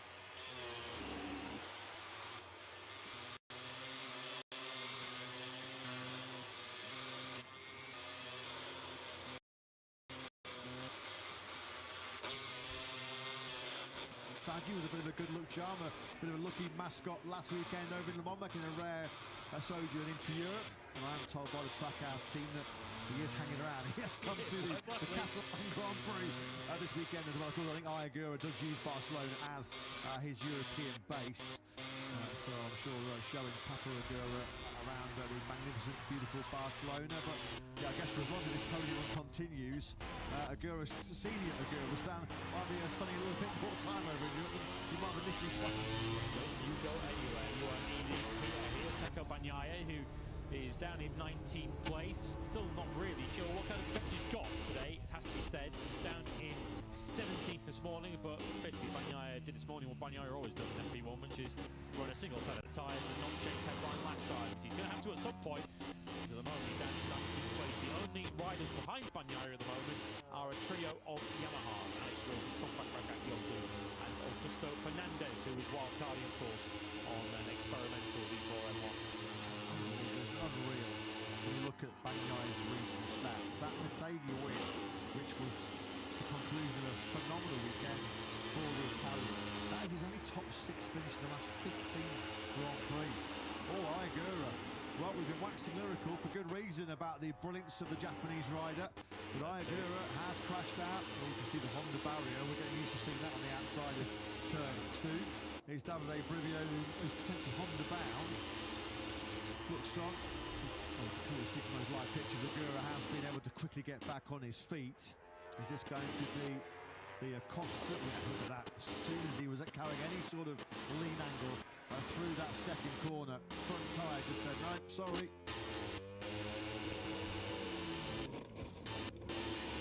He just completed a slower lap. He just come across the line 3.5 seconds down. Doesn't take much, does it, to lose the temperature out of the left side of that front tyre. There is more temperature into the racetrack this afternoon. Chilly as it was this morning, it's slightly warmer this afternoon, but even so, still so easy. Turn 2 and turn 5 can be lethal if you don't have your front tyre up to suitable temperature. Yeah, Agura's best time in this session, 1:39.115. The lap that he completed just before that early split at turn 2 was a 1:42.5. So when he looks at the lap-by-lap analysis, he'll get a clear understanding of exactly why, unfortunately, he's given his Trackhouse crew a bit of an evening repair job. I saw him, Martin, sort of nursing a little bit of an impact blow onto his left forearm after that crash at turn 12 this morning. Boy down in 14th place at the moment. He has still not been able to break into the 139 himself. We have got 13 riders now that are in the 139s. Ferrari's joined that club as well. Diego Moreira's catching the eye once again here on Friday. He's inside the top 10 at 139.722. Speaking of Q2, Martin Agura and Alex Marquez are the 3 riders that have gone directly into Q2 at all 5 Grand Prix so far this season. And we're getting to that stage of this practice session where we are going to get the time attacks incoming. So if Moreira can keep himself inside that top 10, that'll be some scalp for the Brazilian. No points, unfortunately, in his last 2 Grand Prix after 3 successive 13 places for the Moto2 World Champion. It was his best start to a Grand Prix weekend this morning in the top class. Would be a first Q2 appearance for Moreira if he can hang on to that. That's the one remaining Trackhouse Aprilia that Ayagura has at his disposal, being ready for Ayagura's return, which shouldn't take long given how close he is to the pit. So they can see on the left-hand side of your screens the riders currently heading through to qualifying 1. That does include the Riders' World Championship. 1 point behind his teammate Marco Bettecchi, Jorge Martin, who has made a bit of a habit already in 2026 of recovering from slightly tardy qualifying performances, but nobody wants to take it to this extreme. Let's go down to Jack for a quick update on the 2024 World Championship. Coming back into pit lane now, Jack. Yeah, he is indeed. Obviously, we heard from Paolo Binora this morning to say that he did have a little bit of pain in the left forearm. He's just chatting to Jorge's physio, his personal physio, and he's saying no real issues for Jorge. I was looking at timing sheets, given his performance this morning, thinking whether there was just a little bit of an after effect from that crash this morning, but he says no, all okay. A little bit of work on that forearm, a few massages during the lunch break to make sure he's good to go, but he hasn't taken any painkillers. He feels as though he's as close to 100% as he was before the morning's action got underway. Good news then for Hakeim Martin, and in particular for 89 fans. Thanks as always for that latest update, Jack. Yeah, that win in Le Mans last time out, his first in 17 Grand Prix since Mandalika in 2024, the first time he led a MotoGP race since the Malaysian Grand Prix of the same season. Now, of course, only the fifth different Prix rider to win in MotoGP. He's great buddy Aleix Espargaro, Fernandez, Fernandez, and most recently, prior to the Marco Bezzecchi. 22nd Sprint and Grand Prix double podium for Hakeim Martin. In fact, he's had double podium in 3 of the last 4 Grand Prix. That's why he's closed into the points of Bez in the championship. This looks promising as far as Fabio Di Giannantonio is concerned. New medium front, new medium rear tyre. So hasn't gone for the soft options as yet, has Didier, but nevertheless, he is still making this lap work. Well, Fernandez, the second of the Trackhouse riders, is also looking to try and lift himself up the order. He's gone for a soft rear tyre. Raul currently in 8th place, 4th sector for Di Giannantonio, and it's not going to be back to 2nd sector for Marco Bezzecchi either, as he takes the long way around turn 5. Turn 4, excuse me. Yep, and just to clear off those Michelin tyres as far as Marco Bezzecchi looking at the end of the session. On the 49 bike, just building up some temperature in those new medium tyres. 4th at the moment for the Italian, 139.280, just over a couple of tenths further back at Bez. Yet another Aprilia 1-2 which we've seen in Grand Prix 3 times already so far this year. The combo of Bez, Martin, or vice versa. Bastianini still looking strong in 5th place. Mentioned Fernandez and how good he's looked so far on home turf, still inside the top 6. Both the R46 Ducats at the moment inside the top 10 as well.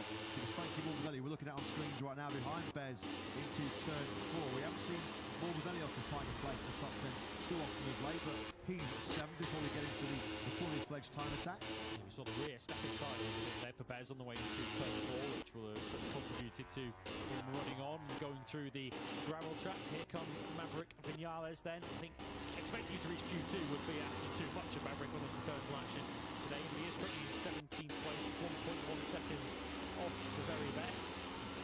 Maverick Vinales, well, he's done the Di Giannantonio route, hasn't he? He's got brand new medium front and rear on his Tech 3 KTM. We now pick up Didier, who's looking to succeed where he failed a lap ago.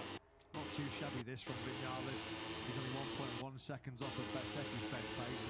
Given he's been suffering from a lack of seat time of late, the only real 2-wheel action that Maverick has completed in recent days prior to this Catalan Grand Prix is a little play on a supermoto bike. Of course, this is a completely different ball game. 300 horsepower now in his right hand. 300 horsepower that Fabio Di Giannantonio needs as he blasts the VR46 Ducati out of the final corner.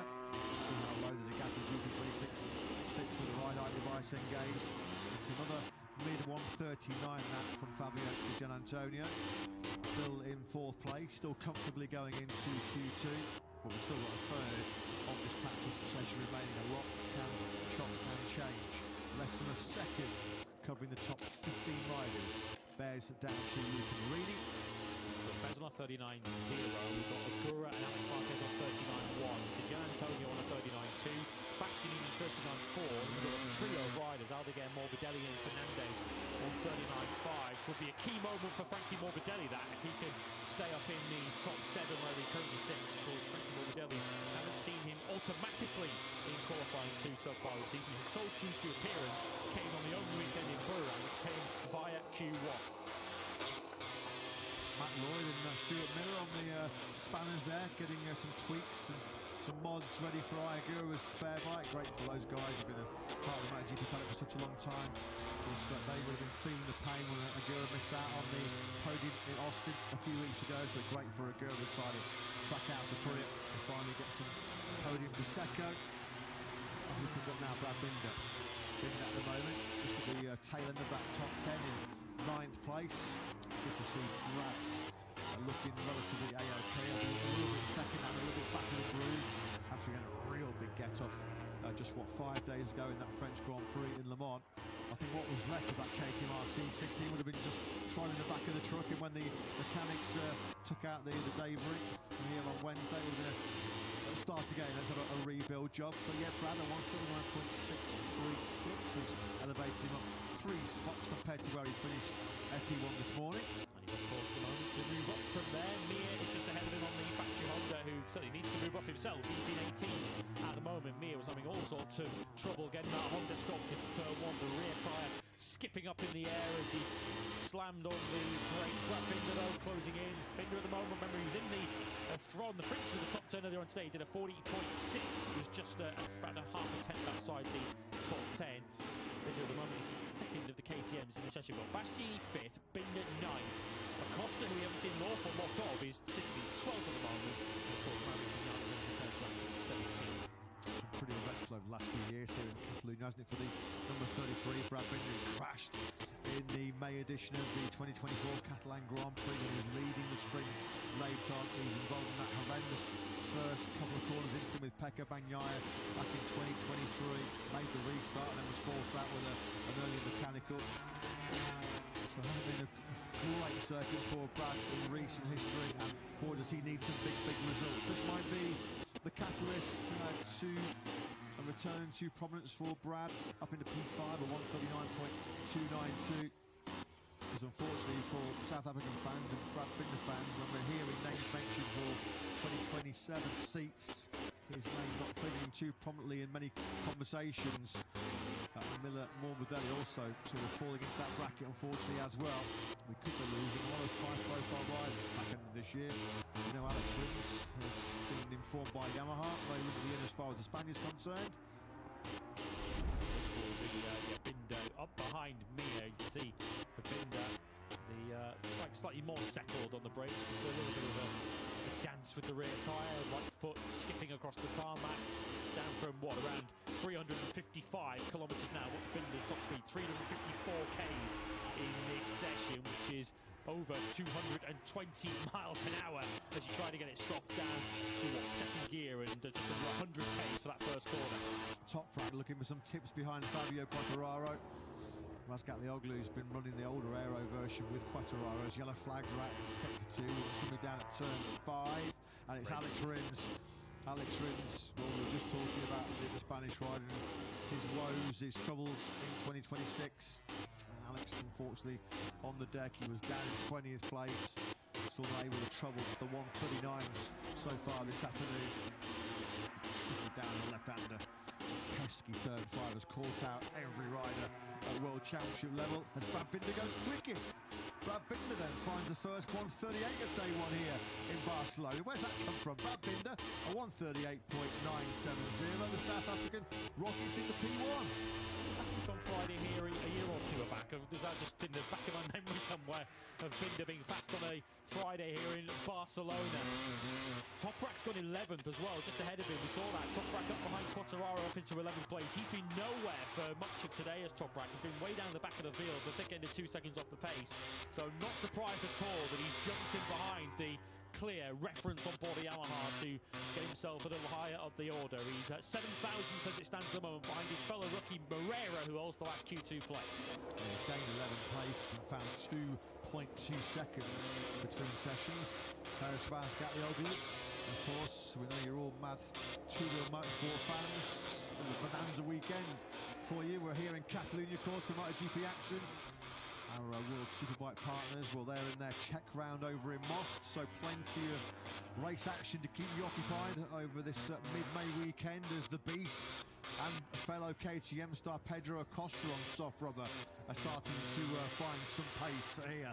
Here's Bastianini through the left-hander of turn 11. Yeah, Binder was fastest here on Friday last year. Of course, the KTMs were 1 and 2. KTM's clearly working nicely around this Barcelona circuit, because Acosta was fast this morning before he crashed, and we might be about to have a KTM 1-2-3 with 14 minutes of this session remaining. Bastianini, he'll come across the line first to try and join Binder in the 1:38. Here comes the beast. Podium finish here last year. He slots right in behind him in second place. For how much longer will he be top there? Because Acosta not too far behind him on the road on a real hot lap himself. Yeah, there you go.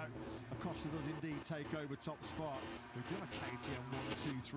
Pit Barra, take a screenshot right now. 1:38.710. That's some lap by Acosta. His first time attack's a pretty darn good one. He's over a quarter of a second clear of Binder. So Acosta, Binder, Bastianini, that's your top three. But second now pushed back to four. Guevara, after his costly crash at turn 2 a few minutes ago in 5th place, you just know Guevara's having to be apologising to his crew. He would know. A slower lap like he produced, that mid-142, 3 seconds off the pace. It was inevitable that there was going to be temperature dropping out of that front tyre. This could get better, this could get quicker as far as Acosta is concerned. Already fastest rider on day one here in Catalunya at 1:38.710, and he's on the charge again. Fermin Aldeguer's just improved, by the way, out from Picton. He's 8th now on the 39.3, so it's KTM, KTM, KTM. Then it's Aprilia, 4th and 5th. Ducati's 6th, 7th, 8th, 9th. And Ralph Fernandez on the 3rd of the Aprilias in 10th. Still no signs of Jorge Martin moving the order. He's on an outland now on a soft rear tyre, still down in 15th.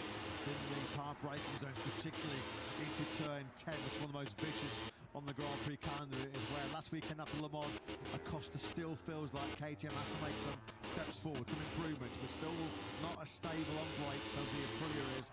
The rock-solid planted RSGP. This will be close, this will be really close as far as Acosta goes. Through the final corner he is. The 37 on the full power, full gas. Is it quicker than 1:38.710? Not quite, not too far behind it. That's successive. The high 1:38s for Acosta. About to have some Honda representation inside the top 10. John Zarco has out of picture, just gone up into 9th place. And now got the Barcelona basketball squad as well. And they're also pretty successful in their particular field. And they're also taking in the action here at the circuit of Barcelona-Catalunya. But yeah, as mentioned, John Zarco's now in 9th place. So we do have now one Honda up inside the top 10. But Zarco's probably going to have to better that 39.4 to be safe of a Q2 class. Well, we know Alex Marquez, his signature celebration is jumping over his BK Brazilian race. Well, I think those basketball lads could just step over a GP fight, couldn't they? They look like pretty big fellas. Good to see some sporting stars from this local part of the world enjoying their MotoGP action here in Catalunya. KTM certainly are so far in this practice session. It's Pedro Acosta. This is the photographer who's looking for the shots that will be lighting up the newspapers and social media throughout the weekend. So 1:38.710, that's the reference lap time from Acosta. As we pick up 2025 Catalan Grand Prix winner Alex Marquez. Alex in a relatively comfortable P6 as it stands. This is Alex's first fully fledged time attack. His best time a 1:39.145, which has got him 6. We've got lap 3 of 16, so plenty more in the pocket of the 73. Trying to work out at what point the appropriate time is to sound the Bagnaia alarm bells. I think it might be now, because he's just improved. He's just at a 1:40.0. He's still down in 16th. That wouldn't have even put him top this morning. Of course, when Alex Marquez did a 39.9 this morning, so Bagnaia, having gone to a soft rear tyre, he's still down in 17th now. He's lost another place with Miller going ahead of him. And Bagnaia is 1.3 seconds off the pace. He needs half a second just to get in the top 10 right now. He was nowhere on soft rubber here last year, was he, Pekka Bagnaia? He qualified in 21st place, which is one of only 2 occasions in his 133 race MotoGP career that he's actually started the Grand Prix outside of the top 20. It was a horror show in time attacks here last September for Pekka Bagnaia. We're coming a lot earlier than normal, of course. This is round 6. Catalunya last year was round 15 on the Grand Prix calendar. As Didier, who looks like he might be KTM bound in 2027, starts to pick a fight with the KTMs at the front of this practice session. Didier now a 1:38.905. Has split the factory KTM with Acosta and Binder. Benteke might be about to get in amongst that group as well. Factory Aprilia is both improving. Martin gets into the top 10 with this. It's not going to be by much. He's got Miller right behind him on the Pramac Yamaha, who's about to go even faster than him. Here comes Benteke, doesn't improve. Martin only 11th, and it is Miller right behind him on the Yamaha, who takes that Q2 place. Yeah, we know how underpowered, how struggling for top speed that new V4 powered M1 is. I mean, an Airbus Bastianini's KTM has shot through the speed gun at 358.8 kilometres an hour. Jack Miller, who we've just seen there go up into the top 10, is 11k slower. Jack's best top speed so far on day one at 347.2. No big shock to find the slowest 5 bikes circulating here in Catalunya are our 5 Yamahas. Alex Rins, the best of them, are 348.3. Fabio Quartararo at the moment, who's down in 17th place, is on the slowest bike today here in Catalunya. Poor Fabio is doing a 345 clicks. That's almost 14 kilometers an hour slower than the best top speed from Bastianini. Eat away at your psyche, your brain is going down the straight knowing that there's absolutely nothing you can do about it, nothing you can do on board the bike to get yourself any quicker down the straights than that bike is prepared to go. Gian Antonio, who's now going to come across Quartararo and Toprak, leaving the pits. He improves to a 38.8. He's now third, so it's Acosta, Alex Marquez, Gian Antonio, Binder, Bastianini, Bezzecchi, Raul Fernandez. Now he moves ahead of Bastianini, so he is now the top of Prix out here this afternoon at points. Raul Fernandez needs that. Just holding up Alex Marquez then at the top of the leaderboard. Seems like there's a bit of a top right pact with Fabio Quartararo as those two Yamahas once again exit pit lane together. We've already seen Fabio Quartararo drag Razgatlioglu around to his 139.729. Raul Fernandez, who was sort of left out of all the Aprilia celebrations last weekend. The Aprilia top 3 in Le Mans, but Raul's just got up into 5th place. Good job that. Good lap, 138.982. Just over a 10th and a half behind Vidya in 3rd spot. Looking for some big time and a big move here with Joan Mir. Could be picking up 10 places to move up into 10th place from a very, very lowly 20th. We have not yet seen Mir trouble the 139s. A lot of movement there, a lot of instability on the exit of 12 from Mir on the factory line. Through the final corner he goes. This will be his first 139 of day one here. Tucks under the screen, trying to make himself as aerodynamic as possible. Brilliant. That is some lap that by Mir. We ended at 139 all day, and he finds a 138.846 to go from 20th to 4th. Yeah, no, he's skating off into the runoff. His job might well be done. That might be as fast as that Honda's prepared to go here this afternoon. I was surprised when the estimation was saying only 10th, but that's very, very scientific. That's not just pure guesswork there. It's clearly based on the sector times he's done so far. But a brilliant lap for me. He has produced some magic laps already this year, hasn't he? Austin springs to mind. This will be, is this on his last lap or after he'd set it? Either way, it was a 38.8, and that should, I think, at this stage, send Mir through the Q2.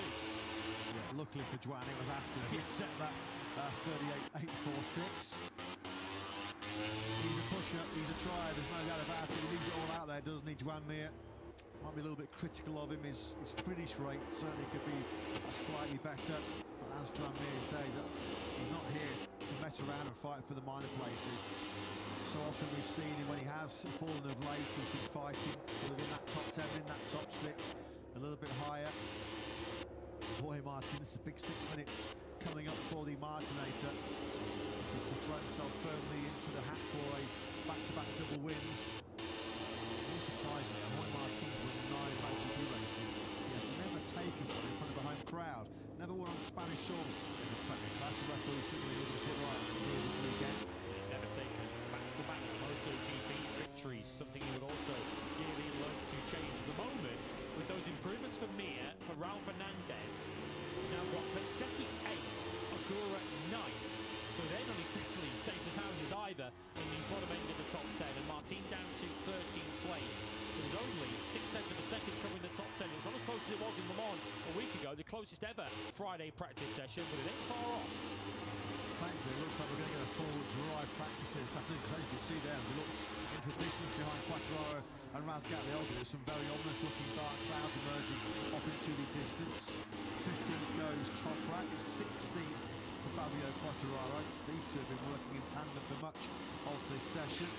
Got to say, the signs are encouraging as far as Malik Vinales is concerned. Yeah, he's only down in 17th place, but he's a thousandth of a second over being a second away from Pedro Acosta. Pretty encouraging that by Malik. I think he just said to him on day one, having been out of action since the Friday of Austin, he'll be within a second of Pedro Acosta in Barcelona. I think Malik would have settled for that one. Pretty good job by Top Gun.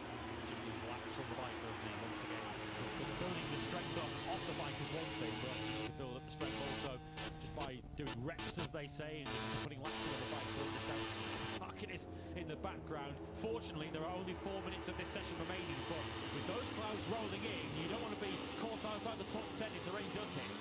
Yeah, of course, if we do get some rain, which has been forecast for the late stages of this afternoon here in Barcelona. You can see once again how dark it is off in the distance. The on-board Hakeim Denish is going to wash away a lot of the rubber that's been laid down here on day one. We're starting from scratch here. There's already a notoriously low grip Catalunya surface. It was certainly low grip for Hakeim Denish when he decked it at turn 12 this morning. Through turn 3. Now this is where you really do shred those Michelin tyres. The heat generation on the right-hand side. You can already see there Hakeim Denish sliding his way on the exit. On the brakes now into turn 4. This is good back by Hakeim. Boy, does he need it. Oh no, it's gone away. It's gone away into turn 4. He's messing around with the left handlebar there, isn't he? Some buttons on the left handlebar. So what was going to be surely a Q2 lap at that stage for Hakeim Denish, it's gone. It can be sometimes a little deceptive, that first sector. It only takes in turns 1, 2, and then the sector ends halfway through turn 3. And clearly the second sector was the strong one for Martin. It's not really looking particularly special for Hakeim Denish either, who's down in the position he qualified in last year, 21st place. And at the moment, the projection is he'll only climb 5 places. Used to be so good in Barcelona. What's happened in Catalunya of late for Hakeim Denish? Brad Binder just gone up into 3rd place at 138.780. What a session this has been for Binder. We've still got the factory KTMs 1st and 3rd. What about the only factory Ducati operating here in Barcelona? Well, it's a little bit better. Denish goes up into 15th place. We've got yellow flags are out at turn 10. So who's going to be potentially caught in there? It's Joan Mir. Joan Mir's crash tally adds another one to the notch. This is an easy mistake to make. Trail braking into that very, very tight turn 10. It is one of the harshest braking zones on the Grand Prix calendar. As Joan Mir has just found out to his cost. Yeah, it's going to be Jorge Martin as well. I'm not sure he's going to improve anyway. And he's not going to improve anymore, is he? The Le Mans winner goes down. Another turn 2 crash. And that's Jorge Martin's fate sealed. He's heading for Q1 today. It is indeed. It has been a day to forget for Hakeim Denish. Talk about the ups and downs of a professional MotoGP racer. 5 days after his first Grand Prix victory since the back end of 2024, Hakeim Denish finds himself on the floor twice on day 1 here in Barcelona, and more significantly, Hakeim Denish, 1 point behind Marco Bezzecchi, the world champion, coming into this round 6. He is in Q1. And a confidence destroying, we hope it isn't, but that certainly will dent the confidence of Jorge Martin today. So the yellows were out at turn 10. Let's see now as Bezzecchi comes through whether they've cleared. We were sadly on the left-hand side of the bike with Ben, so we couldn't quite see whether they were flying or not. So he's in 8th place, so he could do with an improvement here just to ensure that he doesn't join his teammate in qualifying once. We've got Miller once again, who's latched onto the back of the Prix, who's going fast behind him. Just wonder whether Martin might have actually just ever so slightly backed out of it for the mere crash of turn 10. Now this is more like it. This is the Denish of Barcelona of old, isn't it? A 139.060 with less than a minute remaining. Is that going to be enough? Miller, fair play to Thriller Miller. A 138.911 and the 43 bike of Miller slipstreaming Marco Bezzecchi. There's not been too much to smile about so far this year for Pratama Yamaha, but Jack Miller, 7th, he is now on the leaderboard. So Denish is now 10th again, and Agura is out as it stands at the moment. The Le Mans podium finisher is down in 11th place. Just wonder whether Hakeim Denish might have had to ever so slightly backed out of it on the previous lap for the mere yellow flag. It was a 140.8 that previous lap, which was a couple of seconds off the fastest pace, more than enough to just take that little bit of crucial heat out of the left-hand side of that front tyre. We'll find out later when we speak to Jorge on what's been a bruising day for the Martinator. Here is Marco Bezzecchi, looking pretty comfortable, looking pretty safe. Let me feel that 138.831 from Bez, which he did just put in on his previous lap. That surely is good enough for a spot in Q2.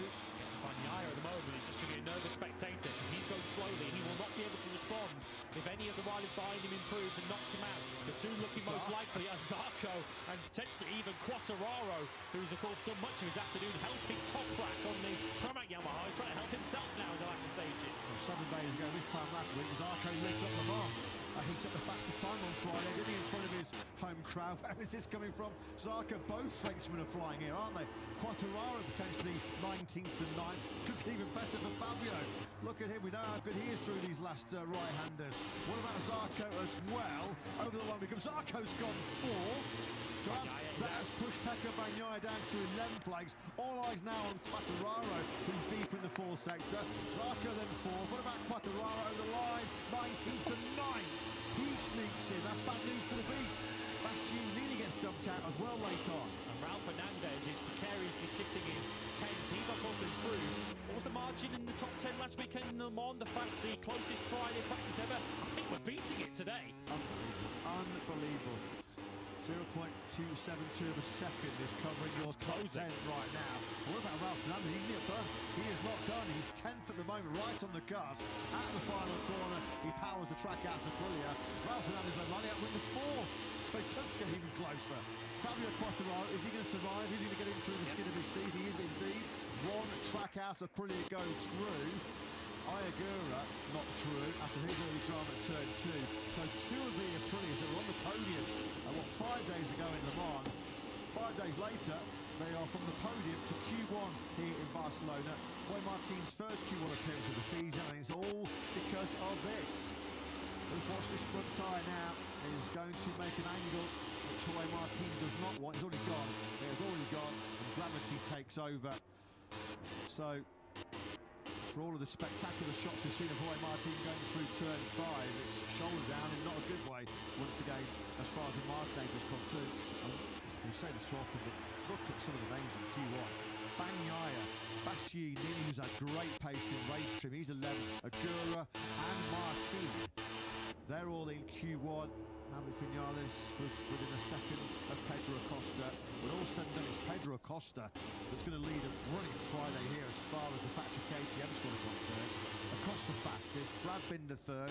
Sandwiched in between those two is 2025 Catalan winner Alex Marquez. So Ralph Fernandez, Zarco, Di Gianantonio, Bezzecchi, Mia, Miller and Quartararo are through to Q2. Late fireworks from the French pairing of Zarco and Quartararo, who came from 17th and 19th respectively as they started their final laps. Great job late on by those two. And as we mentioned, there's not been much of Prima Pramac Yamaha to get happy about so far in 2026, but today has been their day. Jack Miller through to Q2. Some performance by Miller. Let's get a thoughts to the boss. Gino Borslow, Jack. Yeah, superb job by the Aussie. Gino, so often Jack talks about having to take his brain out in time attack mode. That feels like it was one of those laps. As always, Jack Miller is Jack Miller when you have to make a time attack, but I'm so happy for Jack, so happy for Quartararo for sure, because it's a signal. Quartararo did an incredible race in Le Mans. Now we get a Q2 directly today, both riders, so it's a good moment for Yamaha. Absolutely, Jack just coming back into the box, and unsurprisingly, guys, he's pretty pumped with that one. Thanks, Jack. Thanks, Gino Borslow. Yeah, he's got every right to be pretty pumped. What a session. What a day one here in Barcelona. MotoGP at its very, very best. Luca Marini down in 18th place, not even 7/10 of a second behind Pedro Acosta. And at the end of play, 0.269 of a second is the gap from Pedro Acosta, who led that practice session, down to Fabio Quartararo, who was in Q2 by 0.08 of a second. What an afternoon.